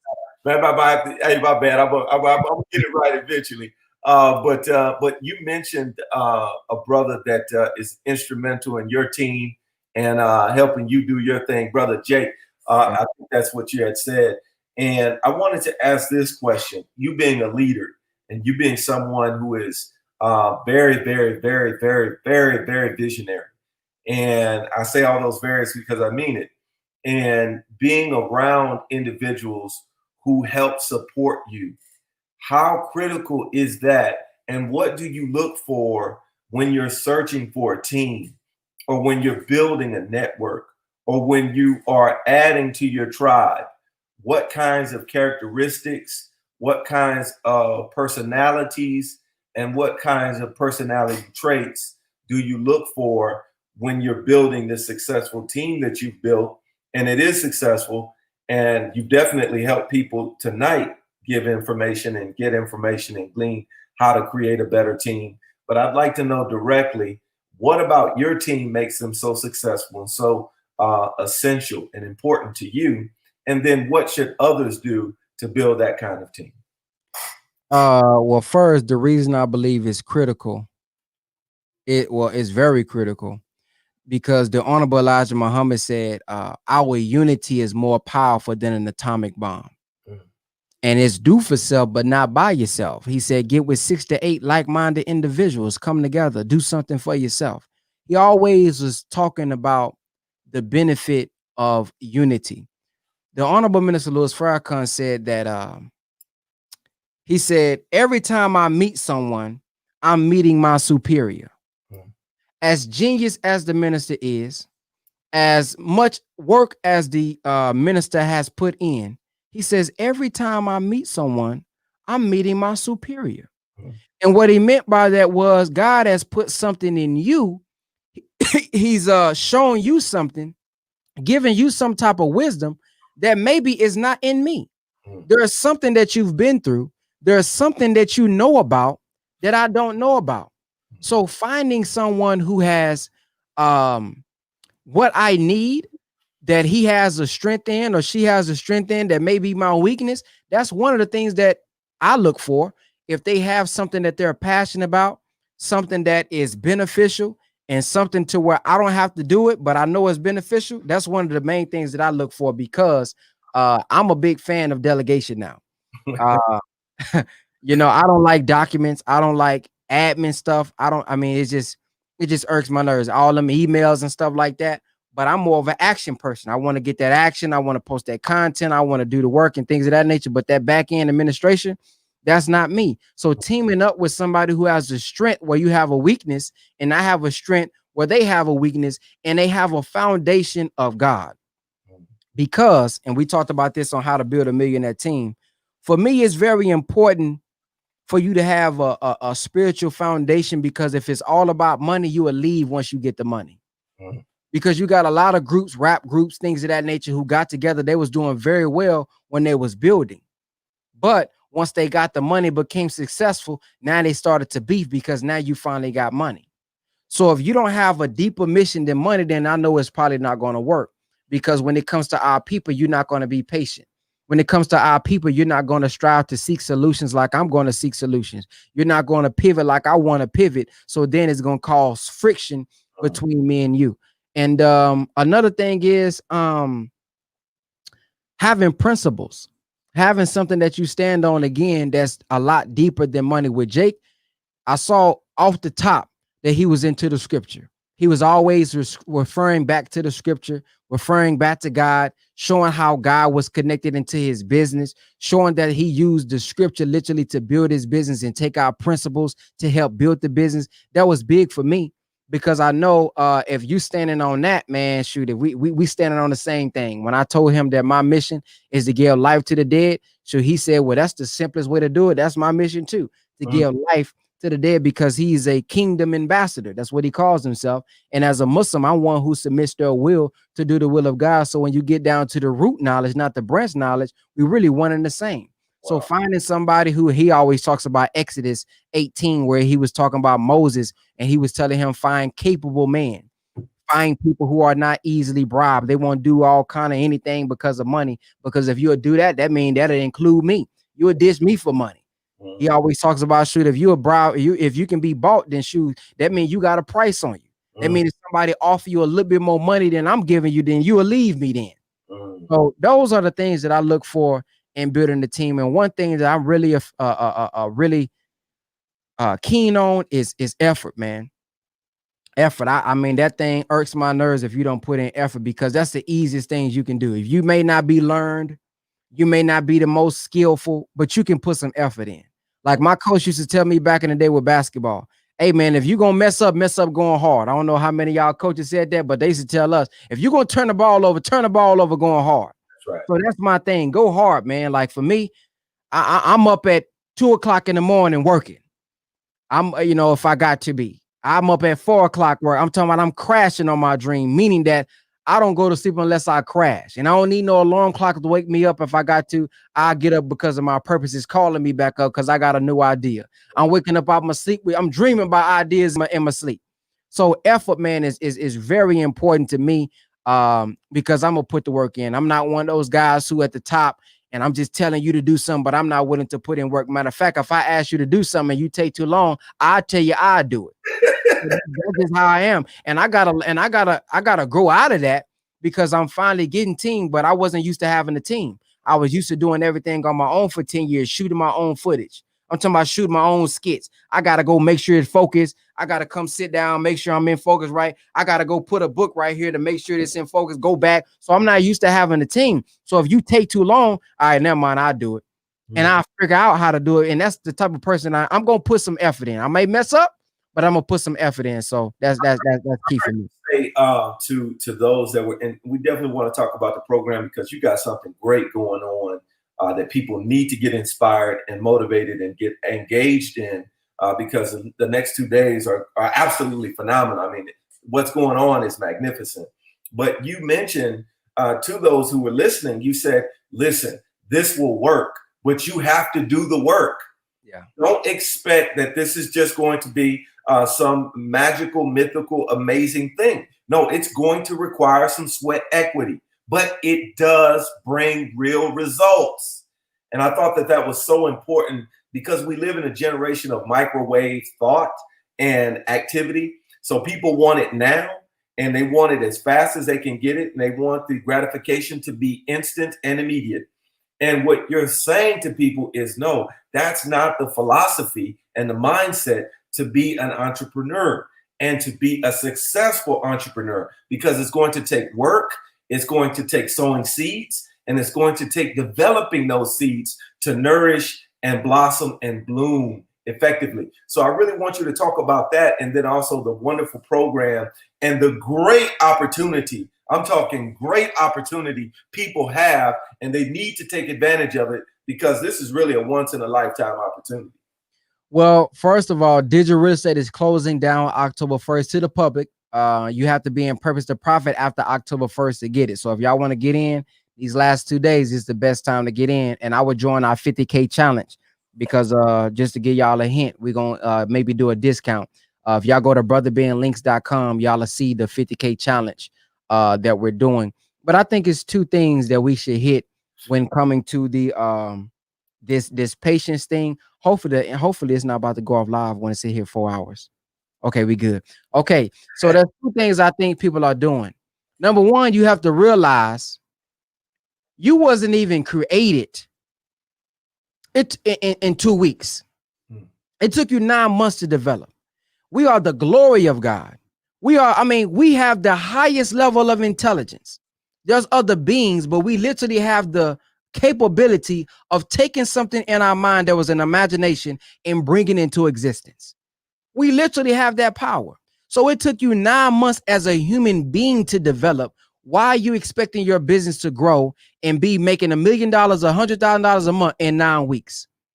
So the first thing you need to do is gain some patience and understand that the race is not to the swift nor the strong, but to those who can endure to the end. A lot of things that we see that has a strong foundation took time. The home that you're in, it had a foundation and it took time. They had to draw out the blueprint. They had to put the work in. You see the matching now, but you didn't see the foundation to create the matching, to make the matching. You didn't see the planning, the meeting of the minds to make the blueprint and draw out the blueprint of the matching. So that's the first thing you got to do. Then the second thing that you have to do is stop judging yourself based on what you see everybody else doing, because you don't know when they started. It's like having a parent. It's like a parent getting next to their friend and their friend got baby fever because they see the relationship with the father and the mother and the children at age 7. I'm going to say that again. See, some of us online got baby fever, and actually our businesses, a lot of people call they baby, because you literally got to groom this thing like a baby. You got to have some curb, some patience and time put into this thing. So what do you mean, brother, that got baby fever? Well, you got baby fever because you see them at the age of 6. But if you saw them at the age of 1, you probably would change your mind. See, if you saw that mother had to stay up late at night dealing with all that crying, you may not have baby fever. Right. If you see that their brother had to get 2 and 3 jobs just to provide, you may not have baby fever. If you saw that they getting sick and they got to do this and you got to go to do this and you got to da and you can't have that life that you once had. You can't be free as you once was. You got to be a good example now, because you're looking at somebody that's not doing as you say, like we think. They doing as you do. So now you got to change your life. You probably wouldn't have baby fever. So what I would say is, when you're looking at businesses, look at what they had to do to build, not look at where they at right now. You want the Bugatti, but you missed out how they was driving a cash car that cost $2,000 for 3 to 4 years. You missed out on that part. You missed out how they was losing sleep. You missed out how they didn't have no 9 to 5. They had 24 hours. They had a 24/7 piece. meaning at all times I'm doing business. I didn't even have no team. You missed out how they had to write the book, produce the book, design the book, package the book, and ship their own book out. So when you're looking at somebody, realize that a lot of these people who appear to blow up overnight, it wasn't an overnight process. They put in long nights to appear that they grew up or blew up overnight. I'm gonna say that again. They put in long nights to make it appear that they grew up or blew up overnight. Some people have been putting in work for 10 years, 20 years, and they just now getting a chance to blow up. But they've been perfecting their craft over time. So you got to be patient. Nothing that really gonna last long, man, is gonna blow up really overnight. Now you might get those who blow up on YouTube and so happen, but sometimes that can hurt you too. Ever had a baby come out too early? See, that baby that came out too early now we're sick. Now it may die in a few days. And that's how some people are. One hit wonders. You got on World Star, you got on Shade Room, you done blew up on YouTube, but you ain't really putting the work in. It was an accident. Yeah. Now they ain't really messing with you because they see you ain't got nothing else to show me. You ain't putting in the work in to keep me following you. So if you have it too early, then you ain't got nothing anyway. And if you abort it, if you abort that baby, you may be missing out on something that could have been your blessing. So don't abort your process because you're going through pain and pressure right now. Because many sisters done been through it several times. They blow up, their stomach get big, they start to feel uncomfortable. And what happens is they start to have contractions, but the contractions, when the contractions happens over and over again, that don't mean give up. That actually mean push. And some of us right now, because you don't have patience enough to push, you missing out on what you've been praying for the whole time. Because you didn't want to push, because I feel pressure, Brother Ben, because I feel pain, Brother Ben. Well, that's what comes with it. And matter of fact, when the contractions start to happen over and over again, that is not a sign that it's a time to abort it. It's a sign that something is finna come and you finna give birth to something. So you all who keep going through problems over and over again, this person mess you over, this person mess you over. If you get the lessons and stop looking at them as losses, you may be experiencing some contractions that's about to give birth to your baby. Wow. So this is how you start to think and have a little bit more patience in your life. You know, stop wanting things to happen overnight. Now, it doesn't mean that you just lack on yourself and you give yourself all kind of wiggle room like, yeah, you'll do it next me. I'm not talking about procrastination. I said patience. There's a difference between procrastination and patience. Procrastination is you talking about, I'm going to be patient. I ain't going to put the book out. I'm going to be patient. I ain't going to do the work. See, patience is, man, listen, I'm going to do all that I could do. The last 365 days of my life, I need to be able to prove that I want what I said that I want. Yesterday, did I do something that's going to take me one step further than I was yesterday? Last week, did I take some steps that's going to take me one step further than I was yesterday? Tomorrow, am I going to do something that's going to take me a little bit closer to my dream than I was today? If I do that, then all I got to do now is just be patient. Now, the only thing in between is time. And that's what I would say about patience. Wow. Beautifully said, dear brother. I have to ask this because you stimulated, me to ask, you're using your time as wisely as maybe anyone on this planet is. And I wonder what, when you do see those beautiful biological brothers and sisters that you have, if you do connect back with your mother, what do you want them to say to you? Or what kind of conversation do you think they will have with you after they have noticed and witnessed your great success? And then also your offspring, your children, what do you want them to say about the legacy that you're leaving and you're building and you're curating right now, and how much change and transformation that you're making, not only in Texas, but really around the world? Because, brother, you influence folk from literally around the world. Your videos are seen around the world, and this particular business and program in which you're implementing is going to transform the world. So I'd like to know what you'd like your people to say to you, and how do you think your children will feel about you years and years and decades to come? It's funny you say that because, I'll start here. My biological mother and biological father both passed when I was younger, like around 10 something. So I won't have that ability. But my biological brothers and sisters, I don't even know what they look like, a lot of them. Uh, so I don't even know if I done already met them before. But what I would want to be said is almost kind of what was said recently. The reason I say it's funny you asked that question because one day, a couple months ago, maybe 6 months ago, something made me go buy my biological father's birth certificate and death certificate. Because I used to do this when I was younger. I used to always be like, although I didn't grow up like in a super bad situation. But I would always wonder, like, dang man, I wonder what my biological father was like. I wonder what he thought. And I would go search for pictures and I couldn't find none. I really never could find none, even still to this day. But I went to go, something made me go look up the death certificate because we got Facebook now. So literally what I've done, I found one of my biological brothers on Facebook and I hit him up. Wow. And we didn't talk long. We didn't talk that long. And I'll say this only because he's put this out on Facebook. I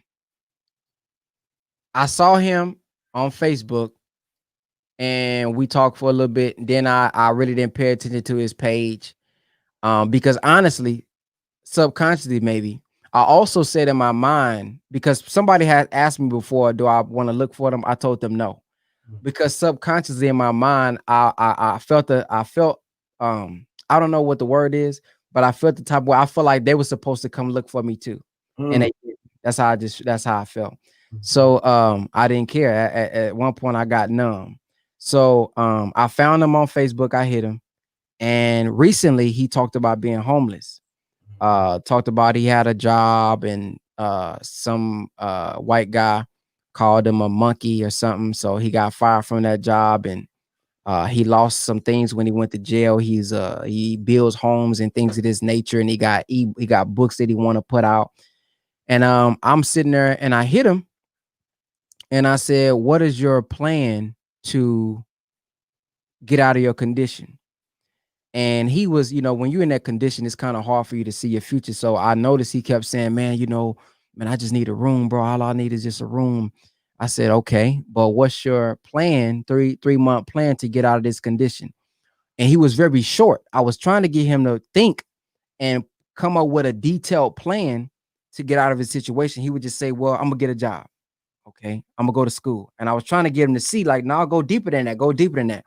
So he ended up calling me. And this is today, by the way. So that's why it's funny you asked that. It's literally right before this interview. And, he was just telling me about what happened with his life and how he ended up in that position. And he was like, man, I got a job, man.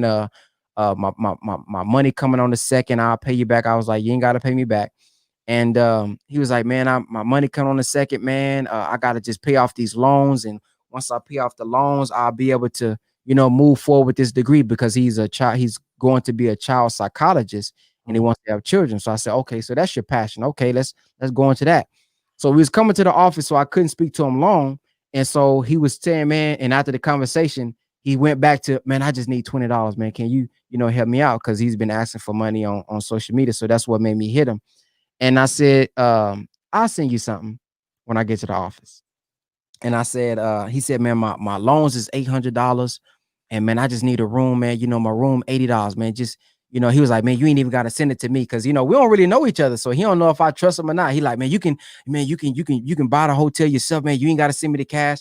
I'm like, man, I'll send you something. So when I get to the office, I sent him $880 to pay for the loan and the hotel. Wow. So he calls me and says, man, what the F is that? He didn't even say thank you. He says, man, what the F is that, man? All I asked for was a room. Man, what the F is that? And I was like, man, that's for your loan, man. And your what's the name? He said, man, see, you be on that positive, man. When you get off that call tonight, man, call me, man. I need to be around some positive people, man. I need some of that positive stuff. So for me to answer the question, that is what I would want. I told him, you don't have to pay me back. Just pay me back in effort for yourself, changing your condition. So that's the type of, response that I would want, that, man, I'm proud to be related to him, or I'm proud to be finally get to know him. And then for my children, just that he's a hardworking father. He made sure that we was put in a position to be raised right, that we was put in a position to have knowledge of self, to be able to be with our mom and not away from the mom. He's a father that you can ask, and he has the guidance by the grace of God as much as I can to give them guidance. A father who never took nothing away from them that he gave to them. A father that hugs them, kisses them, uh, and a father who's building something for them to step into. I tell people all the time, I'm literally building a school for them, because everything that I know mentally, learning on social media, all the strategies that I've used, all of the people that I'm connected with and bringing to the tribe, they're going to have free access to the whole digital real estate. And digital real estate doesn't only work online. We show you how to build a business and scale a business as well. So they literally have a school built for them online. So not only are they being homeschooled, they're able to be in a position where they can be homeschooled full time. But as they get older and want to produce something for themselves, dad done already built the school for them. Dad done already created friends for them. And yeah, and daddy just love them. So that's what I would want. Man, it's just so refreshing and so beautiful, brother, that your heart is as pristine and pure as it is, man. I mean, it's really a gratifying and humbling experience to be in your presence, because, in this capitalistic society, in the avarice that we see, the greed that we see, the numbness that we see on a consistent and constant basis, to see someone with your acumen, with your intelligence, and with the God-given abilities that you're so blessed with, and to be able to lend a helping hand to not only your biological brother, but brothers all around the world, man. This is a beautiful thing. And I think that you are bringing a light that we need. And that's why, it's an honor and privilege to present. It's a present. It really is a present to have you here, because I think that not only are you giving us information that's vital and critical to change our economic situation and our financial circumstances, but you're being a better spiritual example of what it means to be a man. And definitely, I think every young man, whether they be in Fort Worth, Funky Town, Town, or anywhere else around this world, needs to tap into you and find out. And that's why I want people that are listening, please share this brother's work, and let's work to make sure that people know about this brother, because young brothers know about Young Thug, and I'm not denigrating nor disrespecting. But I think that as much as we know about those that are in that line of work and walk, we need to know about brothers like this, who are walking the walk, talking the talk, and living the kind of life that inspires us. I want to ask you this, brother, and I thank you for your time. You are surrounded by some young, amazing people like Pop Darby. It's a good young brother. And the Shifters, Derek Grace, and 19 Keys, and all of the like. You brothers are changing and transforming not only the social media landscape, and not only the way that Black folk look at Black folk, but you're changing the way Black manhood is. Do you realize that you're doing that? Is that something that you're cognizant of? And I know you're so busy working, and on Instagram, enlightening people, giving people information. But do you ever sit back and say to yourself, wow, me and my brothers, me and my sisters, we are changing and transforming not only the paradigm Black people live in, but we are changing the landscape at which Black people live on with digital real estate, ABS, and just the example that you express so beautifully with your wisdom and your heart. I'm aware of the response of the people, but the Honorable Elijah Muhammad said of the Honorable Minister Louis Farrakhan one time that he's a very humble brother, and that he would get them over. And when he gets them over, he would not say, look at what I have done. He would say, look at what Allah has done. So as a student of the Honorable Minister Louis Farrakhan, I would have to say the same thing. I do know the impact that the work is doing, but as we say, I don't use it as a cliche. All praise is due to Allah, because if it was just me, I would have been doing this before I received those teachings. And it is because of those teachings that was passed down to me through many other brothers. That is what I believe is changing them. I'm just a finite body, but there's an infinite or infinite wisdom that that's attracting them and really causing them to wake up. Because I know if I say the wrong thing, they'll leave me. And I've said it before and they've done it. I say one thing they don't like, they unfollow me. So I know it wasn't me. It was the word that's within me that's really giving you life. So I don't really pay attention to it too much. Like you said, I am very busy. I'm busy just working, and maybe one day as after I get a little older and I look back at all the testimonials and things of that nature and what's in people books or anything like that, maybe I'll really get a whiff of it. But I was reading Closing the Gap one day, and the minister says that he's, when he's getting praise, the more praise he gets, the more smaller he gets. And the point that he was making is, he says, I'm just that little boy that I was, still playing with marbles. So you see this big man, but I'm really just that little boy on the inside playing with marbles. And that's how he keeps himself grounded and humble. He says, he who exalts himself will be humbled, but he who humbles himself will be exalted. So I always big up my teacher. I always big up God, because the more I lift them up, I know I'll be lifted by as a byproduct. So I'm not worried about what I'm doing. I'm worried about, like, even my students. Like, even when I'm promoting the ABS tribe and promoting things that we do, it's not even about how much money I'm making.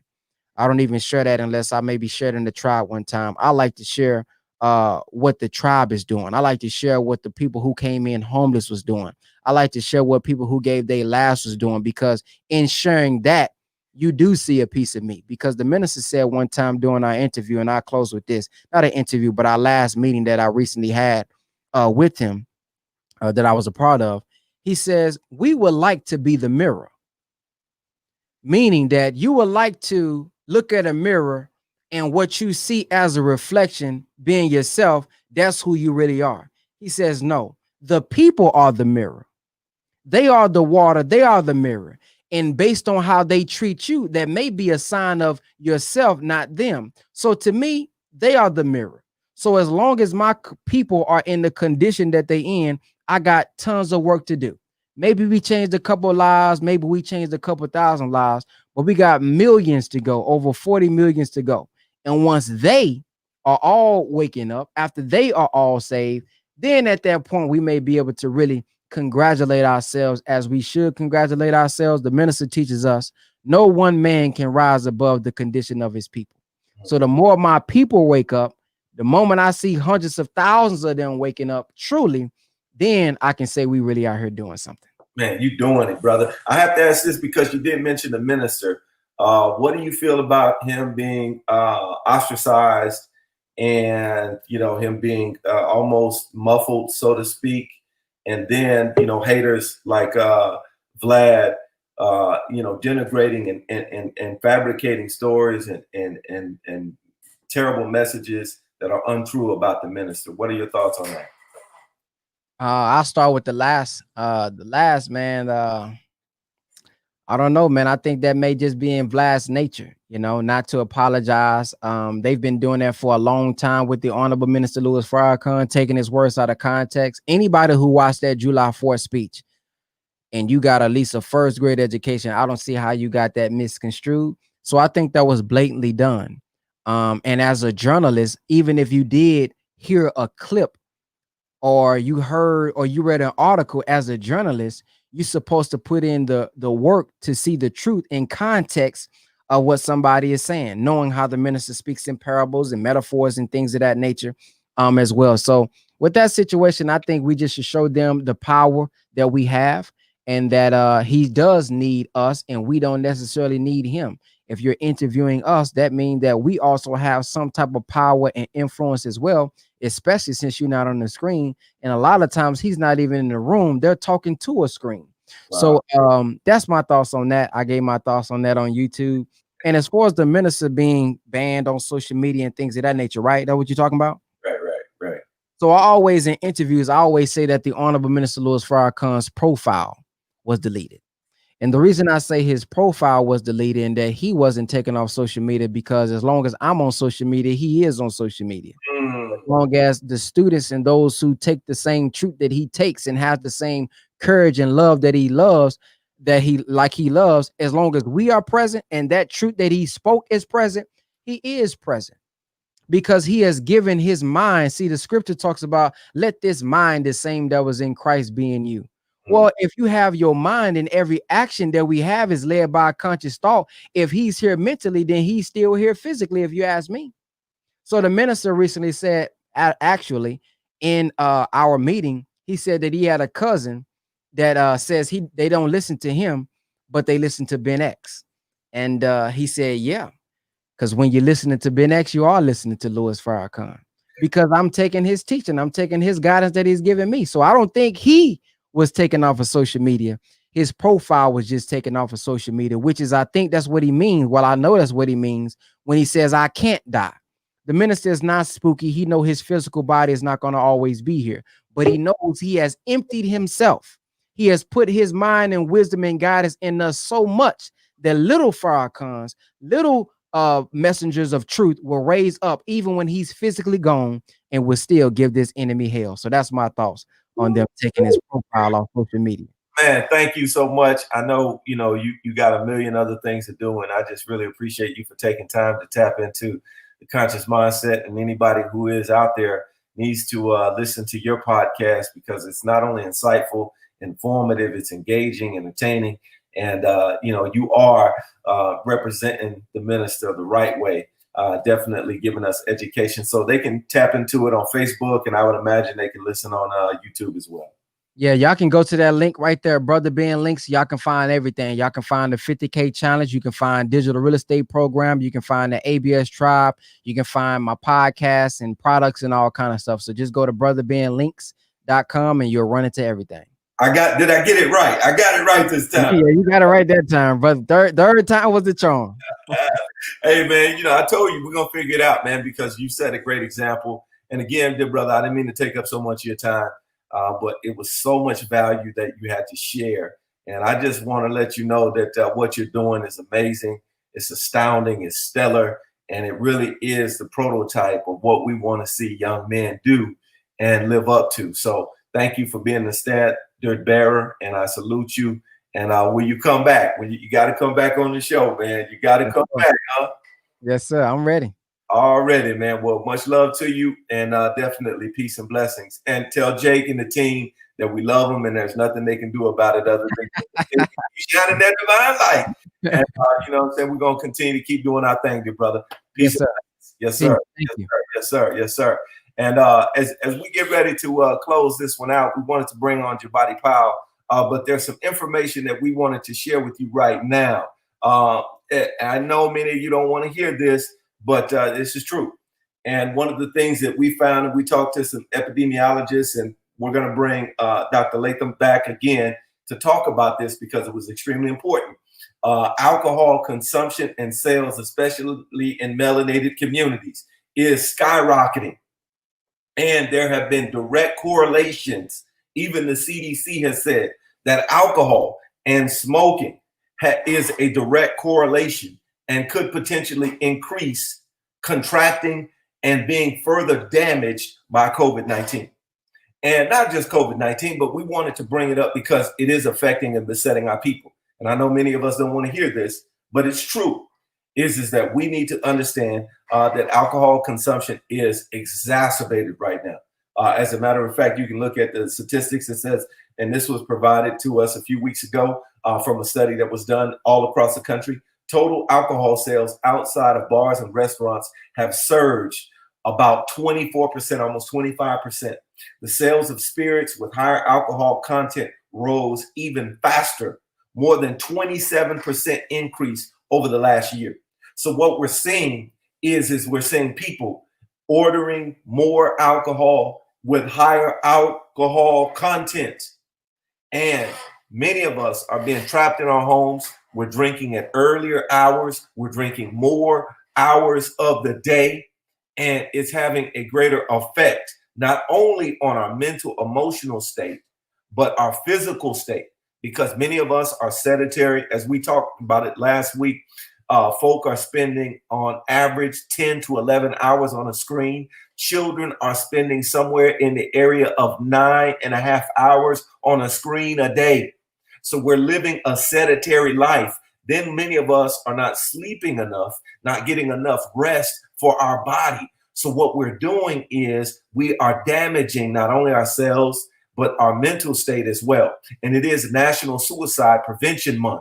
So we need to begin to understand and realize that many of the mythology and many of the misnomers that we said, that Black people don't commit suicide, Black people don't kill themselves, those things are being found out to be lies, because the fastest group that's eliminating and ending their lives through suicide are African American youth. And that's not being told. That's not being discussed. And we are in crises. And one of the things that we want to begin to get us to understand is that we have to put the alcohol down. We ain't got to put it down. And we have to begin to drink more water.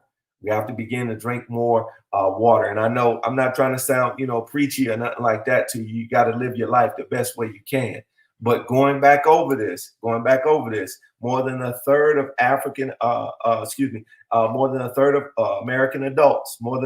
American adults, and almost 50% of African Americans are obese.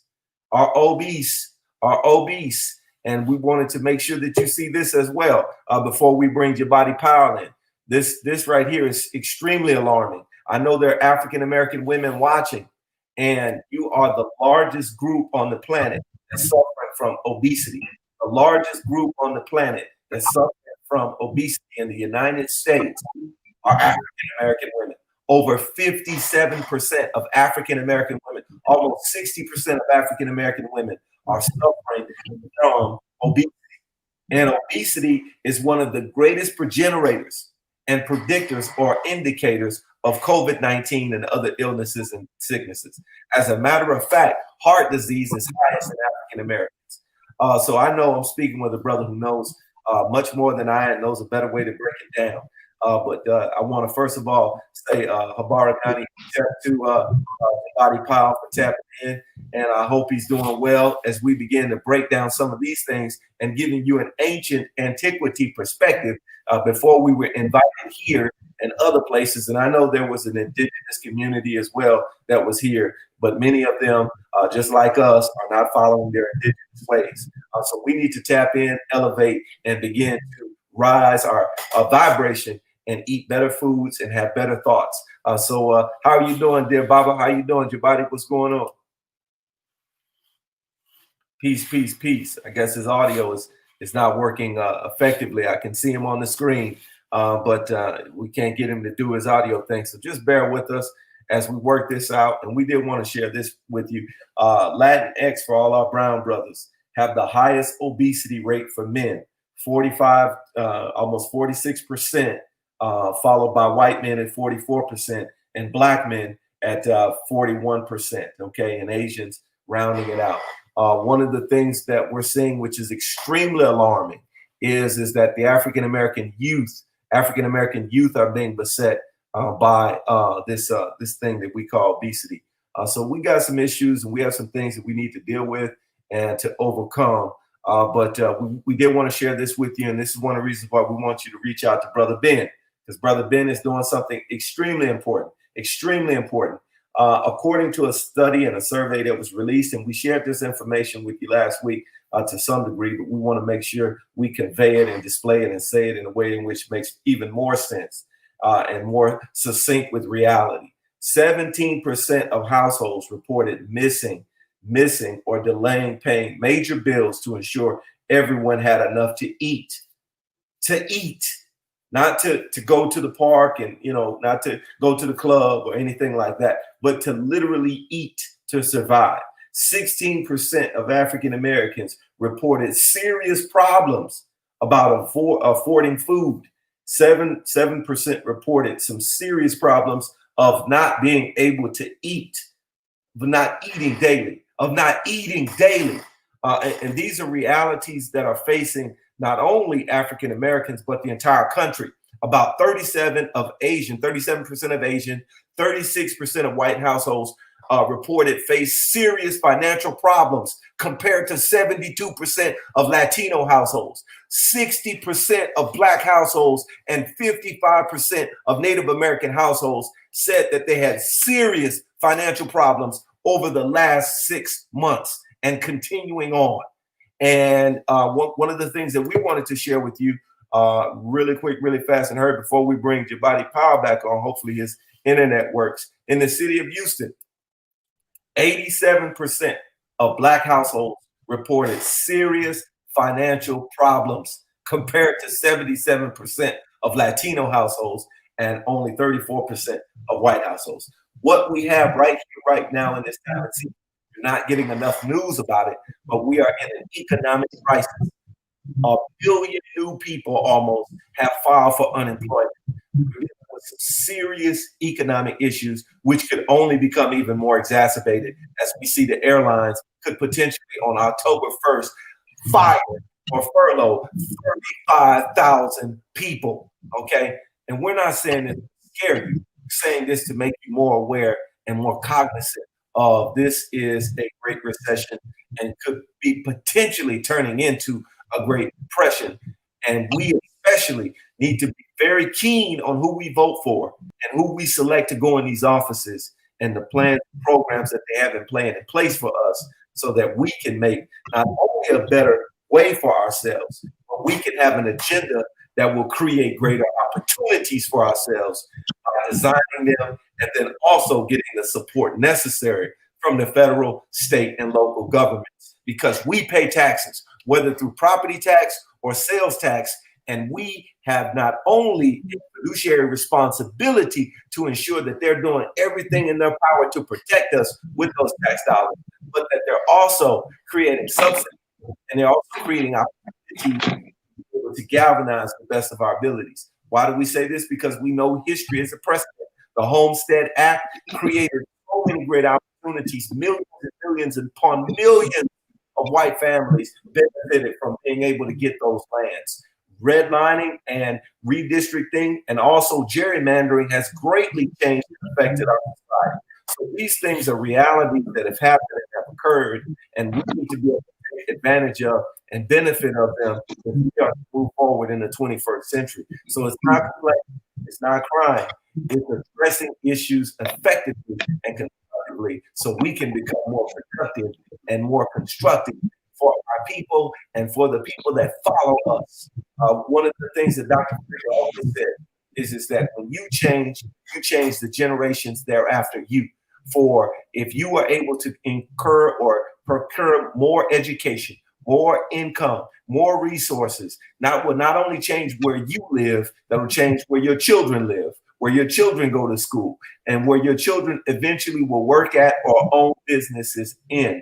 And so we need to begin to care more and understand more about our power is now, and we're the ones that we're waiting for, and there's no more time to wait or waste.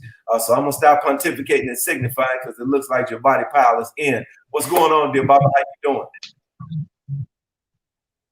Hotep, my brother. Hotep, peace and blessings. Want to get straight into it. I know that you know much about health and well-being, and we're seeing our people drinking more, smoking more, and feeling more depressed and down of some sorts. And I'd like for you to be able to explain or break down how in antiquity, before our people were invited to deal with the European constructs, how did we deal with stress? How did we deal with strain? How did we deal with times in which it was lean? The King James Bible and the Torah talk about there were times in which it was lean in Kemetic. How did the people deal with it psychologically? And then how did they deal with it politically and economically when the harvest was not plentiful and the yield was not great? How did they begin to survive and stay in a situation in which they were stable or stabilize unstable situations in which they could continue to move forward and create more, hopefully manifest even in difficult times and great duress? Well, we had we were directed by our spiritual system, because the spiritual system was not something that was isolated from the people. It was woven into the fabric of our everyday existence. So everything we did was predicated upon the idea of our spirituality. So we had certain character building tools that were interwoven into society. And that doesn't mean that we didn't have our amount of problems and conundrums that we had to deal with. We had to deal with those things like everybody else. Food problems, environmental problems, and things of that nature.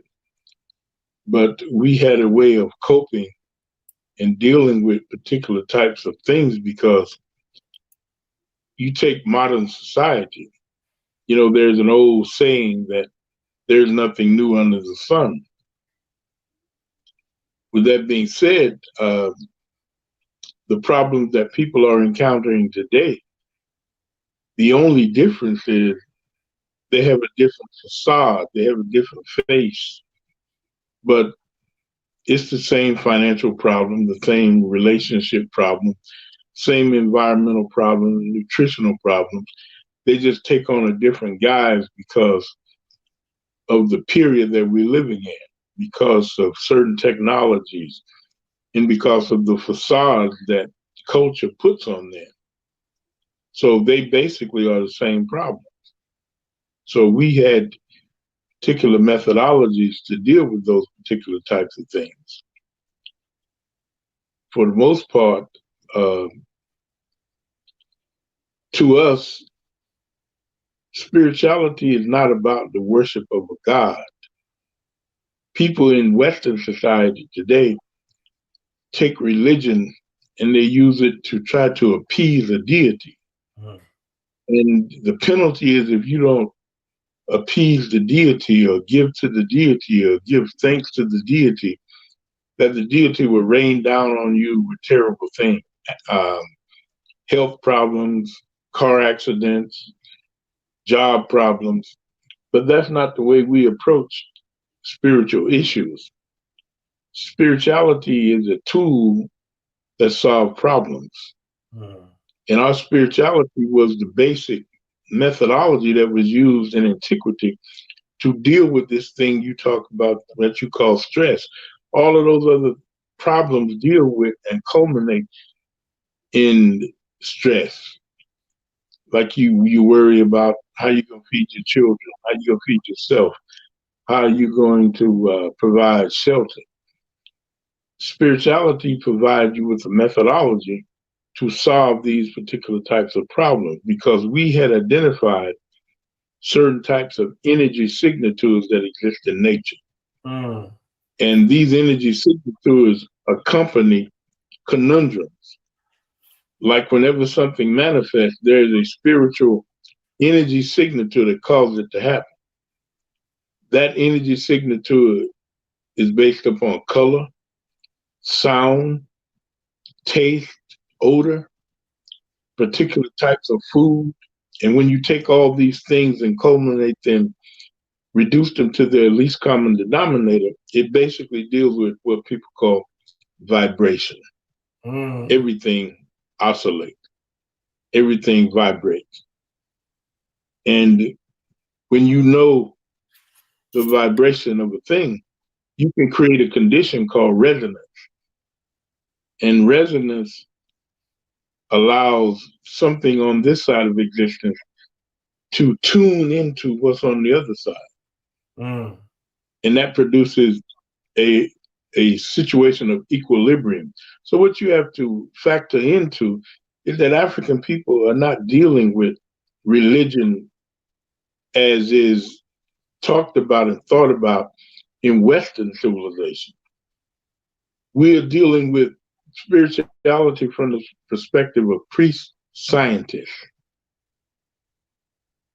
And we're dealing with the fundamental cause of things that are based on vibration.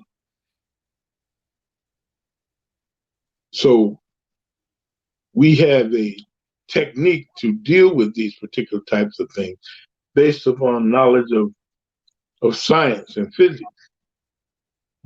So every spiritual system have a school that deal with psychology.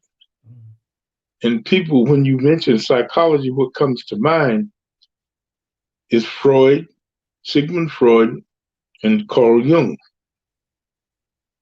But if you go back and look at photographs of Freud's office in Europe, you'll see that his office were flooded with Egyptian symbolism.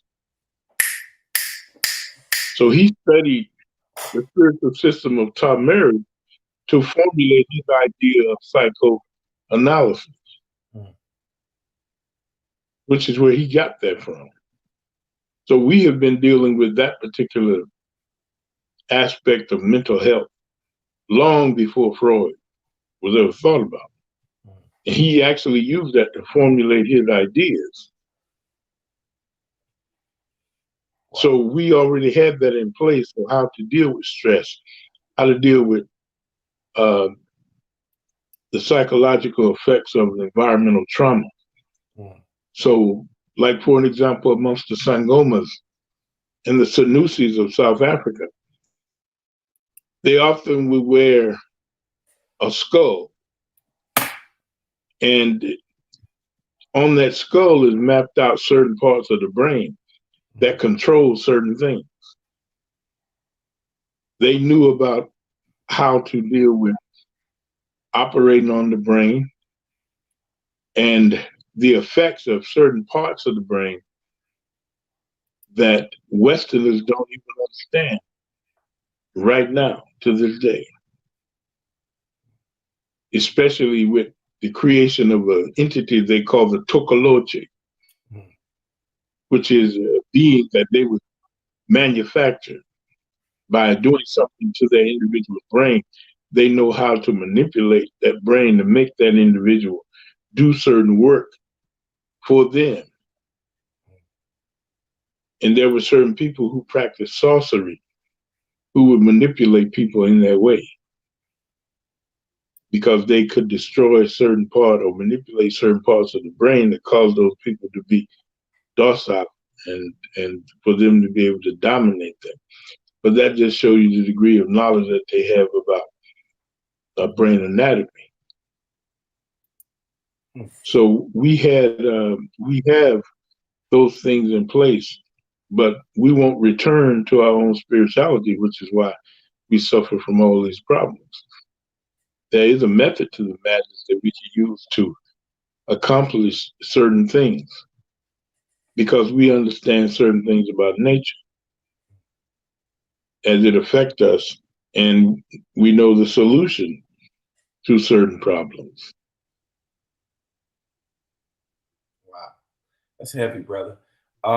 You mentioned something that really resonated with me and stuck out to me was we didn't worship God in terms of a deity, and we didn't make wood and stone something that had great power over us in terms of the physical item.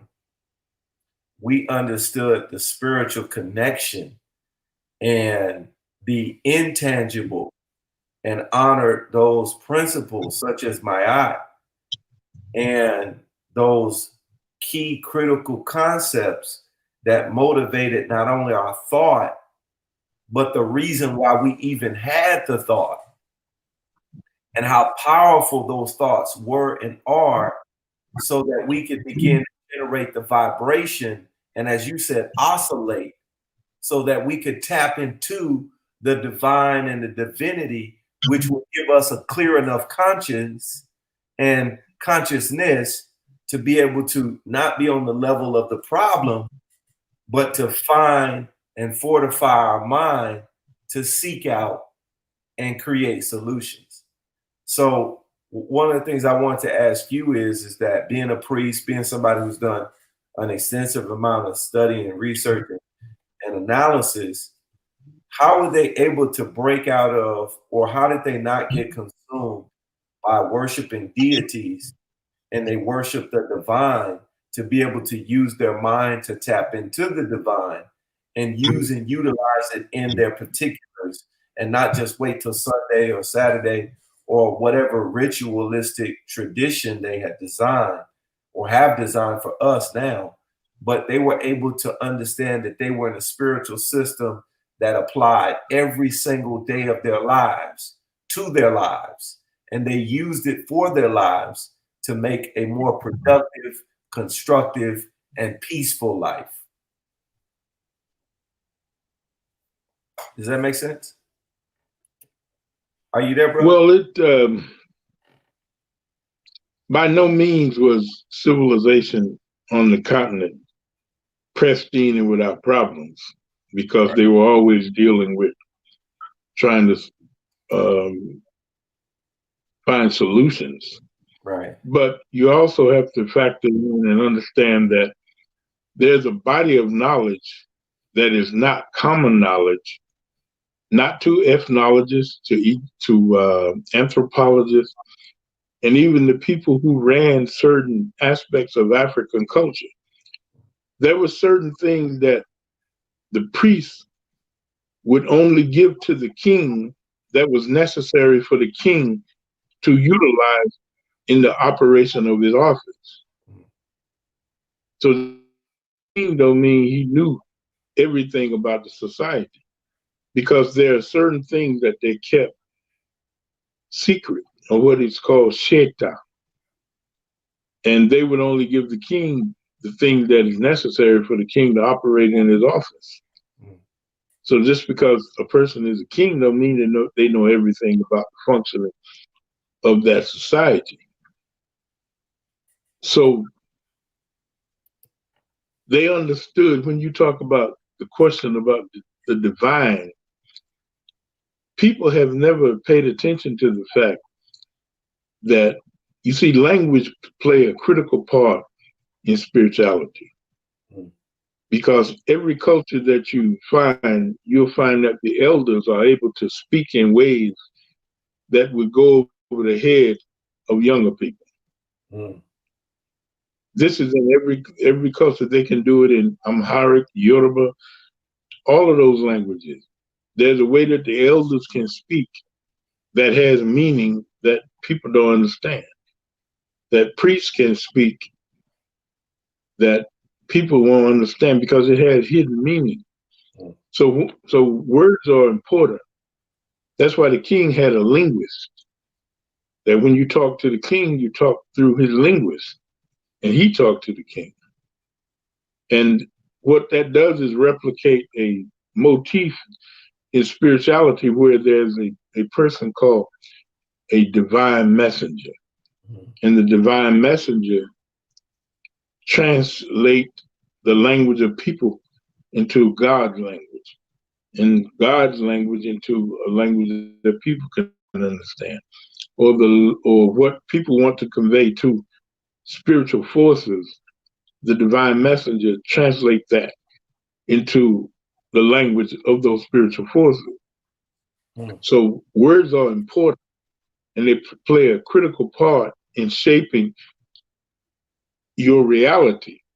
Because if you don't understand the words, as we talked about before, when you come into the physical plane of existence, before you were born, you couldn't think with words. It's only after, where you learn language, you begin to think with words. Right. You had thoughts that were not shaped by words, because you thought, and then you had words, and then you had deed. But you had thought, and then you had cognition without words. You had awareness without words. After you learn language, then you think now with words.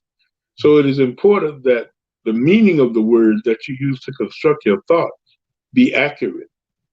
If they're not accurate, then you set up a scenario where you create a false reality.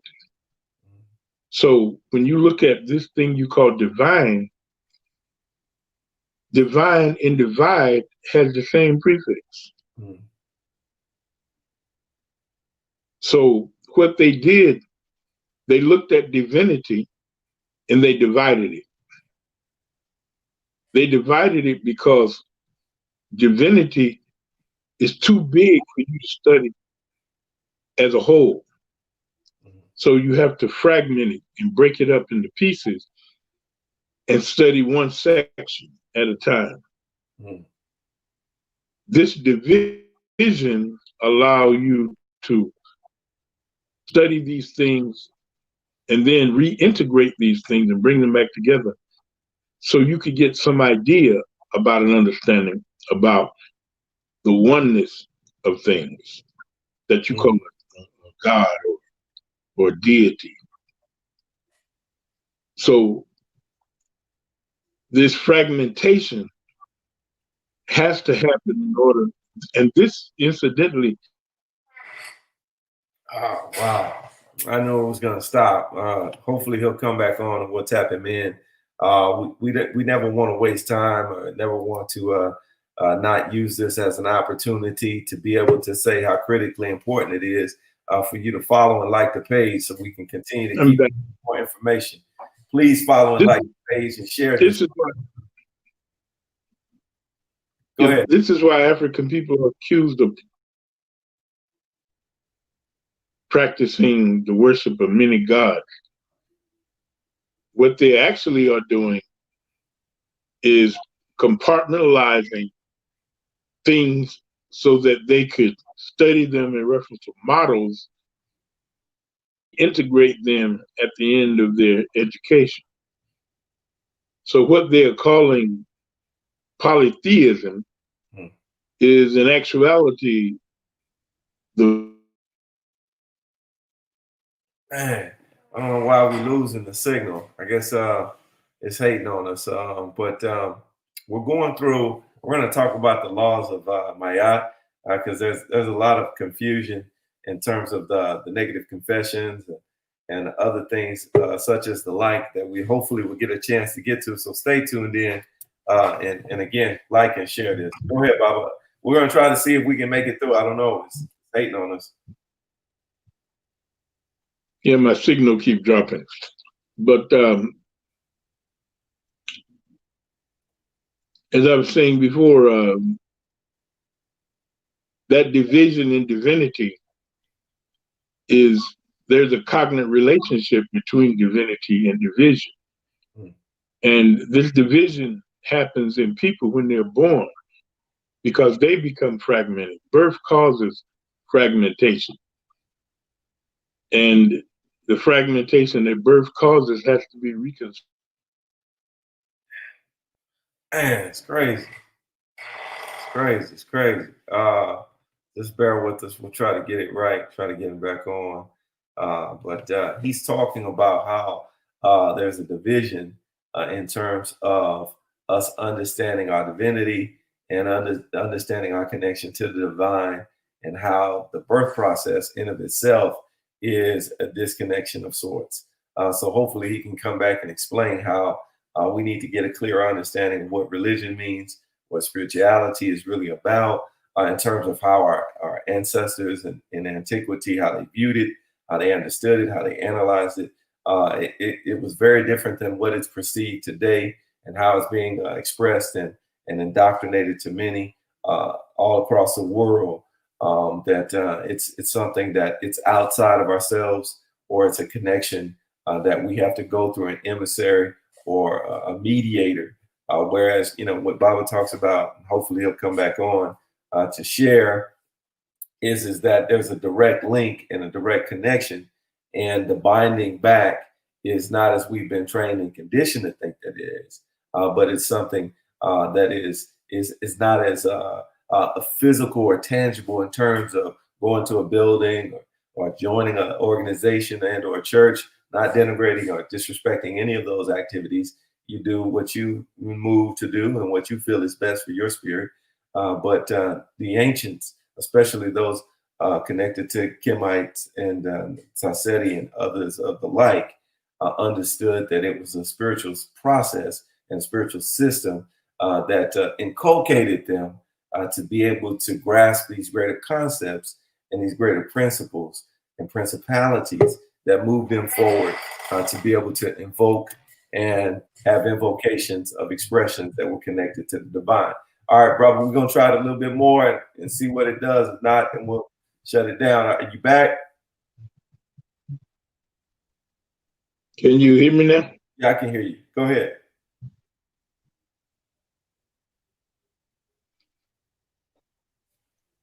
As I was saying earlier, I don't know how good the audio is. Yeah, it's good. But say again. It's good. It's good. You're good. Okay, as I was saying earlier, that birth brings about this fragmentation. So the fragmentation is represented when you're born, and you have to reintegrate that fragmented part of yourself. So we all. Wow. You know, I want y'all to get this information because it's so powerful. Every time I get to hear it, you know, it not only connects me back with the importance of it, but it also emanates even greater in my spirit, and sends even greater confirmation. So we'll try to just hang with us, just stay tight. We'll try to get it back on. All right, we're gonna try it again. Take 500. Are you back? Yeah, this signal is really bad tonight. Really bad, really bad. Did you want to finish your thought? Say again. Yeah, I can hear you. Go ahead. Yeah, so we have to, like I said before, that's why African people are accused of being polytheists, because they're actually dealing with the one God, but this God is broken up into pieces so you can study it. And you know, the Western world like to say that this idea is a unique that came into being with a pharaoh in the 18th dynasty that they call Akhenaten or Akhenaten. But and that's not his name, because the Medu Neter says his name is Akuen Aten, not Akhenaten or Akhenaten. And we were talking about Freud earlier. He wrote a book called Moses and Monotheism. And his whole theme was about Akhenaten or Akuen Aten creating this monotheistic religion like it was a new idea. The Egyptians and African people in general were already monotheists. And Akhenaten did not create anything new.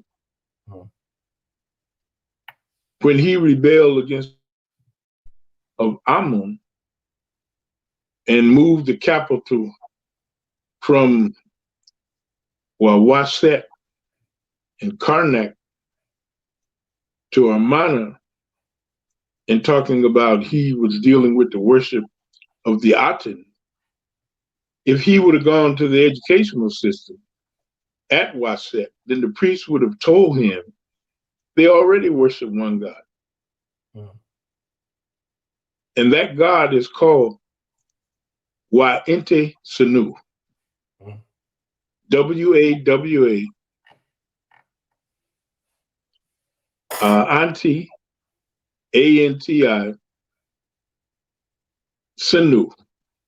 And you will never see an image of it because they didn't make an image of it. They didn't even have a name for it because that's not a name, it's a statement. You can't name the unnameable. You can't know the unknowable. So they did not have a priesthood for this God. This is the prime God of all gods, all nature. And why they doubled it to make sure you know they're talking about one. And in Medu Neter, why is a harpoon and an arm. And they wrote that twice. Ante means not. or without. It comes from the root an, which means not. Ante means without, and senu is a cardinal number that means second. So wa ente senu means the one who has no second, the one God that Akhenaten said he's trying to invent, already existed for thousands of years before he was born. So he was trying to recreate the wheel about something that already existed, which is why they tried to eradicate his name from every monument in Egypt. Because he was trying to do something that already existed. They already had one God. They had one God from time immemorial. And that was Wayente. This God has no temple. There is no temple to it because every temple that they build is its temple. It had no priesthood because how are you going to teach the mysteries of the unknowable? It doesn't even have a name. They couldn't even name it. They had a statement for it rather than a name. The one without a second, the one who is. So they like to pump this idea that about Hebrewism create monotheism and Akhenaten creating monotheism, and that's what influenced the Hebrew. Egypt had monotheism thousands of years before the 18th dynasty. So, but what they call polytheism is the breaking up of concepts that was too big for them to understand. African people do this because you cannot study these things. It's too big for you to study it holistically as a whole. You got to break it up into parts. And even after you break it up into parts and study it, after which you work on perfection because you still don't understand it in totality. You reintegrate it so you have a better understanding of it and can better approach it and better utilize these forces in your own life and solving problems. But it doesn't mean that you understand the unknowable. So to us, spirituality is not about weighing out kneecaps, sending up praises to the sky. It's about solving problems, getting answers to problems, dealing with energy, signature, which is the basis of what the Romans would call a thing spirituality or spiritual. From the root S-P-I-R, which means breath, S-P-I-R-A, which means coil, and the suffix of the word has R-I-T-U-A-L, spa ritual. You have a lot of people running around say, I'm spiritual, but if they see you practicing rituals, they say something is wrong with that. Well, if you're not practicing rituals, you can't be spiritual. Ritual is in the suffix of the word spiritual. And all that means is that if you try to ask someone to define it, they would try to use the word to define itself. Spirit, the prefix of the word deals with energy. Spar means coil. It is the origin of the word spiral. It is the origin of the concept involute, which means to spiral inward. And evolute, which means to spiral outward. This is a template for energy. Ritual means esoteric methodology. Spiritual means the esoteric method of controlling energy. That's what you learn. There are certain rituals and methodology. There are methods that you use to learn to control energy. This is why I said earlier when we talked, you cannot go into a spiritual system feeling. You have to put your feeling on hold because feeling will distract and camouflage the subtle energy that the system is trying to train you to pick up. We all feel certain types of energy. People say the hair stood up on the back of my neck. the hair stood up on my arm when such and such happened.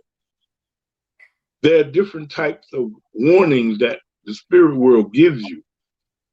Some people may hear a whistle. Some people get a feeling in their gut. You have to know how to categorize these things and what they relate to. But you can't go into a spiritual system feeling. You have to put your feeling on hold so the feeling will not distract or overpower the ability of you to sense energy. Then you go back and pick up the feeling to utilize it. Because if you can't feel, you can't be a priest. Wow. You have to be able to feel. But you can't start out feeling, because feeling will cause your perception. So powerful is it that we deified it and call it the who. The who is the nature of feeling. Powerful. It's represented on the plains of Giza by a lion body in a human head. That's the who. It's a representation of the sound of creation in another guise. Because the lion is a symbol of creation. It's a solar deity, symbol of starlight and stars. And the reason it's the symbol of creation is because its roar can be heard for 5 miles. And when it was built, it faced the heavens. It faced its counterpart in the constellation. They were face to face. But because of the precession of the equinox, they are no longer face to face. And it would take centuries in order for them to realign again. But when it was built, they were part to part.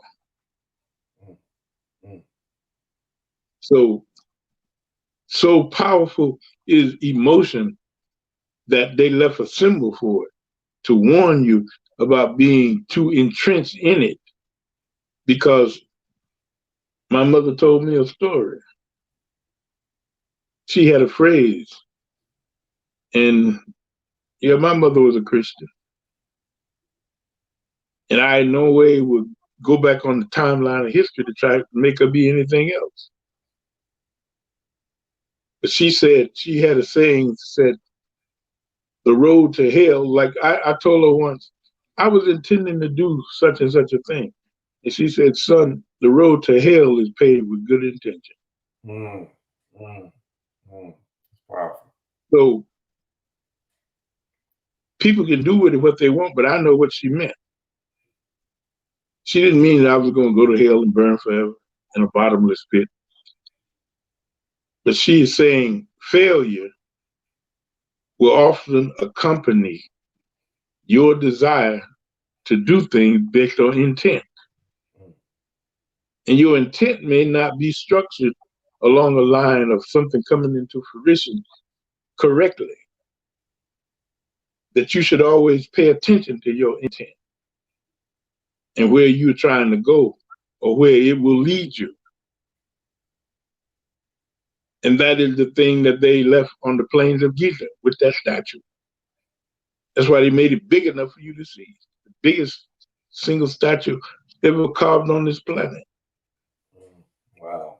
It's to show you that you should not be a victim of emotion, of feeling. But it does not mean you don't supposed to have feeling, because if you didn't supposed to have it, you wouldn't have been born with it. Correct. But it can be detrimental to you if you wallow in it, if you let it dictate you over reason. But there's a fusion that must happen between feeling. It must be mixed with reason. And either one of them alone is dangerous. Reason by itself or intellectualism is dangerous, because it can cause you to make mistakes, because you can overthink things. You can be so smart that you outsmart yourself. Because we know through years and centuries of teaching and studying that the thing that they call in the Western world intelligence, the very act of you learning a thing can be detrimental to the process of knowing. You trying to learn a thing. Well, this is what is taught in that story about Esau and Jacob in the Bible. There's nobody called Jacob because Jacob is not a Hebrew or an Avrit name. That name is Yaakov, and it means to supplant. To supplant means to deceive through an act of the intelligence. You use intelligence for deception. And that's what his mother did, Ribka. That's what they call Rebecca in English. That's what she did. She used intelligence to fool Isaac into giving Esau's birthright to Jacob. But those are not people. Those are principles that live in everyone. But in order to unite those principles, which is culminated at the ending of the story when they hugged each other and kissed, his brother kissed him on both cheeks, which is a symbol of equilibrium, or makah, of balance. What happens is that they're telling you in that story that the fusion of intelligence and emotion can never happen unless a feminine principle is involved in it. You can never have something that combines emotion and intelligence unless a feminine principle initiates. That's why his mother, people look at the mother, oh, the mother did wrong. She's evil. No, what they're telling you in symbolism is that you cannot combine the forces of intelligence and emotion unless it is initiated by the feminine principle. The feminine principle is the cohesive concrete and cement that quell and hold these forces together. That's powerful. So these things that they think are stories are not stories. They are psycho-spiritual methodology that teach psycho-spiritual technique about how to deal with the very thing you're talking about, like stress, by combining emotion with intelligence. Every system teaches that. Jung talked about it when Freud said that mental illness is the result of repressed sexual desires in the mother's womb that he called penis envy. Jung came along later, him being a student of Freud. He said that this is not true because he was dealing with the African archetypes. And he talks about the time he dreamt that he was a black monkey. He had studied things about African spirituality. He said that mental illness is not the result of repressed sexual desires in the mother's womb, as Freud said, but a failure to integrate the emotional self with the intelligence. He called this the feeling tone response. That unless you integrate the emotional self with the intellectual self, you're going to have a warped psychosis. You're going to have a warped psyche. African spirituality teaches this. It is taught in Ifa, where it talks about the Ori that comes down and the Eme that comes up from the earth that congregate at a place at the back of the neck. If these two forces are not mixed at the back of the neck, then the person has to be cleansed and the person will have a psychological problem. They talk about it in European mythology, where they call this creature a Jabberwocky, which is where George Lucas took that idea of the Wookiee in Star Wars, where they talk about it being a little hairy creature that rests on the back of your neck that causes confusion, that he's a trickster. But most spiritual systems talk about this. They talk about it in Nile Valley, where it's represented as the red and the white crown. This translates into what they taught in the Bible with Esau, whose color is red, and Yaqub, whose color is white. They're not talking about a white man or a red man. They're talking about red as a symbol of emotion and white as a symbol of intelligence. So these things have to be integrated.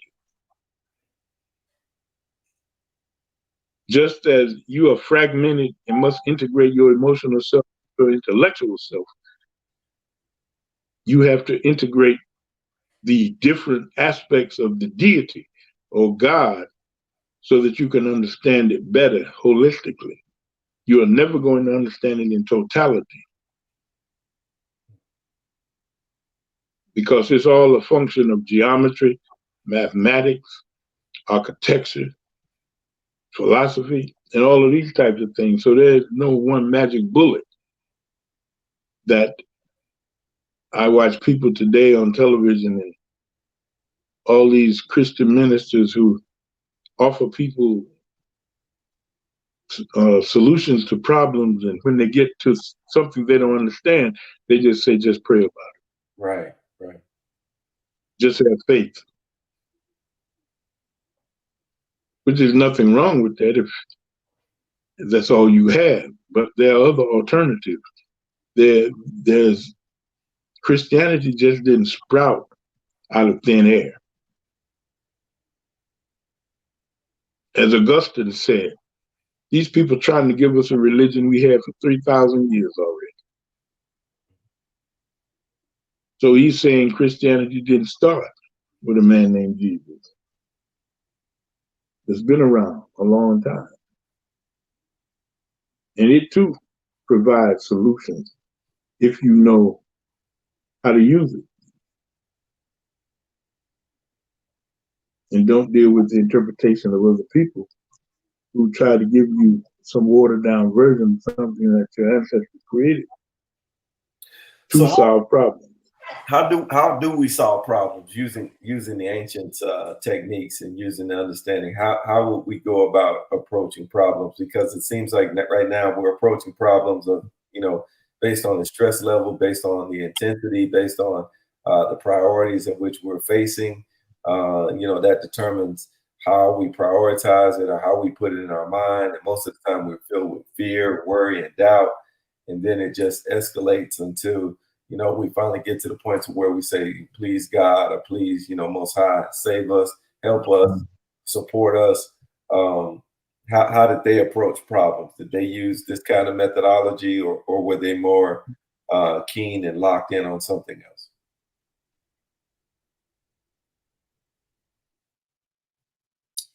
Wow, I guess that question wasn't meant to be asked, but I think if he doesn't come back next few moments, we'll call it a night. But definitely want you guys to reach out to him. If you normally people have questions and they want him to answer certain concepts and certain questions and certain things. So I'm gonna put his email out there so you can email him and definitely tap into the great things that he's doing.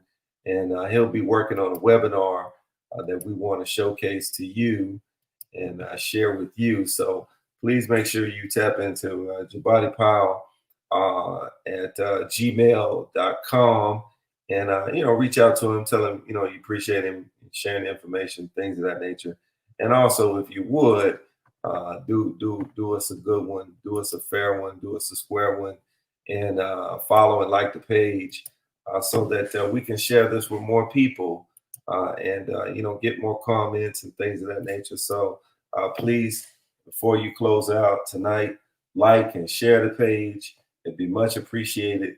And next week we got another Power Pack show for you. If you missed any part, if you missed Brother Ben, if you missed Dr. A, if you missed Jessica, if you missed Seth, anybody else, please rewind back and look at this great program that we have to share for you, because this really was a good one. And I always like to read some positive energy we got to begin to focus our minds. As I always say, we have somewhere in the area of 60 to 70,000 thoughts. Social scientists say that 87% of those thoughts are negative. Some have even purported that 90% now are negative due to the pandemic. But one of the things that we know is that 90 to 95% of the thoughts that you have today, you'll have tomorrow, because 90 to 95% of the thoughts that you had today, you had yesterday. So we need to change and transform our mind. Baba came back in, so we'll try to spend a few more moments. Hey, Baba, you can finish your thought, man. So I'm glad you came back in. We'll try to finish it out. Go ahead. Well, I was saying, when you look at religious texts, a lot of times people ask the question, why are these books so thick? Why is the Bible so thick? And actually, if you do an analogy of it, they're talking about murder or killing someone a whole number of different ways. They're talking about stealing a whole number of different ways. They're talking about adultery a whole number of different ways. They're showing you the different ways that wrongdoing or conundrum or problems can surface, but it manifests in different ways. And it's teaching you a method to deal with these particular ways. You take the book of James, for an example, or Yaqub. They anglicized it to James, but it's actually the book of Yaqub. It's actually a text that teaches you how to deal with talking too much. One of the things that it says in that particular text is that the tongue is a sacred fire. And when you look at the Medu Neter and you look at the word tongue, they use the determinative for fire at the end of the word for tongue. Wow. So somebody who wrote that had to know something about the spiritual system of the Nile Valley. So there's all kinds of things in there that relate back to Egypt. So, but it's showing you the different ways that these things can manifest, how killing could come about, wrongdoing, murder, adultery, and all of these particular types of things. It's showing you a method to deal with it, how it may approach you, and to prepare yourself for it. But many of the things that are written are not written in plain language, written in the form of a code, because the book is a code book for initiates. And it's basically a code book for men, because it's a male right. Wow. In male rights, what is deified is the female force. In a female right, what is deified is the masculine force. So when you're dealing with those particular type of things that Alvin Boyd Kuhn would say years ago, he was the American protege of Gerald Massey. He was said the difference between ancient man and modern man is that ancient man had his myth interpreted. Say that again. Say it again. That ancient man had his myth interpreted. What did he mean by that? Because modern man think the myth is what it is in reference to the way that it is presented. Just like Russell said, the map is not the territory. Powerful. So the map is a representation of the territory, but it's not the territory. And the myth, you see, in order to have a myth, you have to have a myth come from a word in Greek that comes from the Medu Neter that means two truths. You cannot have a myth with one meaning. It must at least have two meanings. It can have 100 meanings, but it cannot have less than one, or less than two, rather. It has to have at least two meanings to be a myth. But if you look up myth in Merriam-Webster's dictionary, she'll tell you that myth means lie. Myth does not mean lie, it means two truths. It means a way to veil the truth under other truths. So what they're calling a myth is a way to teach knowledge that you have to ascend through other levels to understand it. And it's much like if you, like I was telling you about that movie, Kung Fu Panda. Yeah, yeah.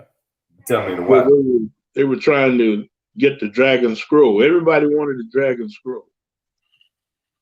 After the panda got the right to get the dragon scroll, and when it was presented to him, wasn't nothing on it. The dragon scroll was blank. So they're telling you that what you need, you already have.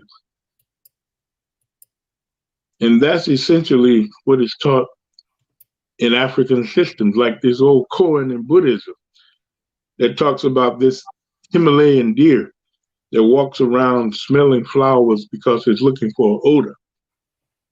And it sniffs the flowers and it spends its life looking for these flowers. But the odor that it's looking for comes from his own musk gland.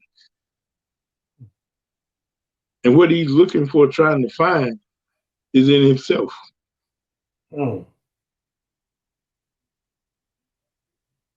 So many times things we search for, we already have.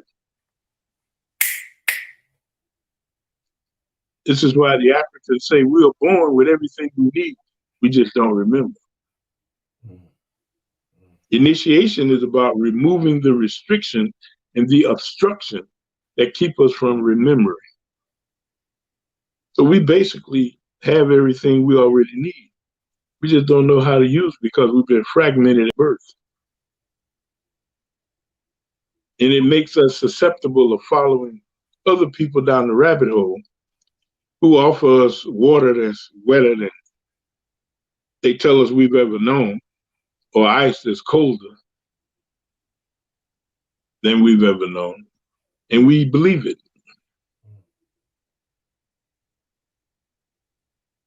Wow. So go ahead. Go ahead. No, I was just going to defer to you and say there's something you said that really hit me. You were saying how they interpreted, ancient man knew how to interpret the parables and to interpret the myth and to see the inner message.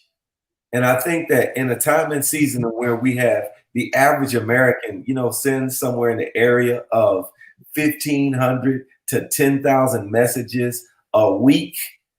And with all of the messages that we send, many of us cannot read between the lines and see the inner message and get the methodology to be able to process information so that they can tap into the higher vibration and that they don't have to succumb to their conditions, but they can manifest and transform by the renewing of their mind, the conditions in which they experience.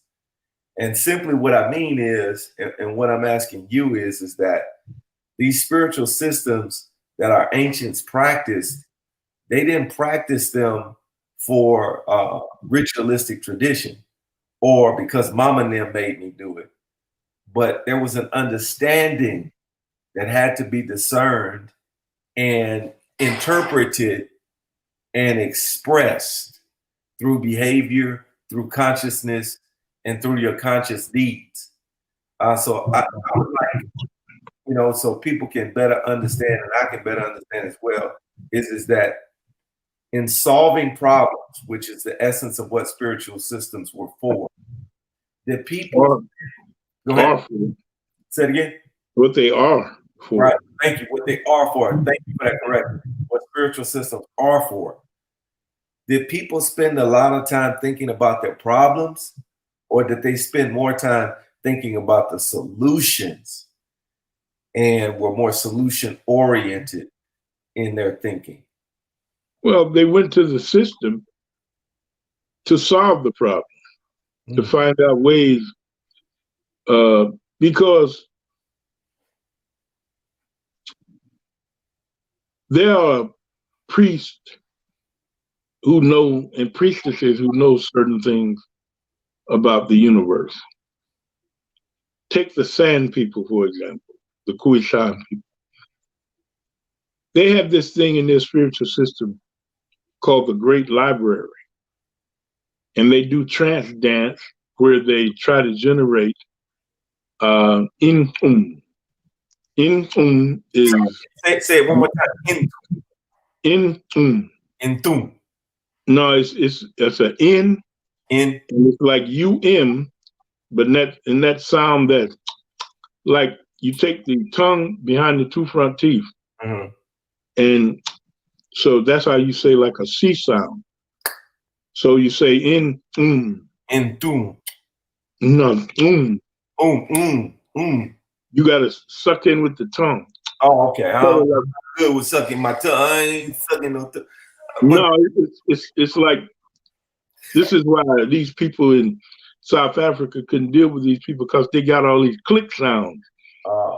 And just like if you take HXOSA, the people that Mandela belonged to, they don't know how to pronounce that, but they pronounce it closer. And that's a sound that comes from the back of your mouth, like that. So that's closer. So when they make the C sound in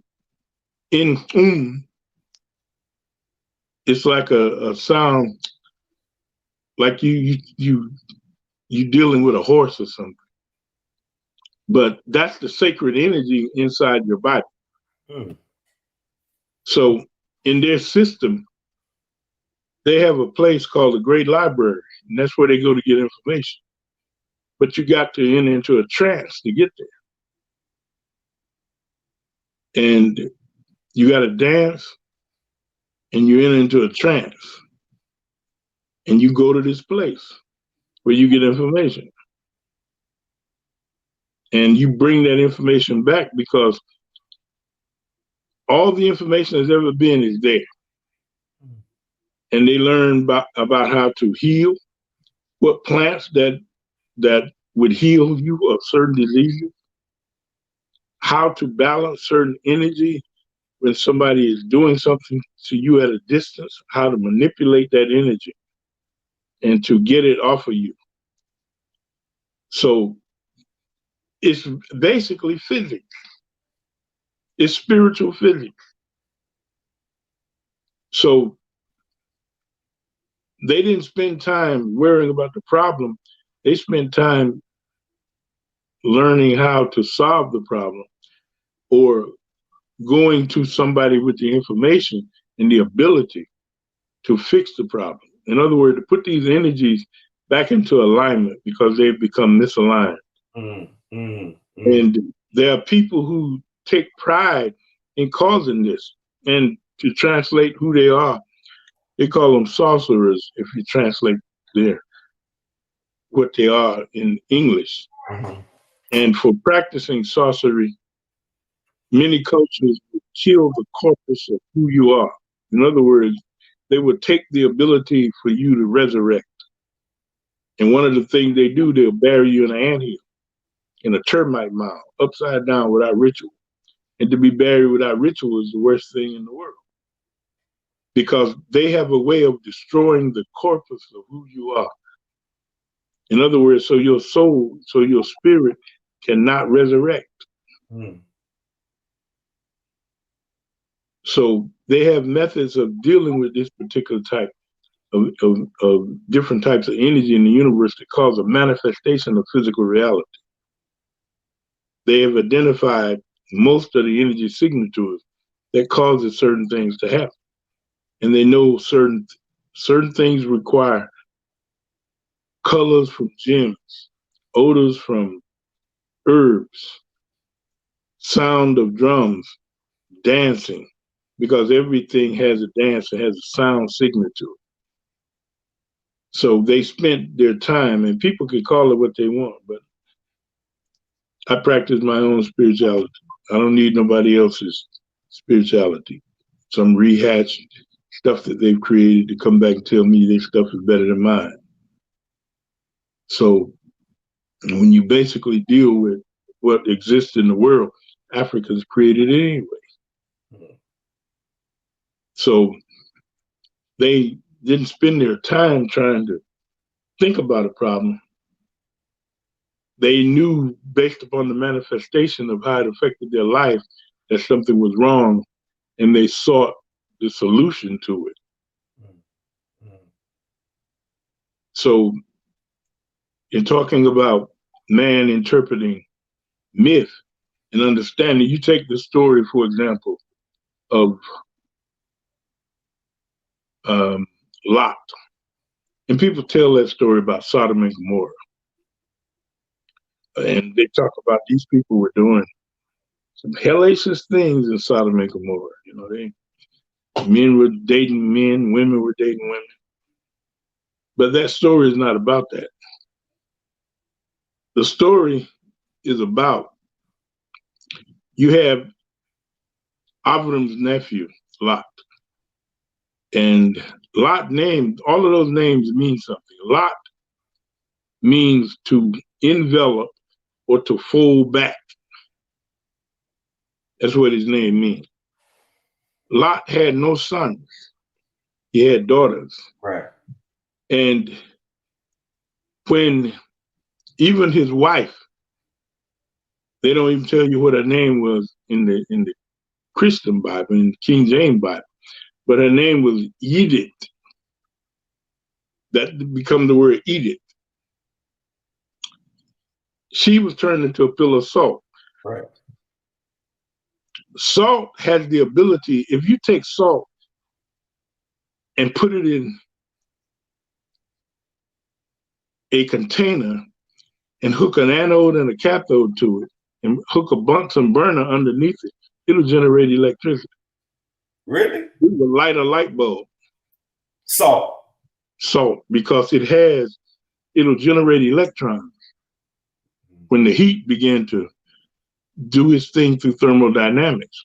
So what they're talking about with Edith, or Lot's wife, that they don't mention in the King James Bible, she was taken out of the equation because she represents energy locked up.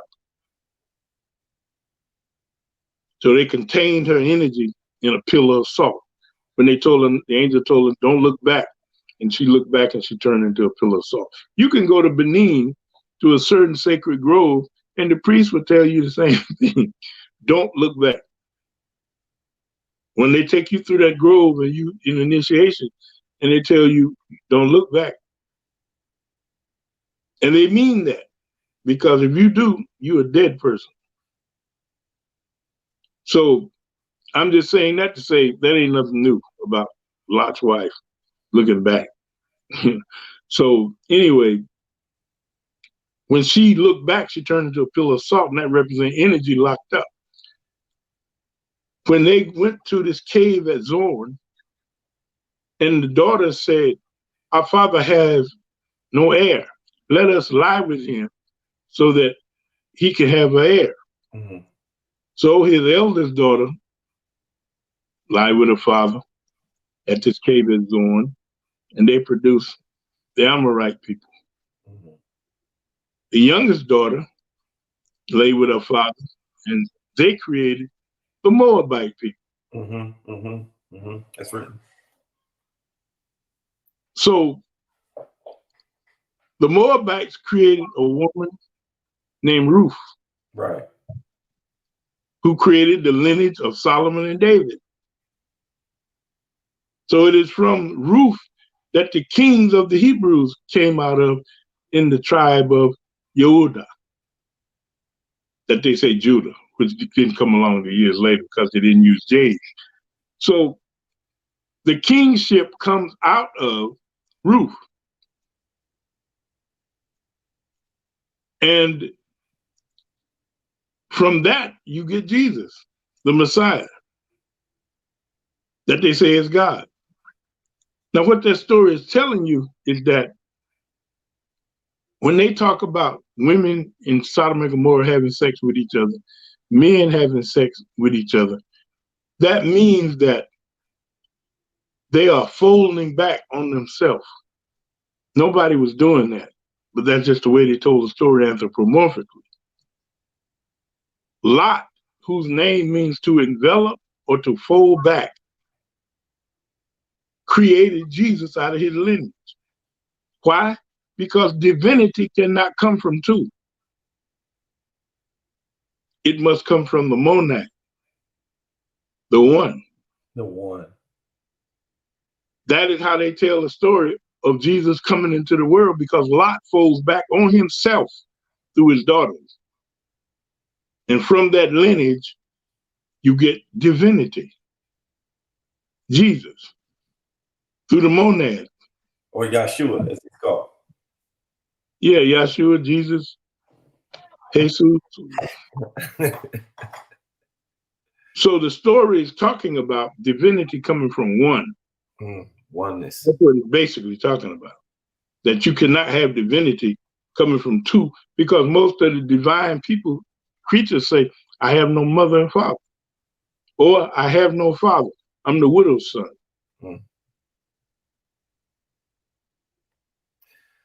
And that just goes to show you how myth is told to people but not interpreted. What about those that say that's incest? And that would mean that we have to fall back on. That's the way that they tell the story anthropomorphically. They're talking about forces but this is the way they taught in antiquity. They would use anthropomorphic things to talk about physical forces that have no form. That's deep. Probably no more somebody named Lot than there was a turtle named Lot. But it talks about concepts of divinity and how these forces manifest on the physical plane of existence. Ashe. That's powerful. That's a powerful statement. That's a powerful statement you just made. There's something that I know people probably want to know in terms of what was, in school, we all learned about the mummification, and we were all taught that was a spiritual design, that had a spiritual correlation. And, this process, this rites of passage that the body would have to endure and go through, that was to go into the afterlife as it was taught in school. Is there any truth to that? Is there any resonating factor to that? Or is that just another mythology and hogwash that they taught? In reference to what? In reference to the embalming process, the mummification process. What was all of that about? Was it as we were taught in school, or was this process different in terms of intention and the way in which it was practiced?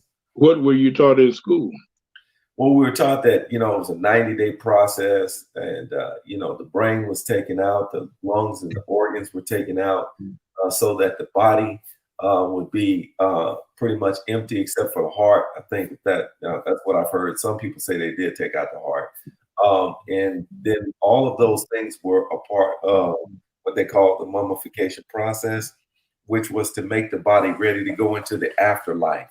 As the Europeans taught that there was an afterlife, and to be ready for that, to be prepared for that, you had to be adorned with certain items and certain trinkets and jewels, so that you would be pleasing unto the after process or afterlife, and then those things that were involved in, from what I've read, is 90 days. Some say 180, but I think it was 90 days. It's 70 days. 70 days. Okay, well, I read 90, but they would say that all of these things had to be done to get the body ready to transition into the ancestral realm. Is any of that true, or was that just... All of that is for when you go back at places like Kustau and Nakoda and places in the Sudan, Solib and other places that predates that, you find naturally preserved bodies that are in the fetal position. And when they first start mummifying, they put them in the fetal position. And then they moved to in a straight position with the arms across the chest in the pose of a saw. They did that because it was in recognition of the way that these mummies during the Sibyllian 1 and 2 period were found buried in mounds and engraved pits with precious items like pottery and different types of things. They would bury a woman on one side of a body and the man on the other side, and they would be in the fetal position. Then they moved to the straight line position, and they did that in copying the way that the body was naturally embalmed in the desert, and they developed a particular type of spiritual ritual where the cot is part of your soul, is part of the 9 parts of the self. The cot is your body. So your body is part of yourself. And that's why they preserved it. Because you got the Kava Ba, the Ib, the Kot, the Ku, the Kabit, Sahat, Sikkim, Rin, and these things had 9 parts. And they deal with certain things because the Ka and the Ba could die if you didn't do rituals to it and keep it alive. It would die. That is what we call in Bantu cosmology, the Ena. The Europeans call it a soul, but we know the soul can die. But the Ku cannot die. The Ku live forever. But your body could die, and it was preserved. And they did that in recognition of the ancient way that the body was preserved in the desert, in these pits. And they went on to organize certain things. And there are certain things about their spirituality that is sheta, secret, that Egyptologists know nothing about, because there's a group of people who live in the Nile Valley whose job it is to keep that knowledge alive. And just like pyramids and these types of things, those things serve a purpose. And nobody just built pyramids because they wanted to mess off some money. Those buildings have a function, and they have a spiritual function. So they did these things because of what they understood about the afterlife and things that you do in the afterlife. And they would keep the body alive. I mean, they would keep it preserved for those purposes, because there are certain things that it does ritualistically. It's just like Ramses' temple. Ramses' funeral temple, the king who was known as Ramses II. It took 20 years to build that temple. They only used it for 70 days. Wow. Wow. That's amazing. But go ahead. But they built it for the ritualization of his spiritual self, his Ka and his Ba. Because he's a king, and that made him a celestial. He's a Sutan, a Nisubiti, which made him a celestial being, which is why those pyramids were aligned. They had shafts aligned to Orion and Sirius, because it goes back into ancient Bantu cosmology in the Congo about things that would come down from the Congo into Egypt. So they basically are practicing Congolese cosmology about being tied to a star. And many people teach that. because they teach that the essence of the being, starlight. So they would keep these things preserved for ritual purposes for ancestors who would live after them, who could access and go to the funerary temple to take offerings. And that's actually what the word Hotep means. People use it and say, hey, Hotep, Hotep. Hotep is actually a greeting for the dead. Really? Yeah, the offering table is called Hotep in the funerary temple of the deceased.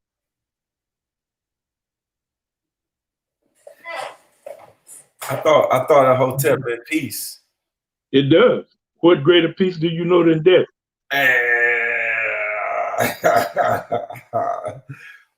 Peace. Wow, Hotep. Wow. Man, that's heavy. That's heavy. So, so we use these words even today, and they're still resonating, connecting back to, the ancient times, and the etymology of those words have great significance.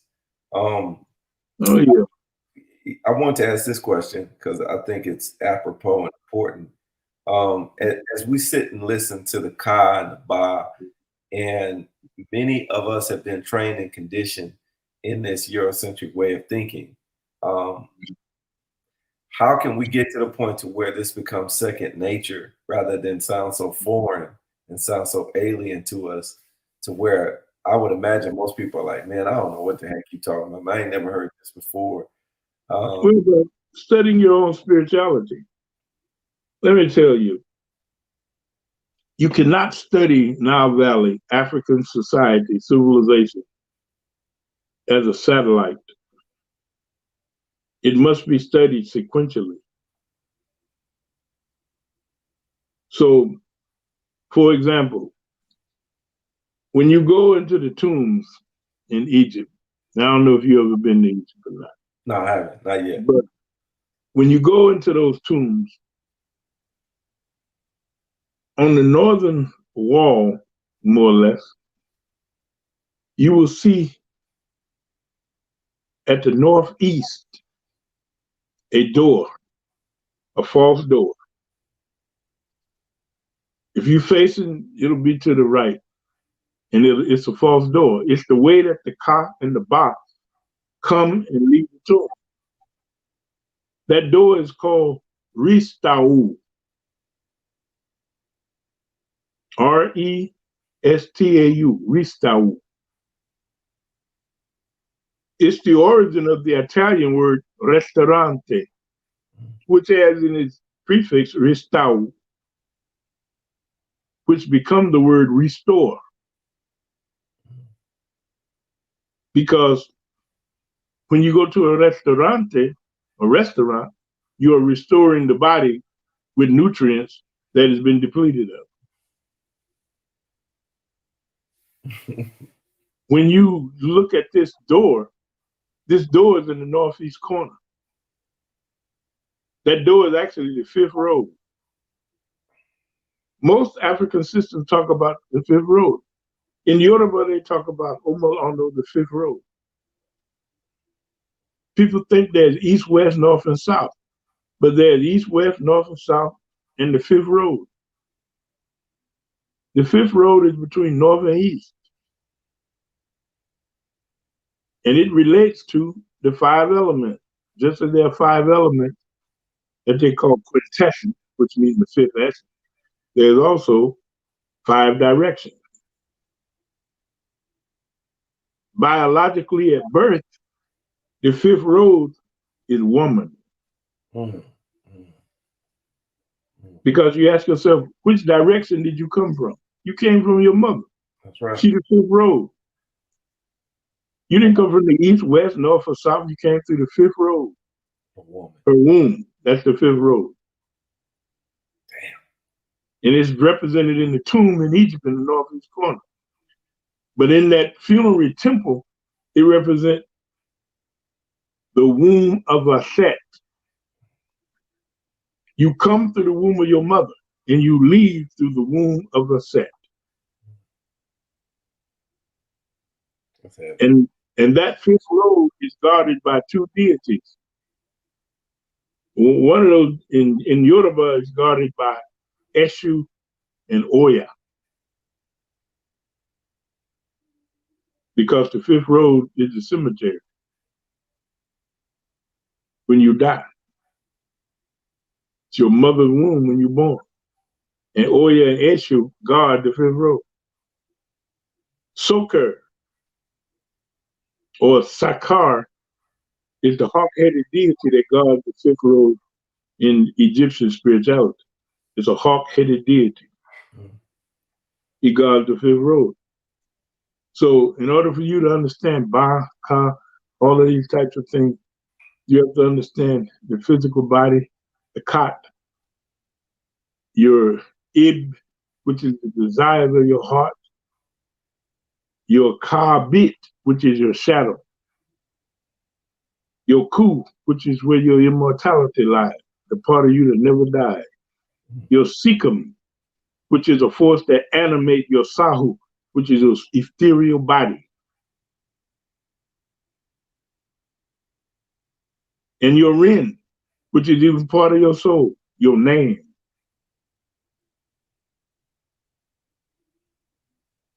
So just as your name is part of your soul, so is your Kat, your body.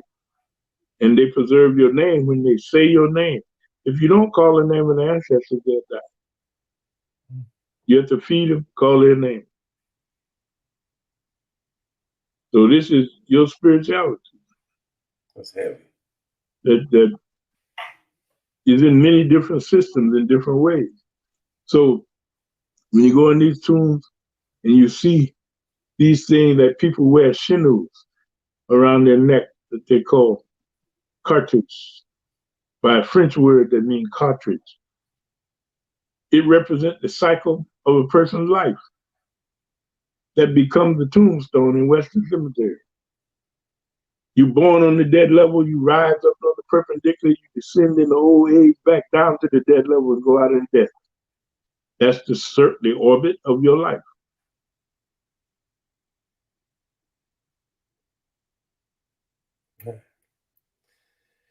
It's heavy, man. I did want to ask this question because I think it's important. You know, I haven't seen you wear the star in a while, so I definitely, you know, I know many people are thinking, you know, you're Hebrew or you're Jewish. They don't know the history and the origin and the connection to the star or the pentagram. It's a pentagram, right?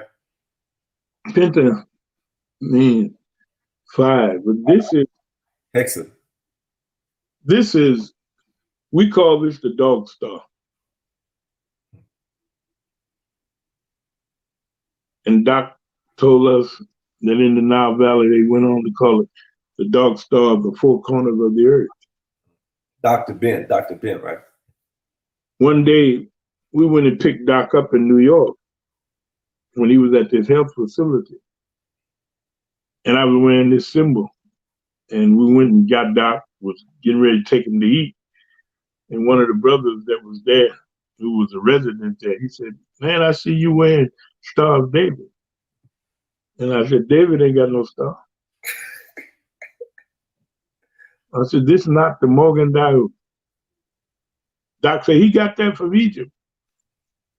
He said, "You been to Egypt?" Doc said, "All of them been to Egypt." I said, "This is our master teacher right here." I said, "Do you even know who this is? I'm pushing in the wheelchair." And it's a shame that people are around such a great scholar as Doc and never even knew who he was.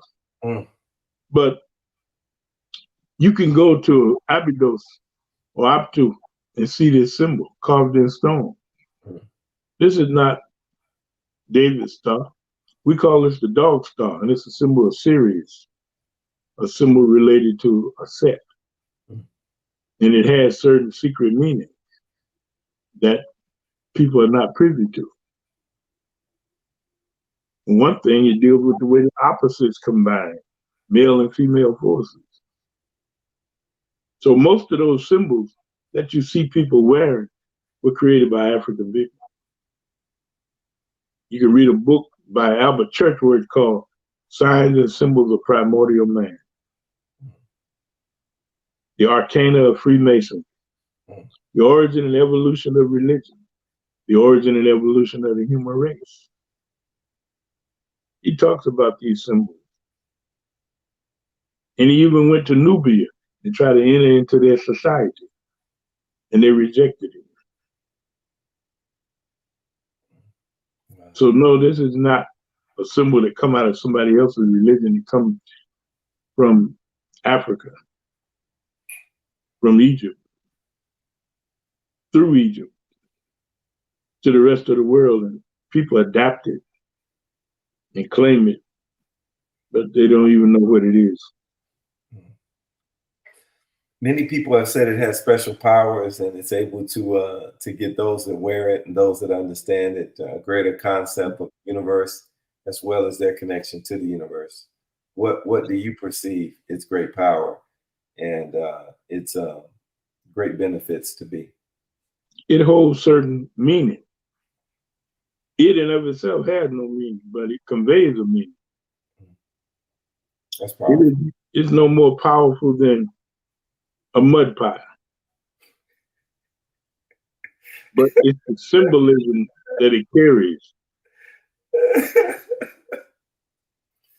Oh, God. It carries meaning through its symbolism.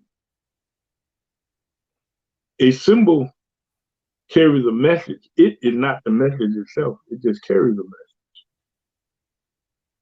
But in African spirituality, a symbol can be a powerful thing because it's not really just a representation of a thing. It is that thing. There's certain fixations you can have in your mind where it could replace going to a place. So it's like having a mobile place with you. And the meaning of that place transfers through that symbolism. So when you look at the word symbol, S-Y-M, comes from a Greek word, S-Y-N-N. It means together with. That's the word they translate as sin in the Bible, in Greek and Latin. It means together with. Bol, B-O-L, the suffix of the word comes from the word bolos, which means it's the origin of the word ball. But in Greek, bolein, it means to throw. The word symbol means thrown together with. What it does, you can go into a place and not even speak the language, but they see you wearing a symbol. It throws you and those people together because they recognize the symbol.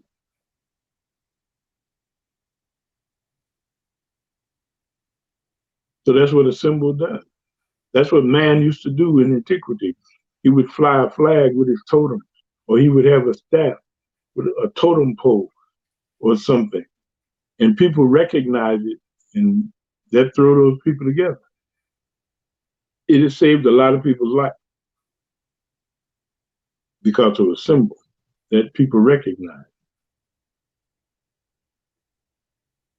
Man. So the symbol carries a meaning to those who can read what it says. Yeah. Which is why we use symbols. Definitely. It's a way for people to know one another, even though they may not speak the same language. That's powerful. That's powerful. Man, I want to ask this question. If anybody else has any questions, please type them in the chat. We know you're watching. And share this. Facebook be hating. They don't want us to get this information out. But one of the things I want to ask you, in terms of symbols, and staying along the lines of solutions, because we've been really focusing on spiritual solutions. Do you think that sometimes our people get caught up in the symbolism or the symbology or, the mythology, so to speak, rather than finding out that which is within? And the reason why I ask that is because a lot of times we look for topical answers or we look for shallow anecdotal processes rather than digging deep and getting to the root of the issue.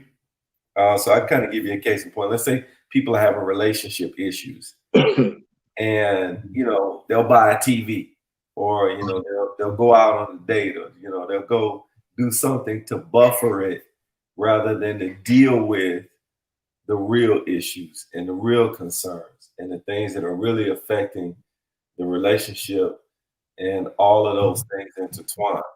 So I guess what I'm simply saying, or asking, I should say, is how can we get to the methodology that the ancients had in really dealing with their issues and really seeking out those spiritual solutions so that they can resolve the problem rather than just put a Band-Aid on the problem and eventually have to deal with it 2 times or 10 times worse because they did not address the real issue and provide a suitable and feasible solution.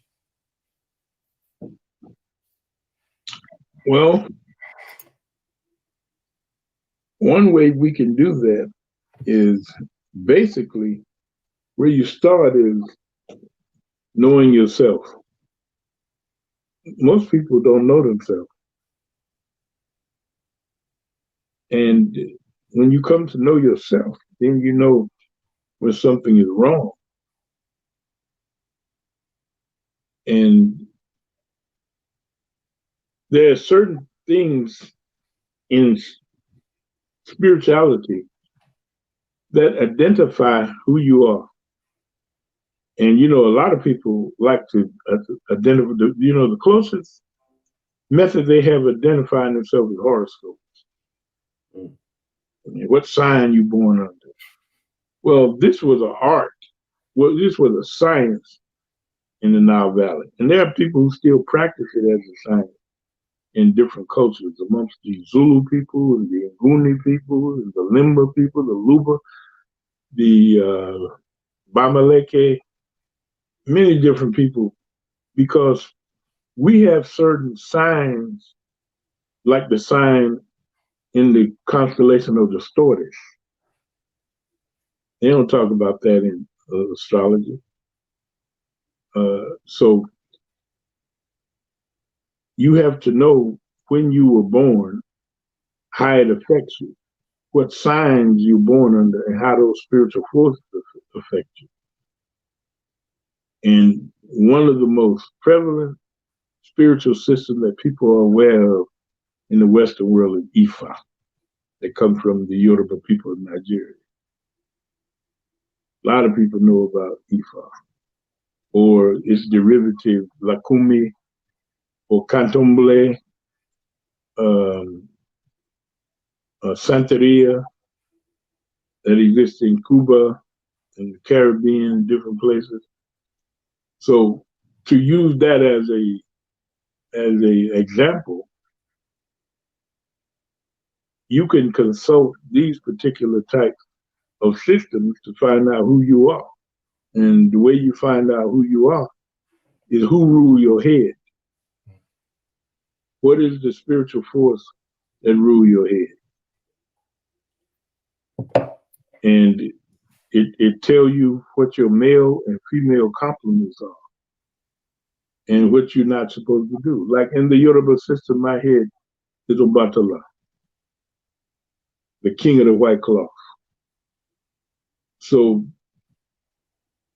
a lot of times in Ifa, if you don't know what your head is, they'll assign Obatala to you, because Obatala created all the Orisha. And he's all the Orisha.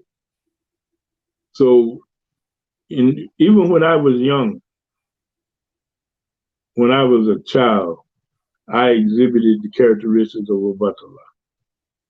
Obatala don't like to get dirty. He don't want to soil his white clothes. So I didn't play in dirt, like, children go make mud pies and all that stuff. It wasn't me. I didn't like to get dirty, dusty and dirty and nasty. So that's one of the ways of knowing who you are. And you don't have to go through the Yoruba system and many systems. You could go through Ewe, Afa in Benin, or Toga, or the Akan systems in Ghana. But the important thing is to find out initially who you are, what your head is. Then you know what you're not supposed to do, what you should do, what you're not supposed to. Because there are certain taboos and restrictions based upon who ruled your head when you were born. That's how you come to know yourself. So most people, I had a brother once, friend of mine, where he's actually Dr. Ben's great nephew. He liked to wear black all the time. And his grandmother was an Obi woman in the Caribbean. And she was a priestess. And she used to try to tell him, but he wouldn't listen. So every time I see him, he wearing black. And I said, man, why are you wearing black? That don't resonate with your head. So I said, go to this sister right here. I gave him the sister number in California. Go to this sister. Let her read your head. Came back. He Shango. So he called his grandmother and told her, and she died laughing. She said, boy, I've been trying to tell you for years. So he wearing something that don't resonate with his head because he asking for trouble. So a lot of people walking around doing things that don't resonate with the energy signature of their body, of their head, of what's up here. They're doing the wrong thing. Drinking when they should be, alcohol's taboo to them, wearing certain colors that don't resonate with them, eating certain food that don't resonate with them. And then they wonder why they got problems. Well, that's all part of knowing who you are, is knowing who rule your head. Wow, that's powerful. That's powerful. So who rule your head? You have to comply with the rules that govern these particular forces in nature. And you have to give these forces what they need. There are certain things that you offer to them because the vibration of these things is what resonate with them. And you give them those things that resonate with them. But one of the most powerful things that will help you is to deal with your ancestors.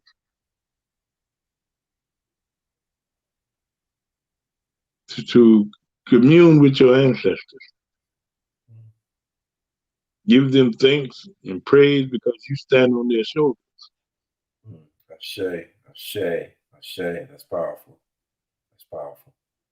So that's all part of knowing who you are. I want to say this, and I definitely want people to type in the comments. Thank you to Baba for staying up this late and giving us this information. And you said this on numerous occasions because I think it's so important for us to tap into before we transition. Is that we have to understand that our ancestors, just like it showed in Black Panther, and that was just a small microcosm.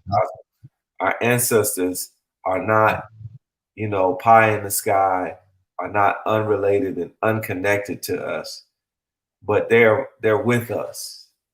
And I don't want to sound spooky. I don't want to scare nobody, but I think that we do need to be awakened to the power that our ancestors possess. And I really want folk to lean on their ancestors more, because I know we say it and I know we do libations, and I definitely love to hear your thoughts on libations too, because people really have to understand that we don't have to do libations just when we have an event. We can do libations on our own. But I really want to leave in the minds of those that are listening, because we want to be solution oriented. And we know they've got a lot of information over the course of tonight. And please follow and like this platform, please, and share it, because Facebook be hating.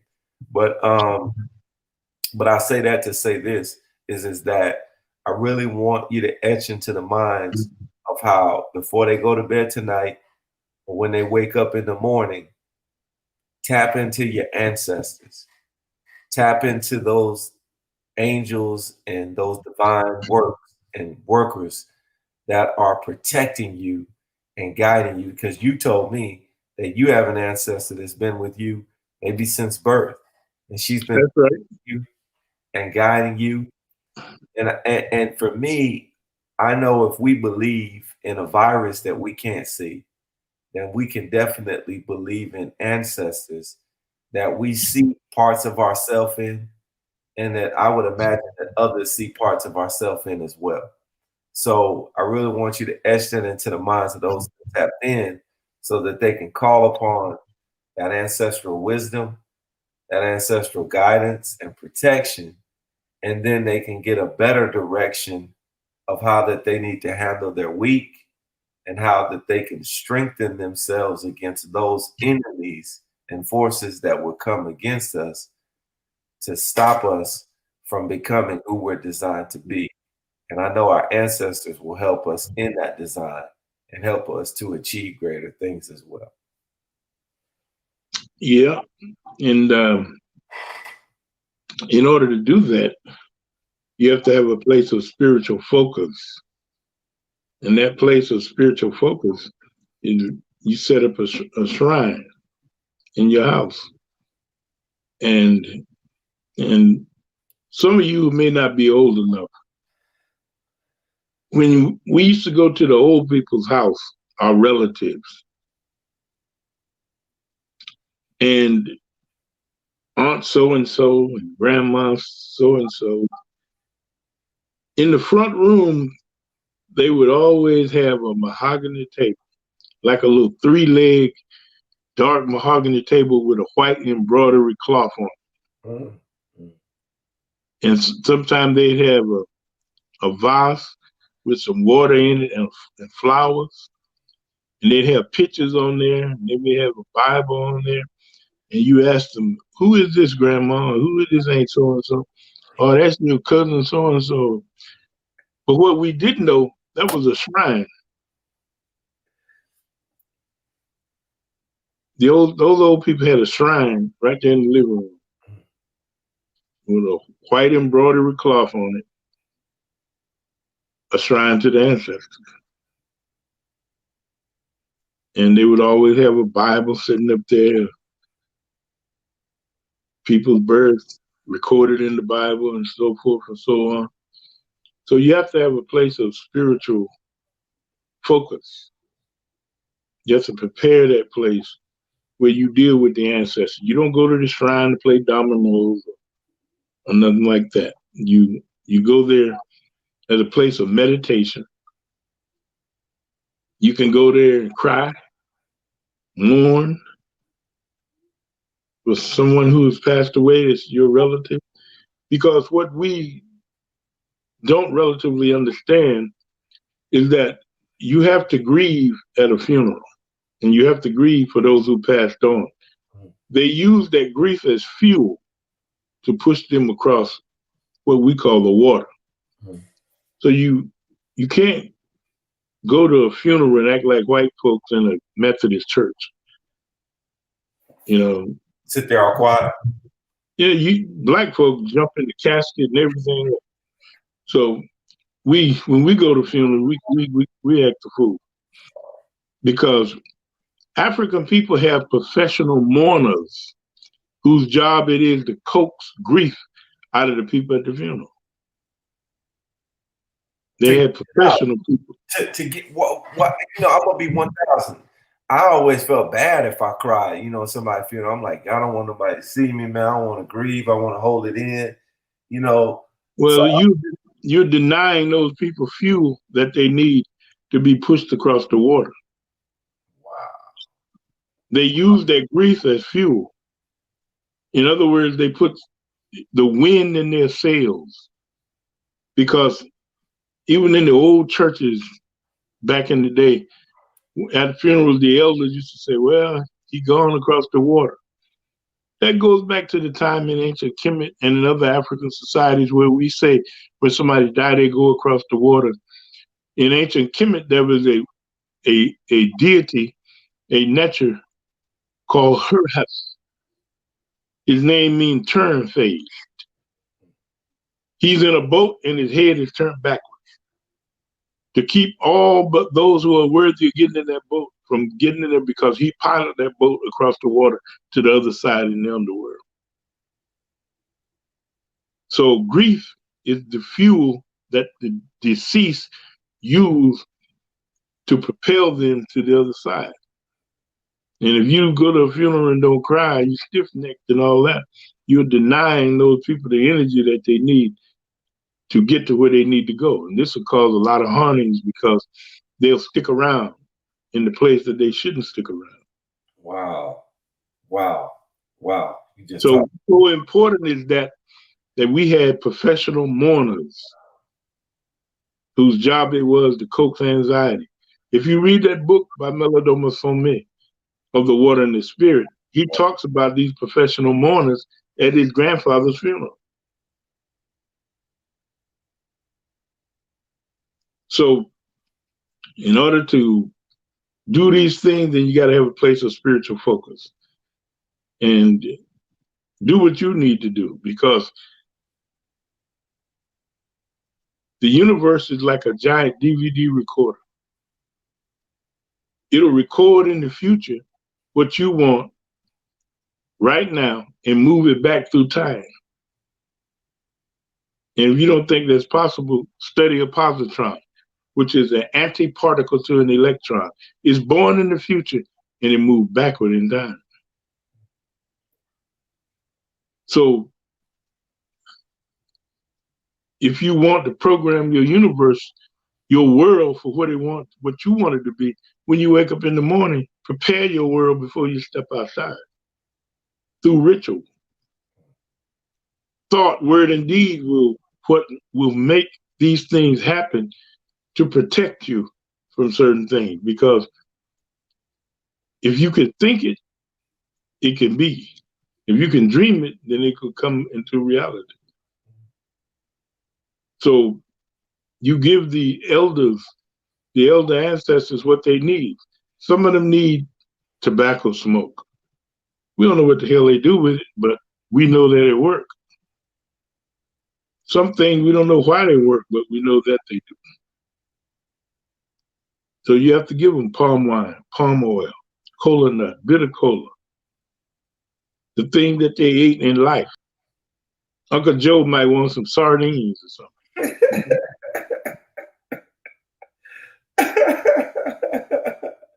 But they'll tell you. That's real.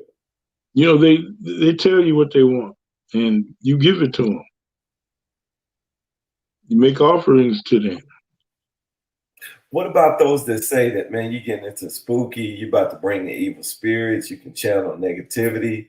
You know, what about those that say, hey, man, you're working in the occult? That's dangerous work. You know, you're playing with fire. Well, all occult mean is hidden. It's related to the word occipital, back of your head. You don't have eyes in the back of your head. So occult means something that is beyond your sight. So you asked me about that question. I'll tell you a joke about this black dude. He went to the graveyard and he took some flowers to his ancestors. And he was sitting there praying, his hands all clapped, and Chinese guy showed up to his relative's grave and he put some rice cakes on the grave. Mm-hmm. So he looked at the black man and started laughing. When you think they're gonna come up and smell them flowers? The brother said, the same time yours gonna come up and eat them rice cakes. So people do certain things, but they think what they do is better than what somebody else is doing. So do what you do. You will be the better for it because your ancestors will take care of you. They're not dead. They just in another realm. Man, that's powerful. That's powerful. That's powerful.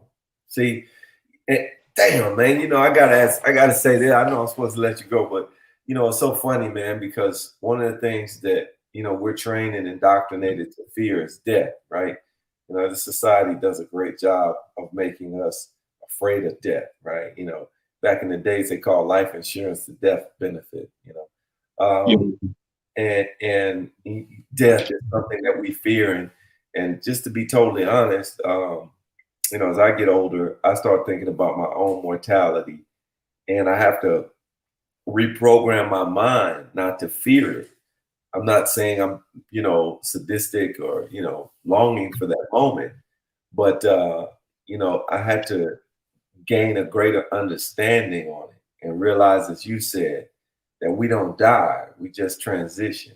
We go to a different realm. And I think the film Black Panther did a decent job of, a good job of explaining on some certain levels that.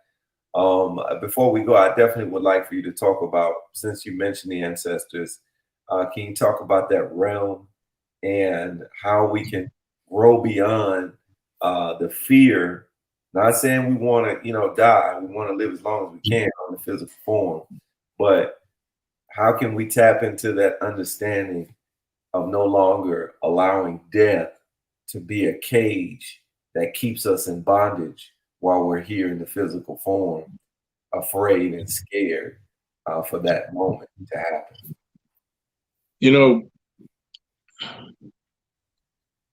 One thing you can do is embrace a spiritual system, a functional spiritual system. I don't mean something somebody made up yesterday, but a system that's unbroken, goes back into the remotest antiquity, and has a lineage. When you get initiated into certain things, you do what we call die the little death.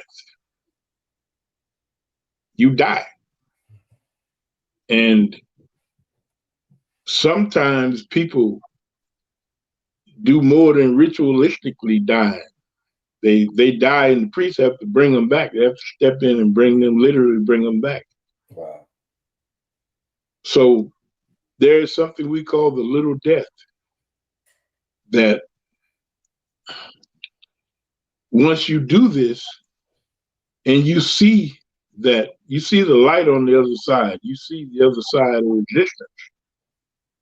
So you have no reason to fear. Fear is antithesis to spirituality. Mm. Every level that you go up in initiation, you conquer a certain type of fear. Mm. So you can't operate on this realm in fear, on the spiritual realm in fear, I'm talking about. You have to eradicate the fear, because fear is antithesis to spirituality. You have to have, the only antidote to fear is courage. Mm. And you have to develop the courage to be able to go forward. And you have to trust your teachers that they are going to protect you and give you what you need. So when you go through certain initiations, you see death, and you are taken to a place that you can't stay, that you have to come back, because it'll kill you. Your body not made for that place. Mm. But you are given a glimpse of what is possible. And once you come back, then you don't have a reason to fear death, because you know it's just a doorway to another side that you have to go through to get to the other side. Matter of fact, the word for death in the Medu Neter is mother, Mut. And it forms the root of all words in Romantic languages, mortality and all of those types of things. come from that Medu Neter word. So when they talk about death, they talk about mut. And they say when there is a birth in the physical world, the spirit world experiences death. When there is death in this world, the spirit world experiences a birth. So if you have fear, conquer the fear, take the oath of certain spiritual system, and I don't mean as a devotee, because there are things for devotees, there are things for priests. Once you get initiated, then you see the other side, and you have no reason to fear. Most people fear because they've been taught things by Westerners who don't know anything about that. You know, I used to watch these shows on History Channel. These people come in, they go in these old haunted houses with all kind of electronic equipment and say, Bob, are you there? If you're there, manifest yourself, knock something off the wall. Well, these people are not trained to deal with those type of forces.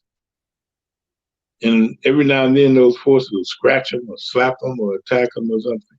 And they don't know what to do. The only thing they want to do is call a Catholic priest, sprinkle some water. African peoples are masters at dealing with these types of things. They know what to do, what rituals to do, to appease these particular things and move them on to where they need to go. So you want to solve that problem? Seek out a spiritual system and walk the spiritual path. Walk that path. And then you have no reason to fear. And you'll be able to access the ancestors. They'll benefit you as mine has benefited me. If there was one thing you could say to your ancestors that would maybe be something that we could incorporate and say to ours, what would you say? So in the morning or right before I go to bed, you know, what is a great phrase or a great expression you can use and utilize to say to your ancestors to engage them and also to activate energy to be able to use and utilize the information that they have to share? Well, there's many things, and I usually do an ancestral ritual where you set up the area, you do a ritual to the ancestors every morning, you give them what they need, and you acknowledge to them that you are armed with the spear of knowledge and that you are protected by the shield of your ancestors. And you give praise to the particular deities that protect you to do certain things. You prepare the area with certain prayers that you say before you speak to anyone in the morning. So when you wake up in the morning, do your ritual before you talk to anybody. And you make your offering, you pour water to the 4 directions and the 5th road. You pour that libation because you are freshening the water.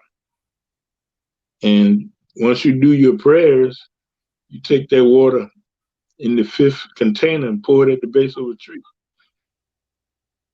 And then you have to cleanse. And that's a technology. You see, if you take the ewe, the herbs, and speak onto the herb, the incense, you are putting your energy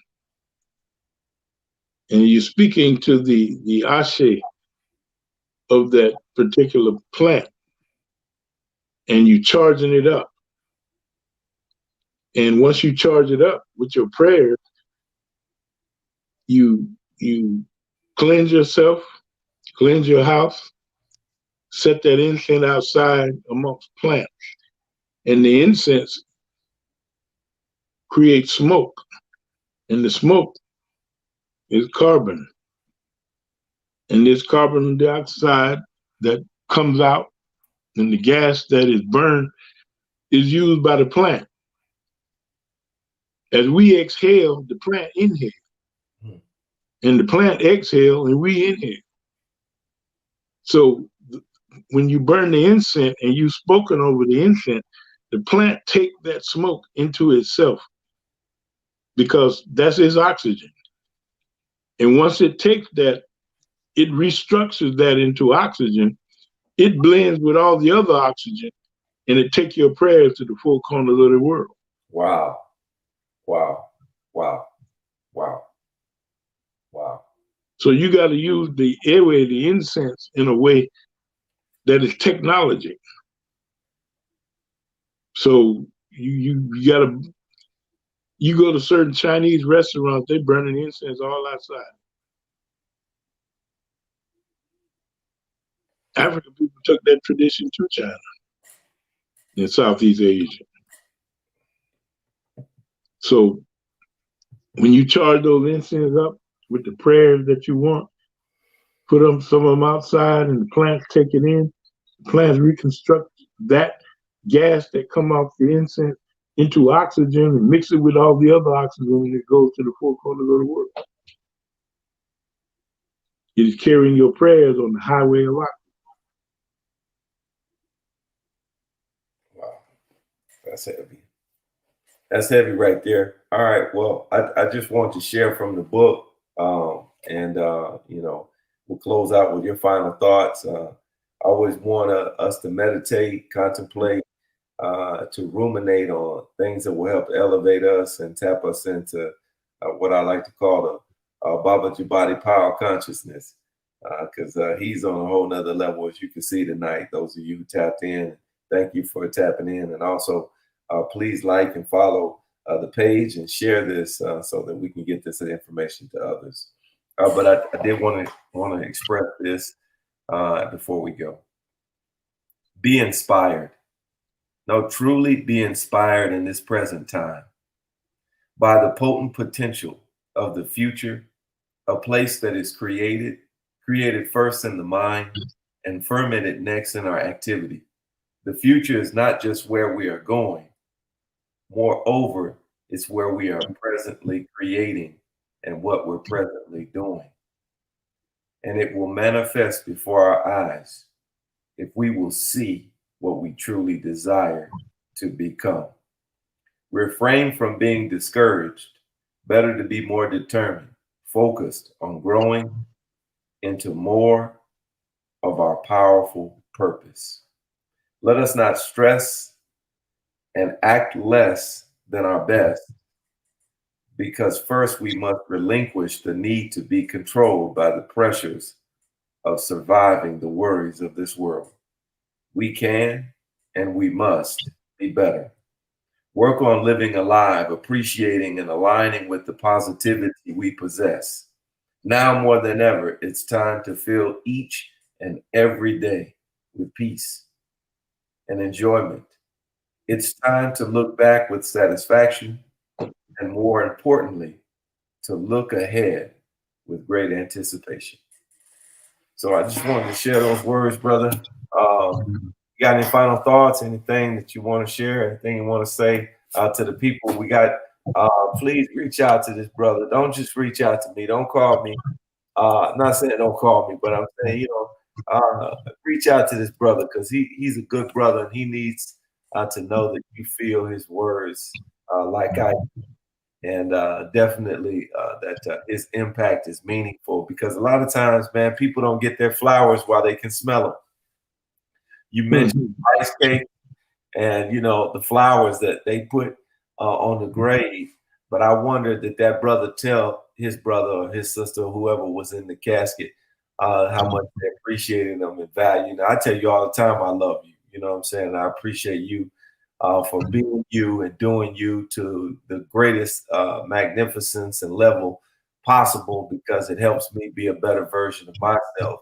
and also helps me to grow and hopefully one day to be as close of an example as you are, which I don't know if it's possible, but that's it's possible. Oh man, you're on it, brother. You're on it so much. So I just want, and I'm happy that folk are tapping in, and I thank you, brother Rick, and thank you, sister Sharon, and definitely they really enjoyed it. And my dear brother Kaz, man, he's awesome. He does a great job in the community, and brother Brown, and just a lot of other people really appreciate what you're saying and what you're doing and how you're conveying this information. So I just want to take these moments just to say thank you, because in this crazy time that we're in, it's just beautiful to get this kind of love and this expression of wisdom that you share. And man, we go through so much to get this thing, started, from all the technical difficulties to having conversations through the week, talking about what we're going to talk about. And right. Hey man, when I see people say, this is their first time seeing this, and they hope to see it again, and they really enjoyed it, and it's just amazing to see how many people have been touched by what we're doing and how we're doing it, and that's really a credit to you and right. Yeah. Well, I do what I can do, my brother. Oh man, you do more than that, man. It's amazing. It's stellar. It's astounding. I just want to salute you and the divine and the divinity working in and of and through you to help us elevate and become a better vessel of light as well. So definitely much love. You got any final thoughts, anything you want to say to the people? And definitely, hopefully they reach out to you so that they can get more information. Well, just that I'm sorry we had technical difficulties, but I hope we got through it and was able to convey some relevant information. So if we did that, then we did our best. Oh yeah. I mean, if you thought it was relevant, if you thought this was valuable information, please just put a thumbs up in the chat, or you can put a fist up, and definitely we're working on a webinar to showcase and share with you some information that you probably have never seen, heard, or thought could possibly be put in that kind of experience. But we promise, and I know Baba, he's on it. He's it's crazy how much information he has. But this is really going to change and transform your mind, and it's going to help you better understand how to use and utilize your time and add value to your experience. So definitely let people know that that's going to happen, and they need to be on the lookout for that. Sounds like a winner. Sound like a winner, man. I appreciate you. Love you. And I love you too. Yes, sir. Peace and blessings. And as we close out, we always want to say, please follow, like the page. And there are some amazing people doing some amazing things. Please make sure that you reach out to Ray Hightower. He has a great program, Men's Talk, Sister Neef, and Atum Rob, Melanated Illuminated. I know that there's some amazing entities out there, whether it be on Facebook, Instagram, or just on the net in general. And what I'm asking, what I'm pleading, what I'm Johnny Gill and Keep Sweating is that you'll reach out to them, watch their platforms, support their platforms, so that we can continue to elevate consciousness and raise our vibration, because that's key and that's essential. Next week, we're going to be sharing some information that's going to blow your mind. So we definitely want you to take care of yourself, love on yourself, and invest in yourself so that you can be the best version of yourself. Because I really firmly believe that we are the ones that we're waiting for, and there's no more time to wait or waste. And you are the most phenomenal phenomenality that's ever existed. And you should treat yourself that way and realize today that you're the most fascinating entity that's ever existed. And if you embrace yourself that way, not narcissistically, but humbly and genuinely, you'll find an authenticity in yourself and a greatness in yourself that will help you value yourself, so that when you come around those energy vampires, when you come around those users, when you come around those abusers, you'll be able to discern it, and you'll see how to navigate through it, so that you don't become of it or succumb to it. So we love you, and there's nothing you can do about it other than loving on somebody with the love that will help you tap into the ancestral realm and the divine divinity that exists within you, so you can rise above all the chaos and confusion. Please make sure you tap into this show. It's a really powerful one.